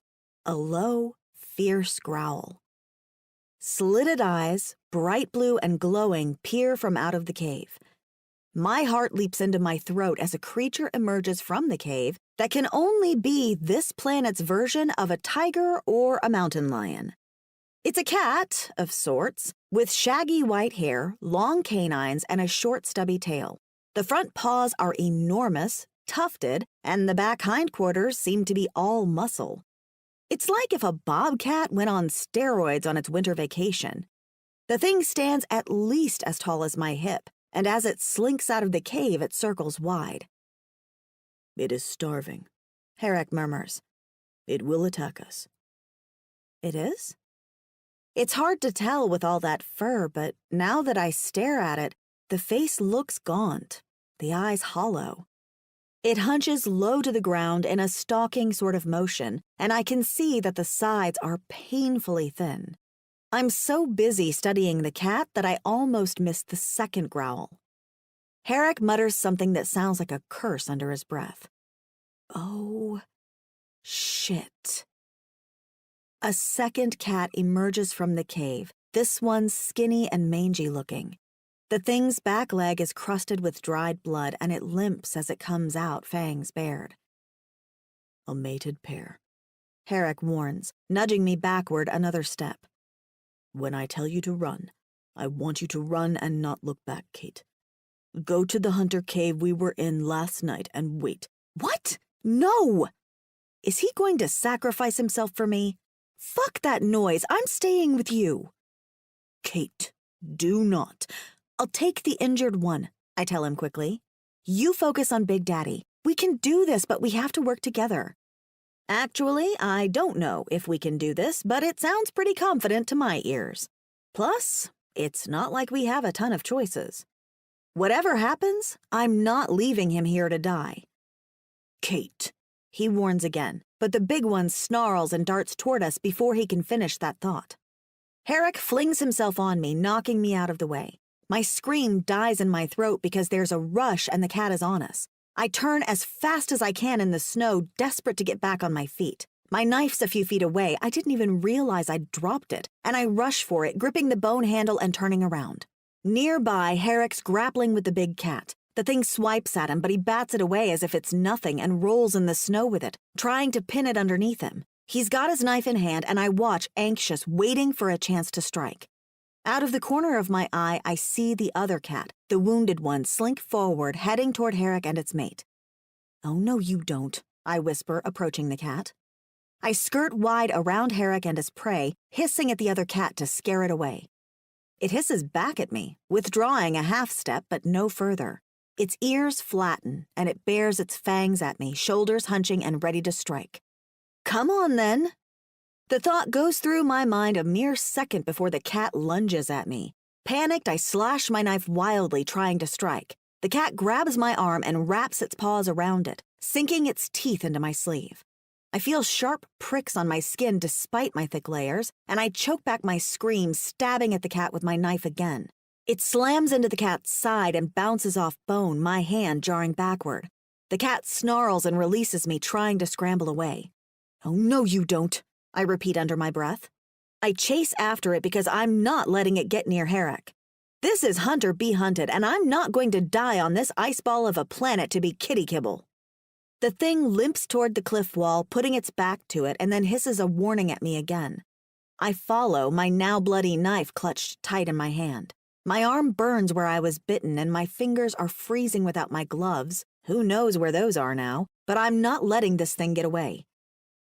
Kate, Herrick says, voice low. I turn toward him, confused. The way he says my name isn't urgent, like that of someone in trouble. When I see him, he's still tussling with the cat, though it's on the ground and he's standing over it, knife raised. There's another ferocious snarl to my side, and then I'm knocked to the ground as the cat I've taken my eyes off of attacks me a second time. I scream as it latches onto me again, raising my arm to protect my face. The thing grabs a hold of me again, and the teeth sink into my forearm. It shakes its head back and forth, attacking. Kate! Herrick snarls again, and then his shadow falls over us. He lifts his knife and stabs. The cat on top of me jerks and goes still, and he flings it aside. Oh my God, I'm shaking. It all went so fast, I hardly know what to think. I turn and look, and the other cat is lying in the blood-spattered snow, dead. There's something hot and sticky drying on my face, and I think it's blood too. Oh my God, I say again. We did it. Kate, Herrick says in a curiously sing-song way as he helps me up. Kate, Kate, Kate. I frown at him confused. I'm here. Kate, he chants again and then focuses on my face as if seeing me for the first time. I did well, did I not? I blink, and then I realize his arms are all scratched up, his chest too. He's covered in blood, and not all of it belongs to the cat. Oh my God, are you hurt? He looks down at his chest and arms. I did well, he repeats again, distant. Kate, Kate, Kate, Kate sucking on my finger. He collapses to his knees and puts his head between them, breathing deep. Kate, Kate. Oh, he's chanting my name because he's trying desperately hard not to pass out. I kneel next to him, putting my arm around his waist. You did amazing, baby. Kate sucking on my finger, he mutters again. Kate sucking on your cock, I agree. Kate licking your spur. Kate licking your tail. I'll throw all the filthy things I can think of at him if it'll help. Kate's tongue on your... He groans and then sits back in the snow. I think I am good. He glances over at me. My cock is now hard, but I am good. I laugh with relief and then collapse next to him. We lie in the snow on our backs, staring up at the sky. We're both silent, me, because I'm shocked we managed to live through that, and Herrick, well, I guess he's still trying not to barf, maybe. My arms sting with the bites I've received, and I think of the cat and its fangs inches from my face, and I shudder. That was too close. Too close, and I totally panicked. I need to learn to fight better. I need... Mew. The tiny sound echoes again. I sit up, scrambling for my knife. What the fuck? There can't be more of them, can there? Herrick groans and gets to his feet a lot slower than me. They were a mated pair. No others would be with them. Unless... We both look at the entrance of the cave. Oh, I say softly. Now I kind of feel bad. I mean, they were starving, and as much as I don't want to be cat food, I also don't want the babies to die. It is nature, Herrick says. These things happen. Didn't you say that Farley has a pet Devsty? Devsty do not eat sa qui, Herrick tells me. Snowcats will. Humans have cats as pets all the time, though. Not these cats. No, not these. I stare into the cave mouth torn. Every soft-hearted bone in my body can't leave a baby animal behind. I just can't. Herrick...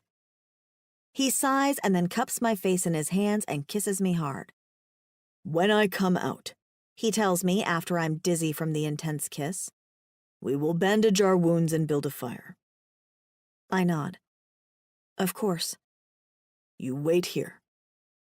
The look he gives me is stern. Right here, I promise. He picks up his knife from the snow and touches a deep scratch on his stomach. Kate, I hear him mutter as he heads toward the cave. Kate with her mouth on my finger. Kate with her mouth on my cock. I bite my knuckle as he disappears into the dark mouth of the cave. It won't collapse now. It won't. That would just be the worst luck, and if the snowcats were living there, it's surely safe enough for him to walk into for a whole minute. But I'm so tense I can't relax. All I can do is stare into the dark and wait. And then he's back, a breath or two later, a small tuft of white in his hand. He approaches me and holds it out, and I take the thing that's no bigger than Herrick's fist, its little ribs showing in its downy fur. Its 2 tufted ears and big, quee blue eyes and a pink mouth. The kitten looks up at me and mews. I don't know what the rules on this ice planet are when it comes to pets, but I do know that from this moment on, this is my cat. Hey, Fluffy, I whisper and hold it close to my chest. Chapter 12. Hark. It is biting me again, I warn Kate, as the little snowcat in my hands chews on my finger. Is it supposed to do that? She chuckles and dabs at my chest. It's a kitten. It's playing with you. And those teeth are so small they won't do any damage. Now hold still. I hiss out a breath as she washes the deep scratches, my gaze focused on the tiny snowcat in my hands. I am not looking at my wounds because I do not want to see. Just because I did not pass out earlier does not mean it will not kick in with a second look. It is best to ignore it and think about more pleasant things. I mentally chant to myself the words that helped earlier. Kate. Kate with her hands on my cock. Kate's smile. Kate sucking on my finger. The kit chews on my finger again, its little claws pricking at my skin. Ow! Kate just makes a soothing sound in her throat. Maybe you should feed the little guy. Snowcat? Truly? You would feed him his own parents? The spitted, skinned snowcat, the healthy one at least, is our dinner this evening and currently roasting over the fire. What? No! She looks scandalized at the thought. Give him some of your dry rations. Can kids eat that? Soften it with water, maybe. We'll think of something. A stubborn look crosses her face. We are not feeding Mr. Fluffy Puff his own mommy and daddy. I grunt and pull a bit of travel rations, seeds mixed with fat and dried meat, out of my pouch and offer a chunk to the kit. It sniffs it and then begins to lick it, the little pink tongue moving over it rapidly. At least it is no longer chewing on my finger. There, Kate says as she finishes with my chest. The wounds aren't deep and they're clean. Give it a few hours and you'll be right as rain. She hands me a fresh tunic, the spare we have packed away. Put this on so you don't have to look at things. My mate is wise. I do as she commands, and she takes the kit out of my hands and murmurs sweet, soothing things to him, pressing kisses to his head. Let's set up Mr. Fluffy Puff with a bowl of food, shall we? I watch with amusement as she fusses over the kid, warming a bowl of water and then placing the travel rations into it. The kitten picks at the food and eventually curls up in her spread furs to sleep on the opposite side of the fire. Kate moves back to my side, and we eat our dinner, though I cannot help but frown at the bites on her arms where the snowcat managed to pierce her leathers. Do those hurt? She shakes her head. No. The only thing I have to worry about is an infection, like rabies. Do you guys have that here? I shrug, because I have never heard of this. Well, only one way to find out, I suppose, she sighs. If I start foaming at the mouth, might want to take me back to the healer. I shall keep that in mind. I pull her against me and hug her close. I do not like that you got injured. I don't like it either, she teases, but I'm really, really proud of you for not going unconscious. She beams up at me. You did amazingly well. Even though it is a little foolish, I am pleased she is proud of such a small thing. I concentrated on you, not only out of fear for what the snowcats would do to her if I fell, but of what she could do with her mouth. The distraction worked very well. Of course, now my cock gets hard just thinking of such things, but it is a small problem overall. You were very brave. She makes a small, displeased noise. I didn't feel brave. I panicked and lost my knife right at the beginning. I need to learn how to fight better. Well, the first rule to remember is to keep your grip tight. Oh? Kate looks up at me with a speculative glance and then slides her hand over the bulge in my loincloth. Keep my grip tight, you say? I groan low in my throat. That was not what I meant. Should I stop then? I growl low in my throat. No. Kate giggles and rubs my aching cock through my leathers. I thought it might be fun to give you some incentive for the next time you get wounded. Something new to think about. And she licks her lips and continues to drag her hand up and down my hard length. You do not have to, I tell her. She must have heard what I was saying to myself over and over again to stay focused as I fought the snowcats. My imagination works just fine.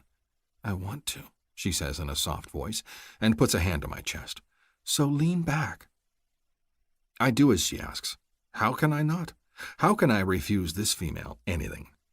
I will lick your cunt after you are done, I promise her. This isn't tit for tat, Kate tells me, tugging at the ties to my loincloth as I lie back. This is me wanting to give you pleasure. Remember what you said the other day about how you get pleasure just putting your mouth on me? Well, that goes the same for me, and I want to do this. I've been looking forward to it for a while now. You just always distract me with other things. Her cheeks are pink. Tonight, I want to be the one doing the distracting. Then I welcome this, I tell her, my body aching with want. My cock feels harder than it has ever been. She grins. Thought you might. She pulls apart the final knot on my loincloth and then whips it aside, tossing it into the snow. Her gaze focuses on my stiff cock. Look at that. I watch in fascination as she boldly bends over me, her thick white braid hanging over her shoulder. The tail of it tickles my thigh as she leans in closer, and then her cold fingers curl around my cock. I give a hiss of breath, but a moment later her fingers warm and she presses her lips to the head. And then I do not care if her fingers are ice. I do not care what she does so long as she puts her lips to my flesh again. Kate licks the head of my cock, capturing a bead of pre-cum from my skin, and then closes her eyes, tasting me. Interesting. That does not sound good. Her taste on my lips is indescribably delicious. You do not like? Oh, I like. It's just not what I expected. And she leans in and gives me another long lick. I shudder, groaning. The image of her leaning over me and her pink tongue against my blue cock will be burned into my mind forever. I have something new to think about when I need to concentrate, it seems. Tell me what you like, Kate says softly, dragging her fingers up and down my length with small motions, exploring the ridges and veins along my shaft. I like all of it. Anything. Do what you like with me, I rasp. I am yours. Her satisfied smile is delightful to see. Tell me if I do something you don't like then. Fair enough? At my nod, she curls her fingers tighter around my shaft and strokes up and down. I want to tell her to tighten her grip, to let me fuck her curled hand, but I want her to enjoy herself exploring me, so I keep silent. It takes everything I have not to thrust into her fist or to grab her by her braid and pull her mouth back down on my cock. My lungs heave with effort, and I break out in a sweat at the thought. I love how big you are, she murmurs, her voice soft and warm as her mouth skates lower. I can't wrap my fingers completely around you, and I love that. You're so thick that I imagine it must feel really good inside. I will show you, I promise her, soon enough. And then my mind is full of images of pushing Kate's pale thighs apart and sinking my thick cock into her. I groan and another drop of pre-cum beads on my cockhead. She laps it up and then her tongue swirls over the head of my cock, dragging back and forth. Her fingers lightly dance up and down my length, as if she is trying to decide the best way to touch me. After a moment, she presses a kiss to my shaft and then gives me a curious look. Is your spur sensitive? I give her a jerky nod. So you'd like it if I stroked it? There is no breath left in my chest. I groan, my hands clenching to fists at my side. My tail thumps in the snow.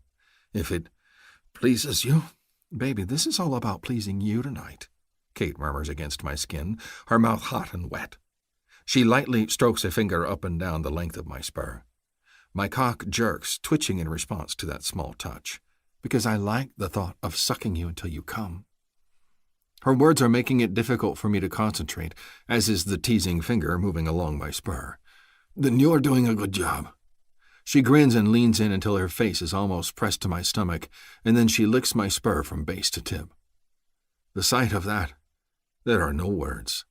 I groan, my cock jerking again. Tell me what you want, she begs me. I want to see you come.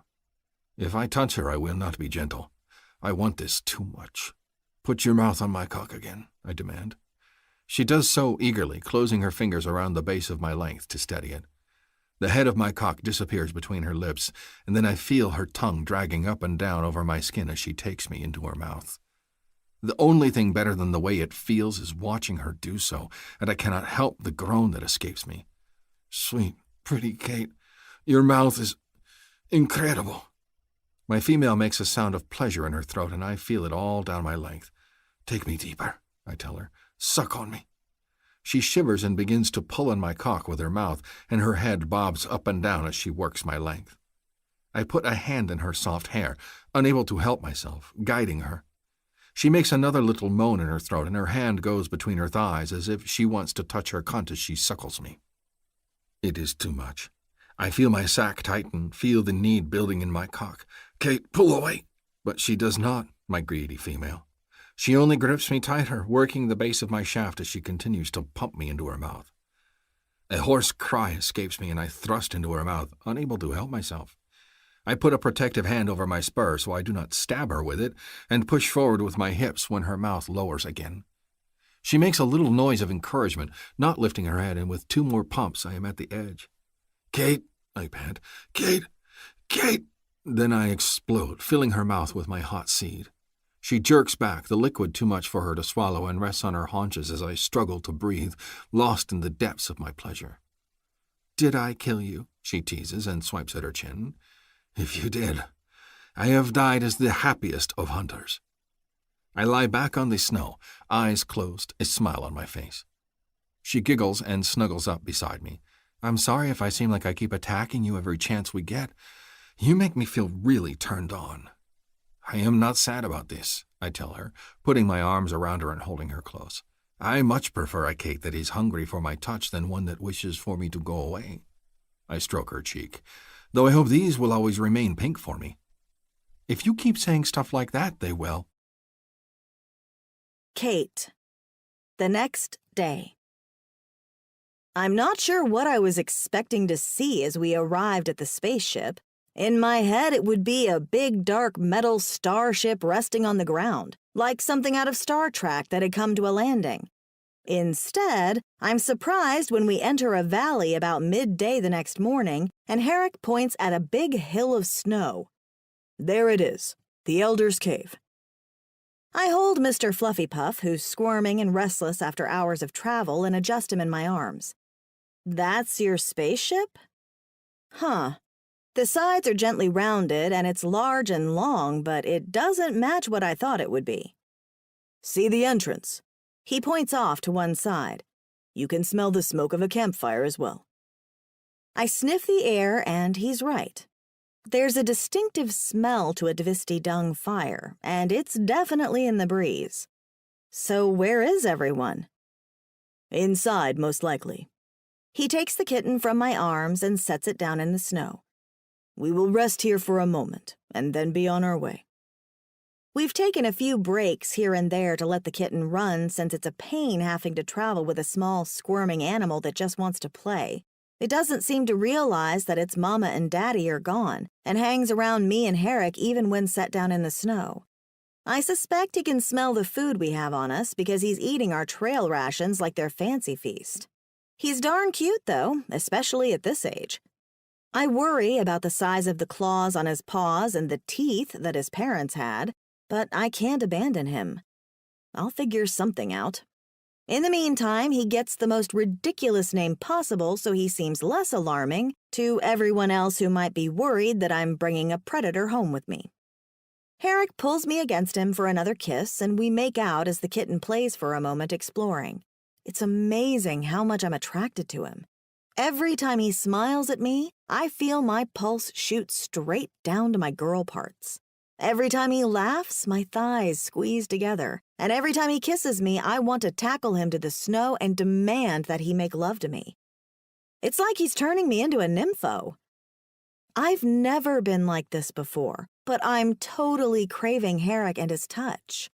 I kind of love it, and I'm so happy with him. When we first got here, I couldn't see how Georgie and the others could be so stinking content on an ice ball of a planet living in a hut, but I get it now. When you have the person you love at your side, it doesn't matter what the weather is or if you're sleeping in animal furs instead of 1,000 thread count sheets. All that matters is the love and the happiness it brings. The only thing I'm not looking forward to at the moment is the crap the other humans are going to give me. I know Summer's going to have a million questions, and Gail and Brooke will probably tease the heck out of me. Ellie won't say much, but I picture her little knowing smile and inwardly cringe. It's going to be hard for them to understand how I came from hating Herrick to being in love with him in such a short time. Sometimes, I hardly believe it myself. Come, little one, Herrick says, kneeling to the ground and putting his hands out. To my surprise, Mr. Fluffy Puff scampers through the snow and bounds into his arms. Maybe these cats are smarter than Earth cats. Wow, that was impressive. He grins and gets to his feet, stroking the tufted ears. I am good at petting things. Oh, God, was that a sex joke? Please don't say that in front of the others. I can feel myself turning red. He just laughs. I shall save all my mating jokes for when we are in private, I promise. Thank you, I tell him primly. It's not a long walk to the ship itself, and as we get closer, I can see plumes of smoke drifting up from a small fire near the entrance, and a few more drifts of smoke coming from the open doorway. Is the ship on fire? Eh? He looks over when I point, then shakes his head. No, it is cold inside, so they build a fire to warm things. With no smoke hole? I wrinkle my nose at the thought, but I guess if his people were living in caves before, it's not a big deal to make the inside of a spaceship into a cave. I'm musing on these thoughts when Herrick cups a hand to his mouth. "Ho!" he bellows out, startling both me and the cat, which goes bolting out of his arms. He laughs and scrambles after him, and I shield my eyes with my hand, squinting off into the distance. "Ho!" someone else calls back, voice faint, and then there's a stream of people emerging from the ship. Oh, God. I feel a bit like a spotlight is shining on me, but there's nothing to do about it. Herrick returns to my side with the kitten, and then we head toward the ship and the others waiting to greet us. Beck is the first one out, followed by Vaza. They both meet us before we get close to the entrance, and Beck scowls at the sight of the kitten in Herrick's arms. "What is that?" "My pleasure mate decided she wished to keep it," Herrick boasts proudly, looking over at me. I can feel myself turn beet red as Vaza laughs, and Beck's narrowed gaze focuses on me. "So," Beck says, "his idea to get you alone worked, did it?" I'm not answering that." He snorts. "There is my answer." Herrick puts an arm around my waist. "Do not bully my mate, Beck. Go bully your own. I am glad you are back, even though I questioned my support of your plan," Beck says, crossing his arms over his chest. "It is becoming something of a tradition, hey?" Vaza adds. "Take a female away for a few days to woo her, and return her to the tribe when she is soft and pleasured." "Ew?" I say. "Ew is right," Gale says, pushing her way forward. "Vaza, honey, you ain't a window. Move your ass." She moves through the men and puts her hands out for me, beaming. "Girl, I am so glad to see you. I should beat your ass for running off with a man. But I forget that I'm old and gray, and maybe these things make sense when you're young and pretty like you are." "I'm sorry, Gale. I really thought it was a shortcut." I shoot Herrick a look, trying not to laugh at his mock-innocent expression. I squeeze her hands and then pull her forward in a hug. The tiny woman doesn't even come up to my shoulder. "And you're not old and gray, you nut." "That's because black don't crack, honey," she chuckles. "But I am old." "I'm so glad you're back," Brooke squeals, rushing forward. She flings her arms around both me and Gale, wiggling back and forth with enthusiasm. "We were so worried about you." "I'm fine, really. We just ran into a bit of trouble crossing a glacier." "Trouble?" Beck asks, turning to look over at Herrick. Herrick grimaces and hands me Mr. Fluffypuff. "Perhaps we should talk about this near the fire. Kate is probably cold. She lost her gloves yesterday."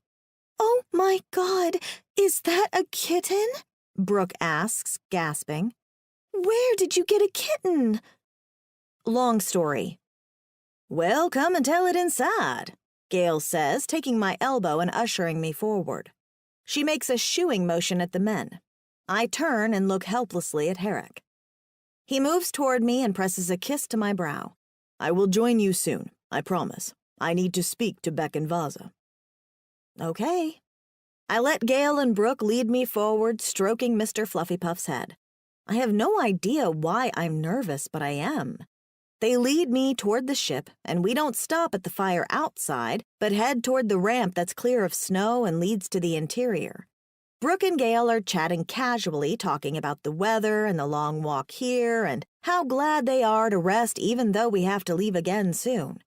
I try to follow along in their conversation, but I'm still focused on Herrick, and I wonder what he's talking to the others about. We go inside, and I'm surprised anew at the inside of the ship. I don't remember the one that kidnapped me. I was unconscious the entire time, and I only remember waking up in slave cages. I didn't get to see much of the ship, but I suspect it was nothing like this spacious open interior. It really is like a gigantic cave, complete with high ceiling and dark walls that flicker with a few lights if I peer closer. There are distant doors at the far end of the long room, and in the center there's a fire pit. There's a Saqui man sitting with a boy by the fire, a woman off to one side brushing what looks like a devney, and they look up in surprise when we enter. "Ho!" the woman calls out in greeting. She pats the flank of the devney, who returns to chewing, his head dipping into a large basket. She approaches, and as she does, I can see that this must be Farley. She's about my age, but she's bright blue, a fraction taller than I am, and has arching horns. Her figure is slim and athletic, and she has a beaming, happy smile on her face. "Welcome, sister. You must be the human Kate." "And you're Farley," I say, smiling. She extends her hands, but mine are full of kitten, which she notices after a moment. "Oh, what is this?" "This is Mr. Fluffypuff," I announce. Brooke giggles. "Did you really call him that?" It's ridiculous, I know, but I want them to see him as small and ridiculous. I hand him over to Brooke, who's practically bouncing with anticipation. "Just be careful. He's little and scares easily." She presses a kiss to his head, her short pink pigtails bouncing. "I love him. Can I have one?" "Not if you knew what we went through to get him." I give her a crooked smile and then hold my arm out, rolling up my sleeve. I got bit several times while fending off his mom. Farley makes an unhappy noise in her throat.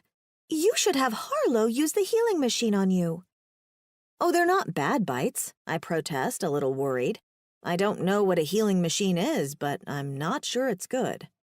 "Don't be silly," Gail says with a wave of her hand. "They've been looking for excuses to use that thing." She peers past my shoulder over to the fire. "Rook, is Harlow in the med bay?" The big Saqui male by the fire gives a quick nod, not getting up to greet us. The little boy at his side glances at me, but then his gaze goes back to Brooke, who's snuggling my kitten. Aw. Brooke has the same idea I do. "I can watch Mr. Fluffypuff for you while you hang out with Harlow." She presses a kiss to the tufted ears. "But I think we should call him Puff for short." She kneels down. "Want to come see him, Rukar?" The little boy gives his father an uncertain look, but the male nods and touches his son's shoulder, and the boy races over to Brooke's side. The father continues to watch me, wary. "Don't worry about him," Gail murmurs. "Rook's not all that good with people, but he'll warm up to you in time, I promise. He's really good to his woman, too. I think he's shy." Ah. It seems weird to equate the big hulking guy with shyness, but then again, I'm shy and I'm 6 feet tall, so maybe I'm not one to judge. I flash him a brief smile and let Farley and Gail lead me deeper into the ship, through the double doors that leave the big open area and turn down several twisting hallways. "Where's Summer? I didn't see her." "She went to the fruit cave with Warwick and Tauschen," Gail says. "Brooke was supposed to go with him, but bailed at the last moment." Fruit cave? My mouth waters at the thought. "Yes," Farley exclaims. "Many good things to eat. You will like it." She leads us through the winding hallways, her tail swishing as she walks. She looks very athletic, like a slim, younger version of Kemley. "And Ellie?" "Napping," Gail says. "She's been hit hard with morning sickness this week. She's napping a lot lately." I nod and glance speculatively at our escort. Farley's supposed to be pregnant too, but doesn't look it. She's glowing with health. "And you live here with your mate, Farley?" "For the bitter season," she agrees, glancing back at me. "We will be leaving soon to rejoin the tribe for the brutal season. My mate Marduk enjoys working on the ship with Harlow, so we stay here when we can to help out." I knew they were staying at the ship for a while because Kemley talked happily about her nonstop back at the village. "And Marduk, he's the one with the tattoos?" I ask, trying to think back to the descriptions I've heard of him. "Because he comes from the homeworld."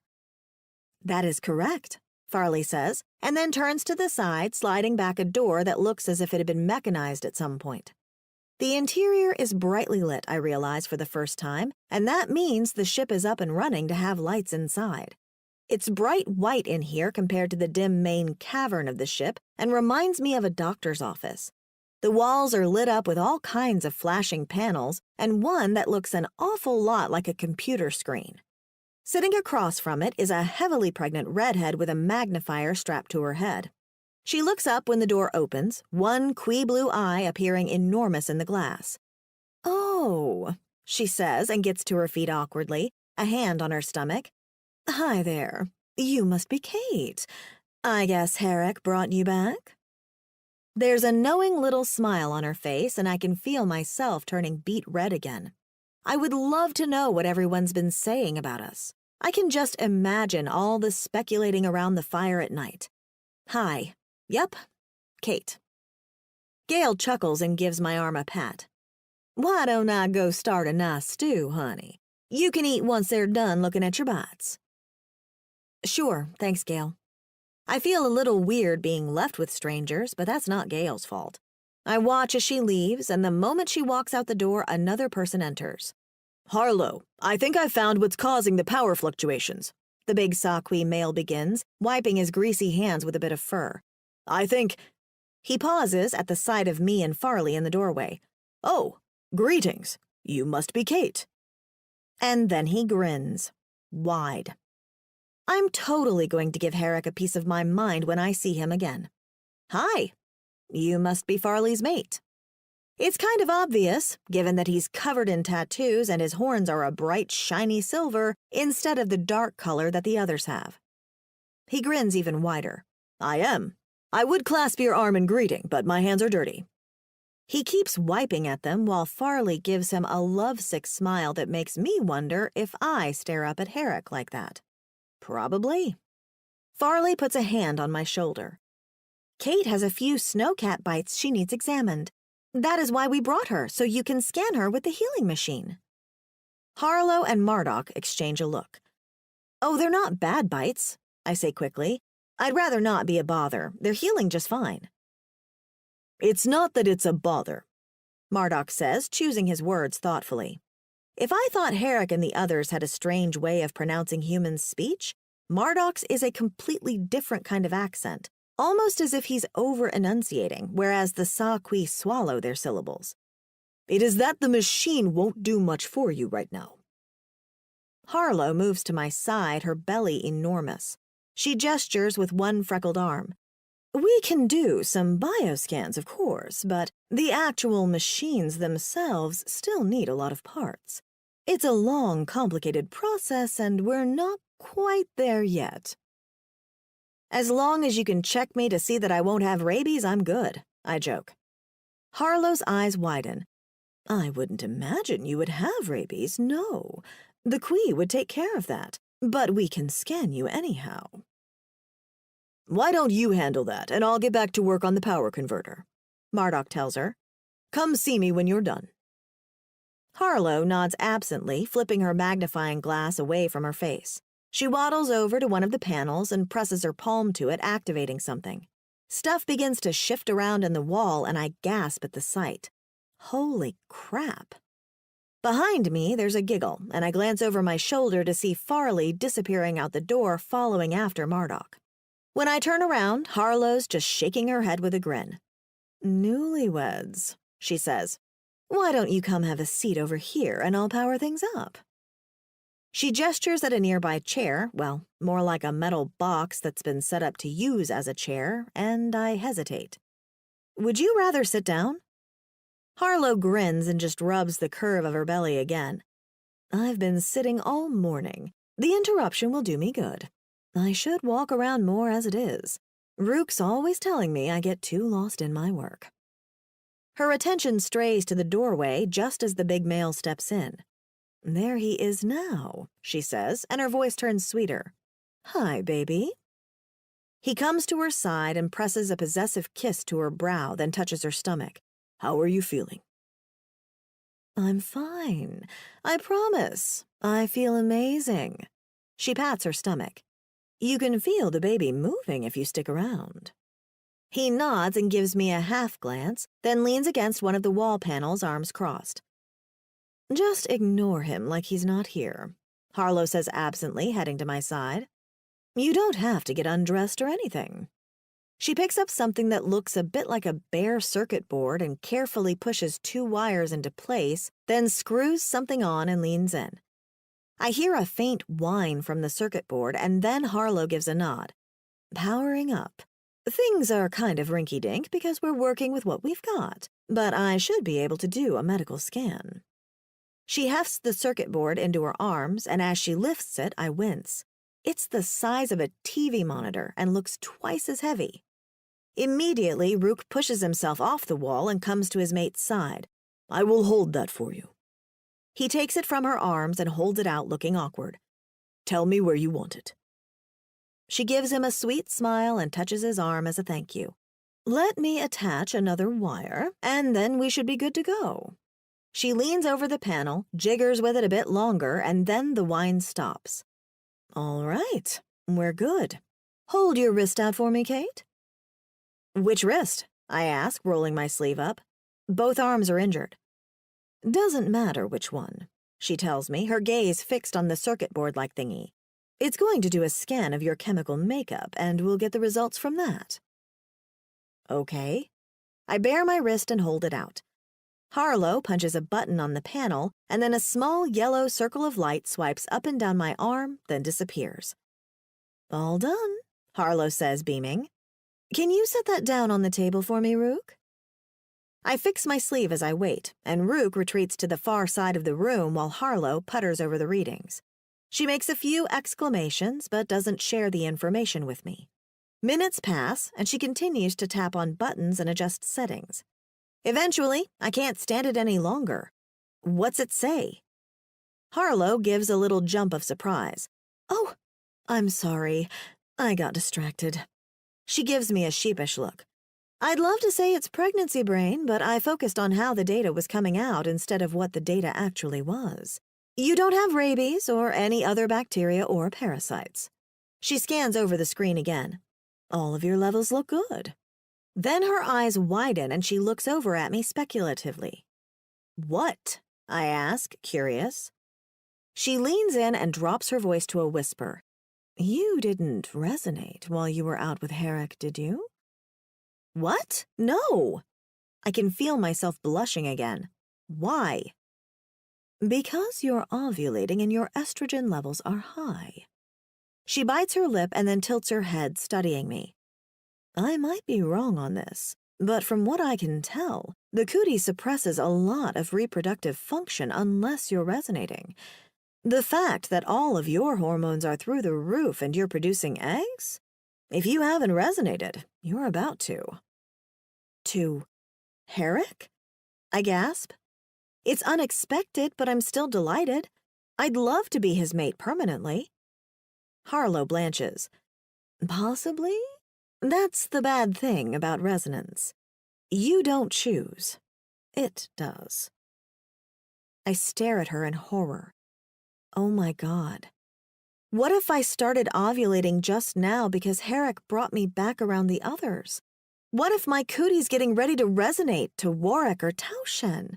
What happens if I resonate to one of them instead of Herrick the moment they get back? I need to fix this, and soon. I can't resonate to someone else. Not after I've fallen in love with Herrick. Chapter 13. Kate. To say that I'm freaking out for the rest of the day would be a gross understatement. Harlow lets me hide in the lab with her for a while so I can compose myself. Some panicked crying was involved, along with a bit of mild hysteria. All I can think is that this is bad. If I was meant to resonate to Herrick, why didn't I resonate when I was alone with him? The obvious answer is that I'm not meant to resonate to him, and that has me losing my mind with worry. Resonance means being permanently mated to someone. It means sex with them. It means babies. I don't want anyone but Herrick. The thought of having to touch a stranger makes me want to vomit. At the same time, part of me recognizes that this makes sense. It explains why I've been attacking Herrick every chance we get and why I'm so restless at night. It explains why I feel so possessive when it comes to my kitten. My hormones are out of control. So, resonance is coming. It takes me an hour or two to compose myself.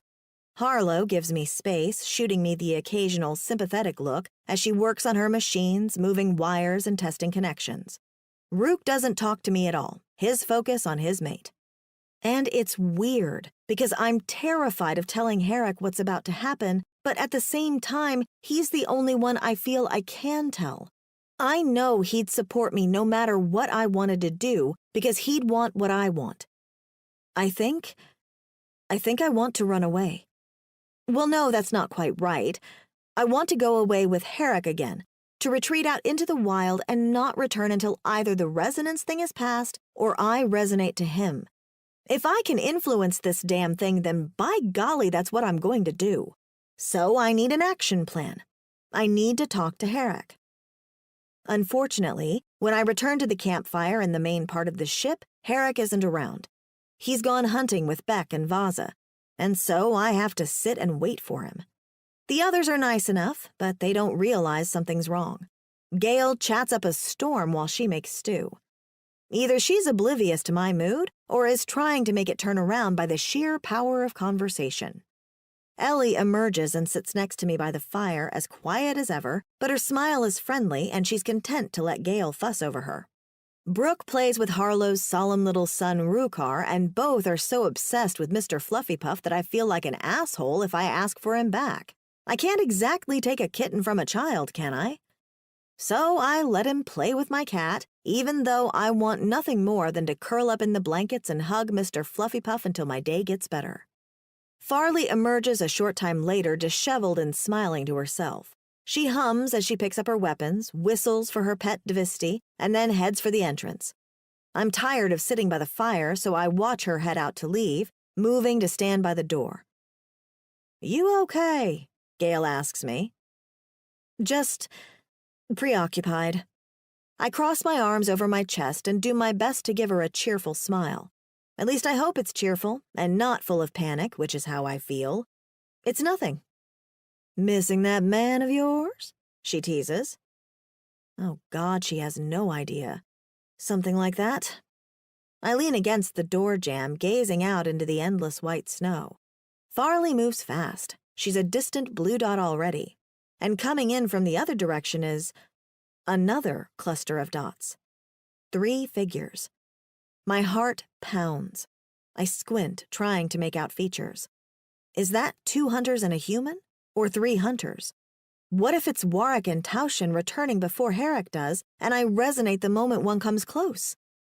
Panicked, I race away from the door and grab at my pack. I have to get out of here. I can't let this happen. Kate? You okay?" I look over at Brooke, who's sitting with little Rukar.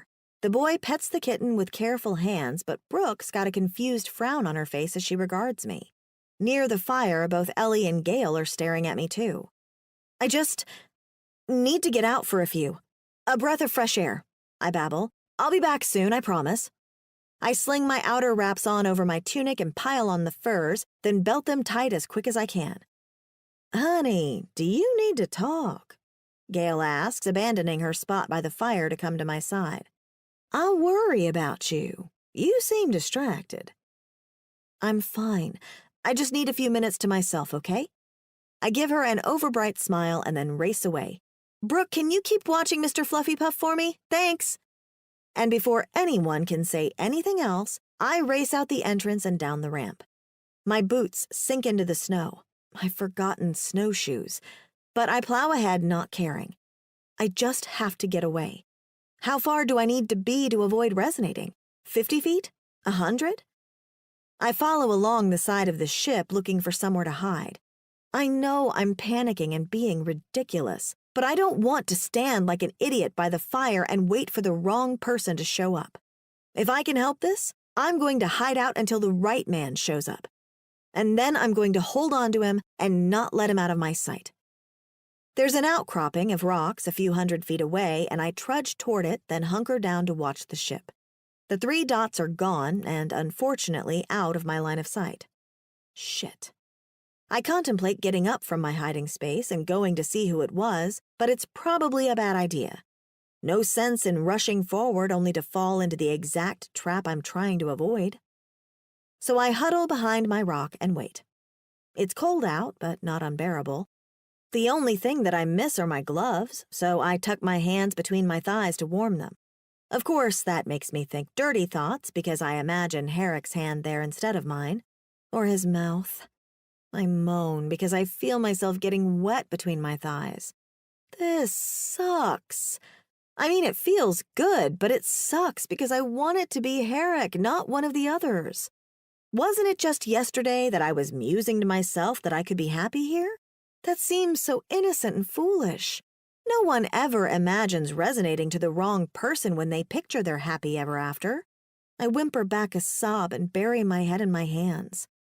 This is a nightmare. Footsteps crunch in the snow nearby. I wince inwardly, waiting for Gale to come and lecture me about hiding in the snow, or for Farley to ask what I'm doing.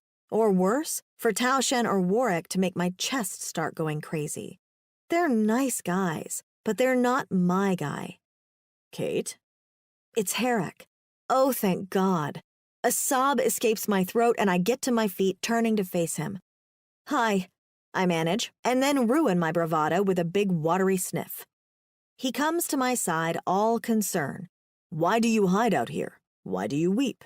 What is wrong? He cups my face in his hands. Tell me. I'm so happy to see you, I weep, doing my best not to bawl. I have a bit of a problem. Whatever it is, we will fix it. This I promise. That just makes me want to cry harder. I don't know that we can. I take his hands in mine, an idea hitting me. I know. Let's run away. What?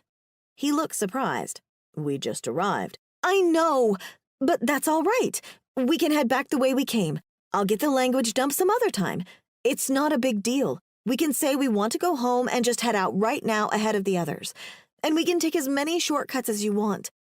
I put my hands on his chest and give him my sexiest look. We can tell them I kidnapped you to have my sexy way with you instead of the other way around. He tilts his head, then leans forward, sniffing at my breath. Have you been in the Sasa? What? No. You are not acting like yourself. He puts a hand on my shoulder. While I like the thought of you and I together in the furs alone, I worry about your safety. Until I can make sure that I do not lose consciousness if I break my leg again, I think it is best if we stay with the others this time. I'm ovulating, I blurt out. Herrick stares at me, then frowns.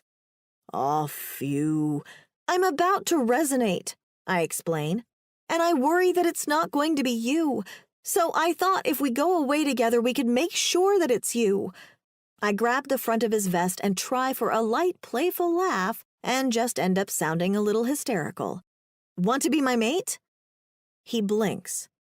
Resonance. Are you certain? Harlow scanned me and said so, yeah. I bite my lip. And I've been feeling really frisky lately. So can we please get out of here? Just you and me? I know I'm asking for the ridiculous. I know there will be a ton of explaining to do. I know there's a million reasons why it's stupid for us to bail out, and I'm mentally cringing, waiting for him to tell me that it's a terrible idea. But he just leans in and gives my mouth a light kiss. Of course. When shall we leave? I sob out of sheer relief and fling my arms around him. God, I love you so much. Thank you. Why do you thank me? He sounds amused, his big hands stroking my hair. Did you think I would abandon you to another? Do you think I want any other mate than you? I press my face against his chest, warm and delicious despite the rough tunic he's wearing. I love him so much. No other man can make me laugh, can push me as much as he does, and no one else makes me feel so perfect and dainty, like a lady. I don't want to be anyone's lady but his. I'm not sure he realizes what he's getting into. What if you're not ready to be a parent? Are you ready? I choke back a half laugh, half sob. No? Then we will be completely unprepared together. He rests his chin on my head. I do not care if we are the tribe's worst parents as long as we are together, my mate. You have been mine since the moment you landed here, standing above all the others like a tree with its head in the clouds. That is a terrible, terrible analogy, and I love you anyhow. He chuckles and caresses my cheek. You have my heart, my sweet mate. Never doubt this. If you wish, we will leave. If we hide away together and we do not resonate, what will you do then? My heart breaks at the thought. Live away from the tribe permanently? He nods. I agree with this plan. You do? I lean back to look up at him in surprise. You'd give up your tribe for me? Herrick strokes my cheek, and there's such a loving, intense look on his face that it makes my heart feel as if it's shattering into 1,000 pieces. Of course. You are my mate and my heart. How could I do anything less? That just makes me cry harder. But what if you're meant to resonate with Summer or Brooke? What if I'm keeping you from them? Then they will just have to wait until I am tired of you. He leans in and presses a kiss to my nose. Which will be never. I'm a sucker for all of these kisses. I tilt my face up so he can claim my lips and swallow my little sigh of pleasure when he does. If he's trying to distract me, it's working. There's nothing more exciting than his mouth on my mouth, unless it's his mouth on my skin. We break apart and I suck lightly on his lower lip, letting him know that I'm more than ready for additional kisses. He groans and gives me another quick, fierce kiss. You are cold. I should get you your furs, and we should be on our way soon if we're going to get to the nearest hunter cave before it's dark. I nod, but I don't release my arms from around his neck. I cling to him, wanting to stay in his embrace for as long as I can. It's already getting dark. Is that bad? We will hurry. He promises me with another kiss and a caress to my butt. I do not want you resonating to another either. I grin at that. What are we going to tell the others? I am going to tell them that you were so hungry for my cock that you tackled me as I approached and demanded that I mate with you in a private cave where you can scream as loud as you want. That's too close to the truth to even be funny. Or you could tell them that I'm shy about us being together and we changed our minds about staying on the ship. If you prefer. The grin he gives me is classic Herrick. So long as this evening ends with you in my arms, I do not care where we go. Oh, I'll be in your arms, and in your pants, and everywhere in between, I tell him breathlessly. We're sealing the deal tonight. Enough foreplay. I want you inside me. Herrick's teasing smile fades and is replaced by a look of such intense lust that I press my thighs together tightly. All the more reason for me to hurry. Wait here. He turns to head back to the ship, pauses, and then crosses back to me. He pulls me into his arms and hauls me against him for a deep, searing kiss full of tongue and promise. When I'm completely dazed, he releases me, gives a little nod as if to reassure himself, and then marches off toward the ship. I sit down on the rock, my knees weak. Harrick. My mind is racing as I storm into the Elder's Cave and grab our things. It grows dark outside, which means I must return to my Kate quickly, but there is so much to take in order to be prepared. Still, this must happen. I cannot let her go alone. I dare not let her return to the cave, not if what she says is true and she will resonate. She wants to be with me. I want her to be with me. It makes sense for us to escape together. My heart feels as if it stops in my chest every time I think of my Kate resonating to another. smiling at another as he takes her into his furs. My tall, pretty Kate with her cloud mane resting on another male's shoulder. My Kate with her belly rounded with another male's kit. I die inside at the thought and rush to shove more furs into the closest pack. Harak? It is Vaza. I cannot talk now, my friend. I must take Kate away from here. Away? But you just got here. He sounds confused. You are packing already? This makes no sense. I know it does not, I tell him, but my female wishes to leave and I will honor her decision. Pah, Vaza says. His boot is on the fur I am currently trying to roll up, and I tap on his leg to get him to move. She is young, your female. She will change her mind 12 times. Tell her to stay.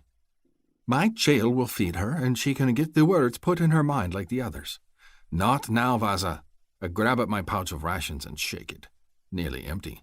The kitten has been eating all of it. I curse under my breath and try to think, rubbing my face. I need supplies. You do not. You should stay. We have missed your company on this trip. Vaza tries to take the pack from my hands. Just when we were to enjoy your laughter by the fire once more. Surely you will not... Leave him alone. I glance up as Ruch stalks forward, moving to my side. He has a heavy pouch in his hand and offers it to me with a little nod. He has something he must do. I stare at Ruch. He knows. He knows I will take my mate away, so she will remain my mate. Grateful, I take the pouch and stuff it into my pack, clawing at the nearest fur to try and make it fit in. Each moment that passes is another moment that my Kate is left outside alone. Each moment is another that the others might return and someone will resonate to her.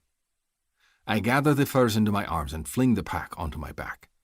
I will fold everything neatly later when we are at the hunter cave alone together. I am sorry, I tell them. I cannot stay. Not tonight. But it's dark, Chael protests by the fire. Isn't it dangerous? It will be fine, Ruch says. He pulls his knife from his belt sheath and offers it to me. We will watch your poof for you. Poof? I blink, trying to recall what poof is.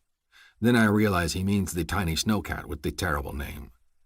I look over and see the others gathered by the fire, all staring at me with wide eyes. Rukar has the kitten in his lap, fast asleep under his small, stroking hand. Ah, yes. You have my thanks, friend. He nods.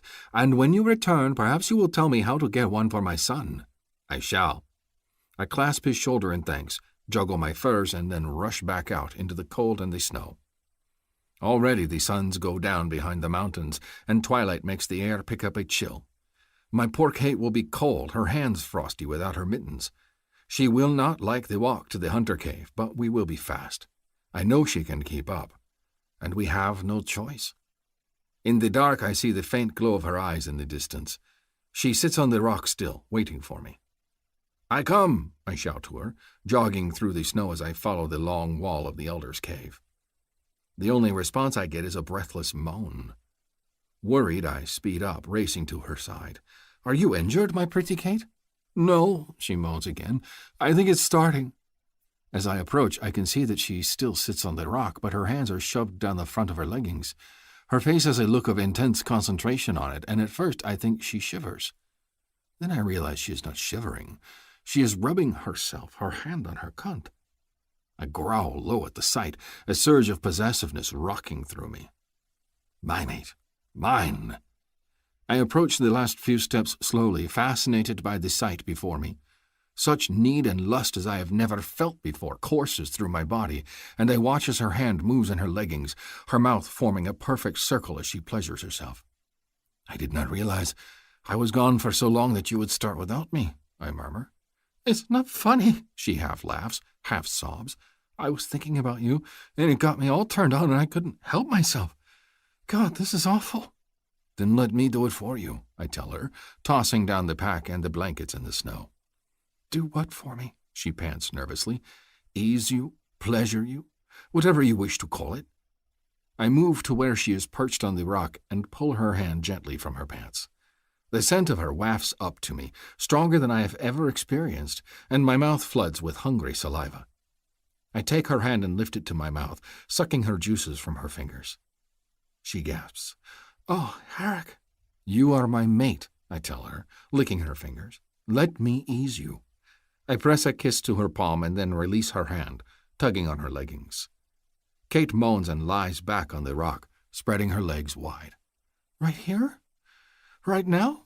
Here, I agree, because I do not think I will be able to walk with how stiff my cock is. It does not matter. My mind is full of nothing but Kate. Kate's scent, Kate's taste, Kate's touch. No one will come to see. They are warmed by the fire. She shivers but makes no protest when I pull her leggings down to her knees, exposing her sweet cunt to the air. Should we? Do you wish to travel while you are aching? I ask, and press a kiss to the pale curls shielding her cunt from my gaze. Her response is a low moan. No? Then let me pleasure you. I drag the leggings off of her and then press a kiss to the inside of her thigh. Her flesh is chilled already, and when she shivers I worry that it is not all enjoyment. I give her a teasing flick of my tongue, then get up. Her little protest is delightful to hear, and I pluck one of the thick furs off the ground and toss it over her bare legs. I cannot have my pretty pleasure mate freezing while I try to lick her cunt. Kate gasps when I duck my head under the blankets and pull her down against me. Now both of our bodies are under the blanket, my head entirely covered. This way she is warm, and she is shielded in case anyone should come upon us. My tail flicks with arousal at the thought. Though I know Kate would hate it, I like the thought of the others seeing me claim her, knowing that she is completely and utterly mine. With a low growl, I bury my face into her soft folds and drag my tongue over her wetness. Oh, dear God, she moans. Eric, please. I know what she wants. I have thought about nothing else. My tongue finds her third nipple, her clit, and I begin slow, steady strokes over it. Her cry tells me that I have indeed hit the mark, and the swift jerk of her hips indicates that she will not last long. Already my Kate is close to the edge, her lush folds wet and ready. I want to lick every drop of her juices, but I know she needs my tongue on her clit. Over and over I lick it in the slow, steady motions that made her so excited last time, and I press a finger to her entrance, testing her reaction. Her thighs jerk near my head, and her hands grip my horns under the blankets. Oh yes, Eric, just like that. That is all the signal I need. I thrust a finger into her core, and her breathless little gasp of response makes me nearly spill in my loincloth. I pump into her with my finger, working her with my tongue and hand at once. Over and over I taste her juices on my lips, and it drives me to continue. There is no sweeter taste, and today she seems to taste better than ever. There is nothing like it, and I could happily spend the rest of my days here under this blanket between her thighs. Kate quivers all over, a moan rising in her throat. Her legs jerk against me, and I can feel her cunt tightening around my finger. I groan into her folds because I want nothing more than to bury my cock where my hand is. I want to claim her as mine, fill her with my seed. Mine, my mate, my lovely, tall, strong, pink Kate with her cloud of hair. Mine, forever. She gives a low cry, and then I feel a rush of her wetness against my tongue. She comes, hips rocking against my finger, her hands clenched tight on my horns, her clit on my tongue as I continue to lick her, wanting to draw out her pleasure. Eventually she shivers and pushes my head away, and it takes every ounce of my strength to pull back. I want to keep licking her, to have her taste on my tongue for hours. I am craving her like no other. Kate gasps, and I lift my head out from under the blankets. Her hands are clasped over her chest, and she stares, eyes wide. Do you hear it? My heart feels as if it stops in my chest. You are resonating? She nods, a dazed look on her face. It's like a low hum. No, more of a purring. Oh, it feels so strange. Come listen. Instead of doing as she asks, I pull the blanket down over her thighs and cover her. I do not want another to come up and see her nakedness, not when it will embarrass her. As I do, I look around, waiting. Whoever she is resonating to must be near. My kui is silent, and it feels as if there is nothing but ice in my chest. Harak? She reaches for me, still sprawled on the rock. Are you okay? I gaze around us, but I see nothing. No one. Only snow and the twilight skies. Who are you resonating to? Do you know? I have this sudden and violent urge to attack whatever male comes close to her. I don't know, Kate says, sitting up. Her hand presses to her breast again, and a look of utter disappointment crosses her face. It's not you? I shake my head. If it were, I would feel it.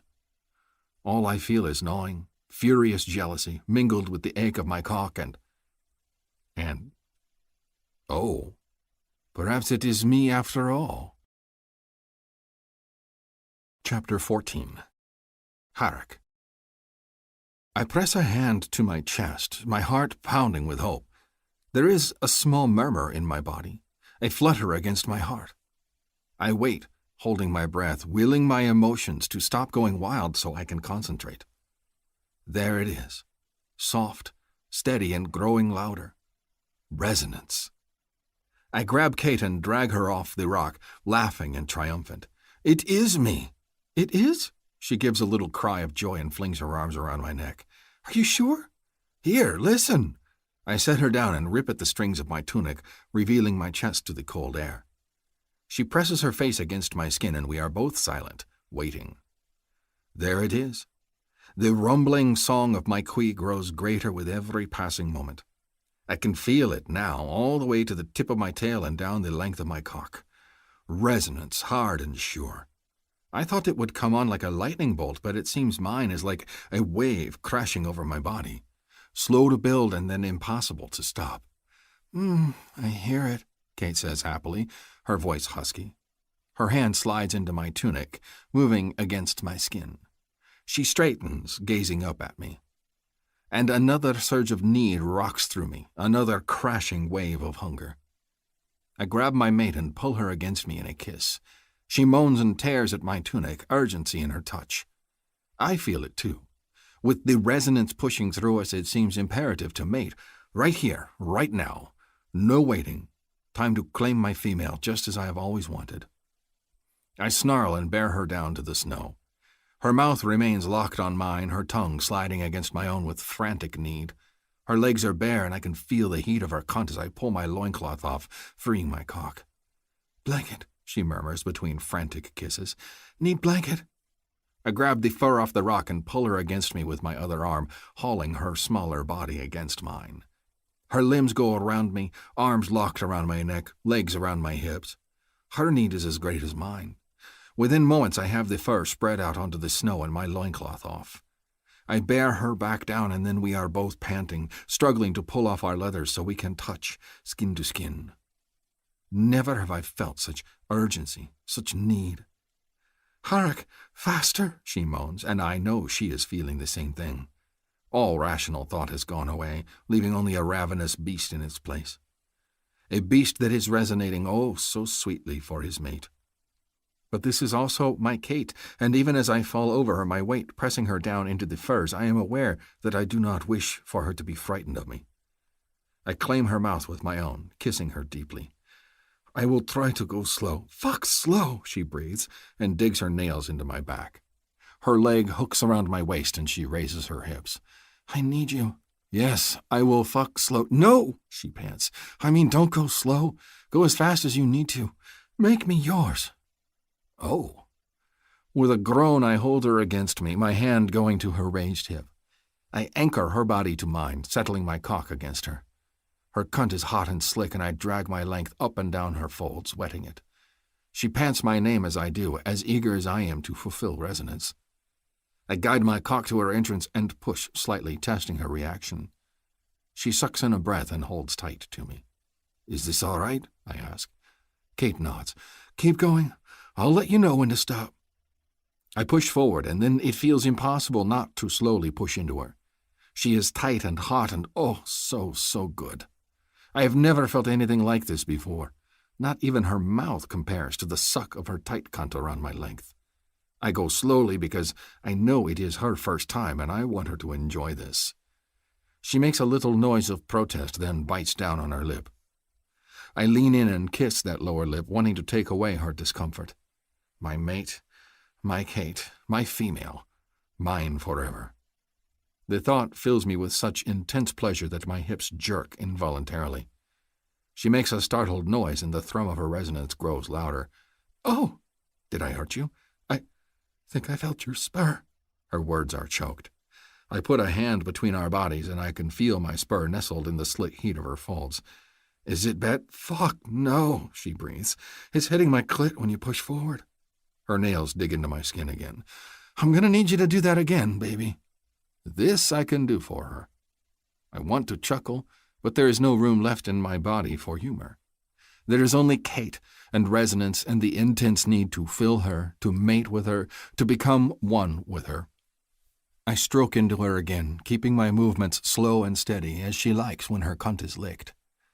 The air hisses between her teeth. Oh my God! Her eyes close and she tilts her head back. So good. I grit my teeth because her reactions are making it hard for me to keep control.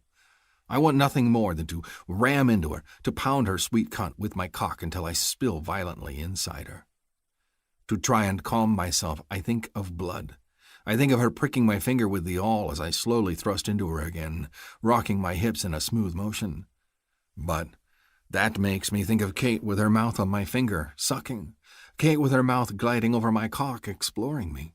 And suddenly I am not thinking about blood at all. Just Kate. The resonance song of my queen is so strong it is overwhelming my thoughts.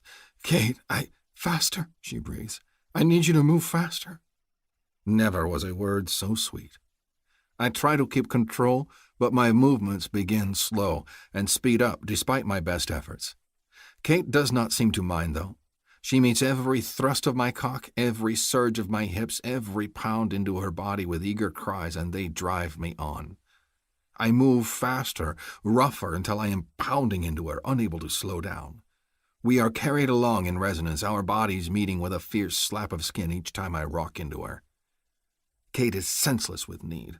Her cries carry through the snowy landscape, and I want to tell her to quiet down, but I am making just as much noise. My groans match hers, and the pleasure is so intense, I do not care if the entire cave is out in the snow watching us. All I care about is my mate writhing under me. She gives a hoarse little cry, and then her thighs lock hard around my waist. I feel it the same moment she does. Not only is the queen in my chest singing so wildly that my entire body shakes with the force of it, but I can feel her cunt tightening around my cock as she comes to her peak.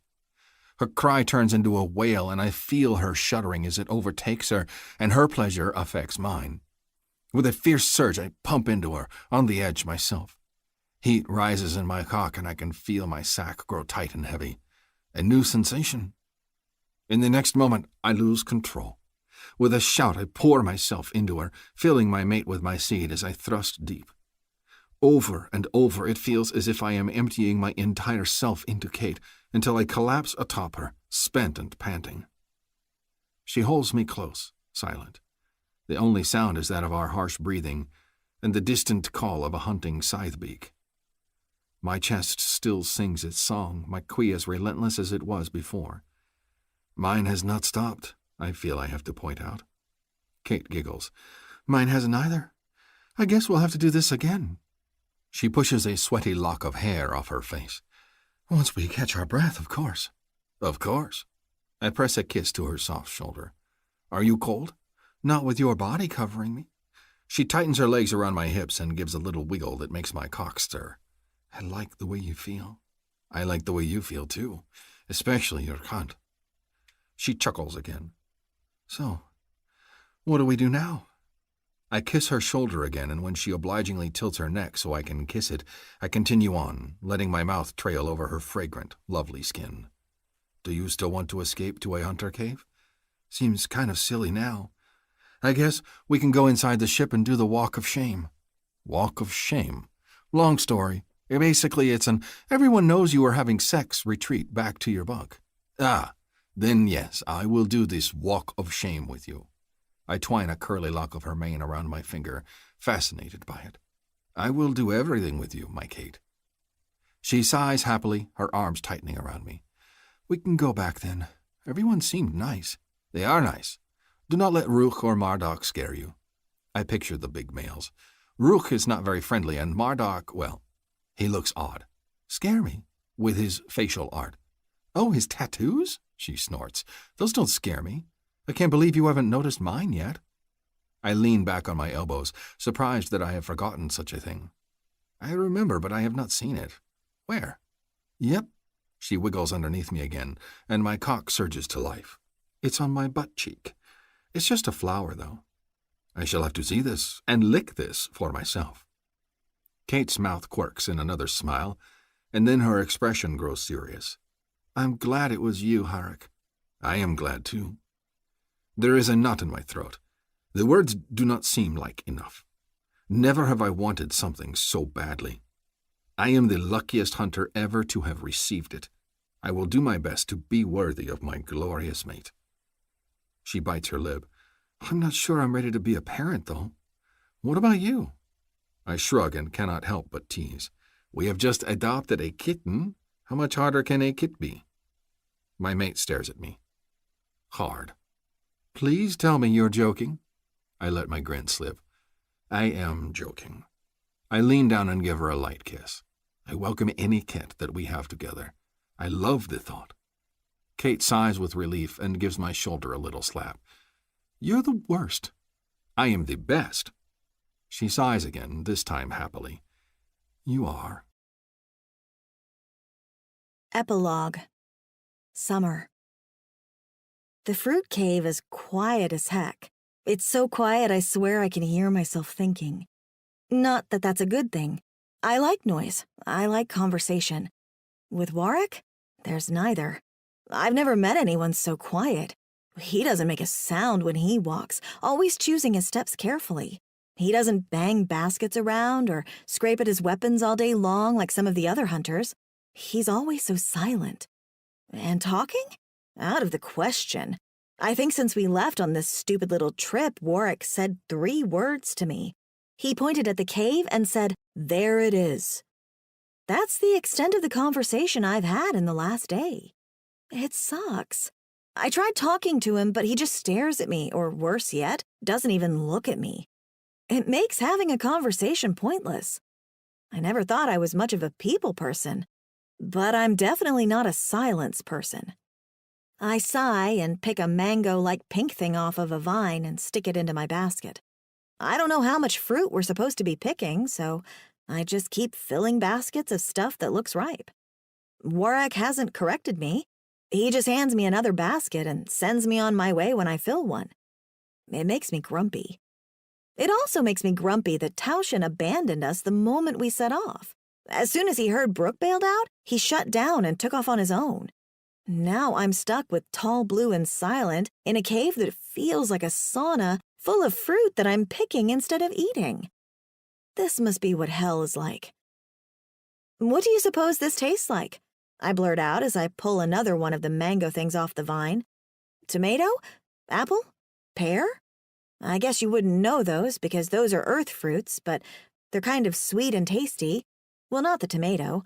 I guess tomatoes are technically fruit, but they're more acidic and tart and not eaten like a fruit.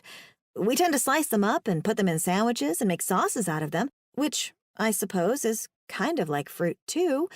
If you think about it, tomato sauce is just like fruit jelly, but on pasta. Oh, God! What the fuck am I even saying? Shut up, shut up, shut up, Summer! Warwick just makes a grunt to indicate he's heard me, but doesn't contribute to my inane conversation. Why would he? I sound like an idiot to my own ears.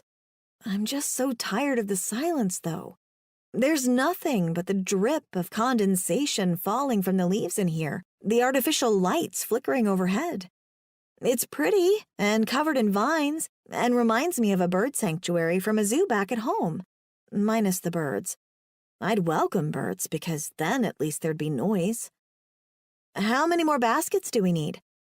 I pause in my plucking and turn around to face my silent companion. Are we bringing less in since Tauschen left? Or do we need to make up his slack and pick some extra? If we do, how are we going to carry it back? I mean, we could always jig a sled of some kind, but I thought this was going to be a quick excursion. I mean, not that quick since we stayed overnight and all, but you get the drift. Warwick looks up from his careful packing of the fruit and blinks at me with those bright blue glowing eyes. He's unfathomable. And he's still silent. God. You know what? I'll just go back to picking, I tell him, mentally shooting darts at both his head and mine. Him for being mute, and me for babbling to fill the silence. But he cocks his head animal-like and gets to his feet, a frown of concern on his face. "Uh-oh, what's going on?" I ask, moving to his side. The fruit cave has a lot of narrow ledges that mean walking close together or worse, rubbing up against each other.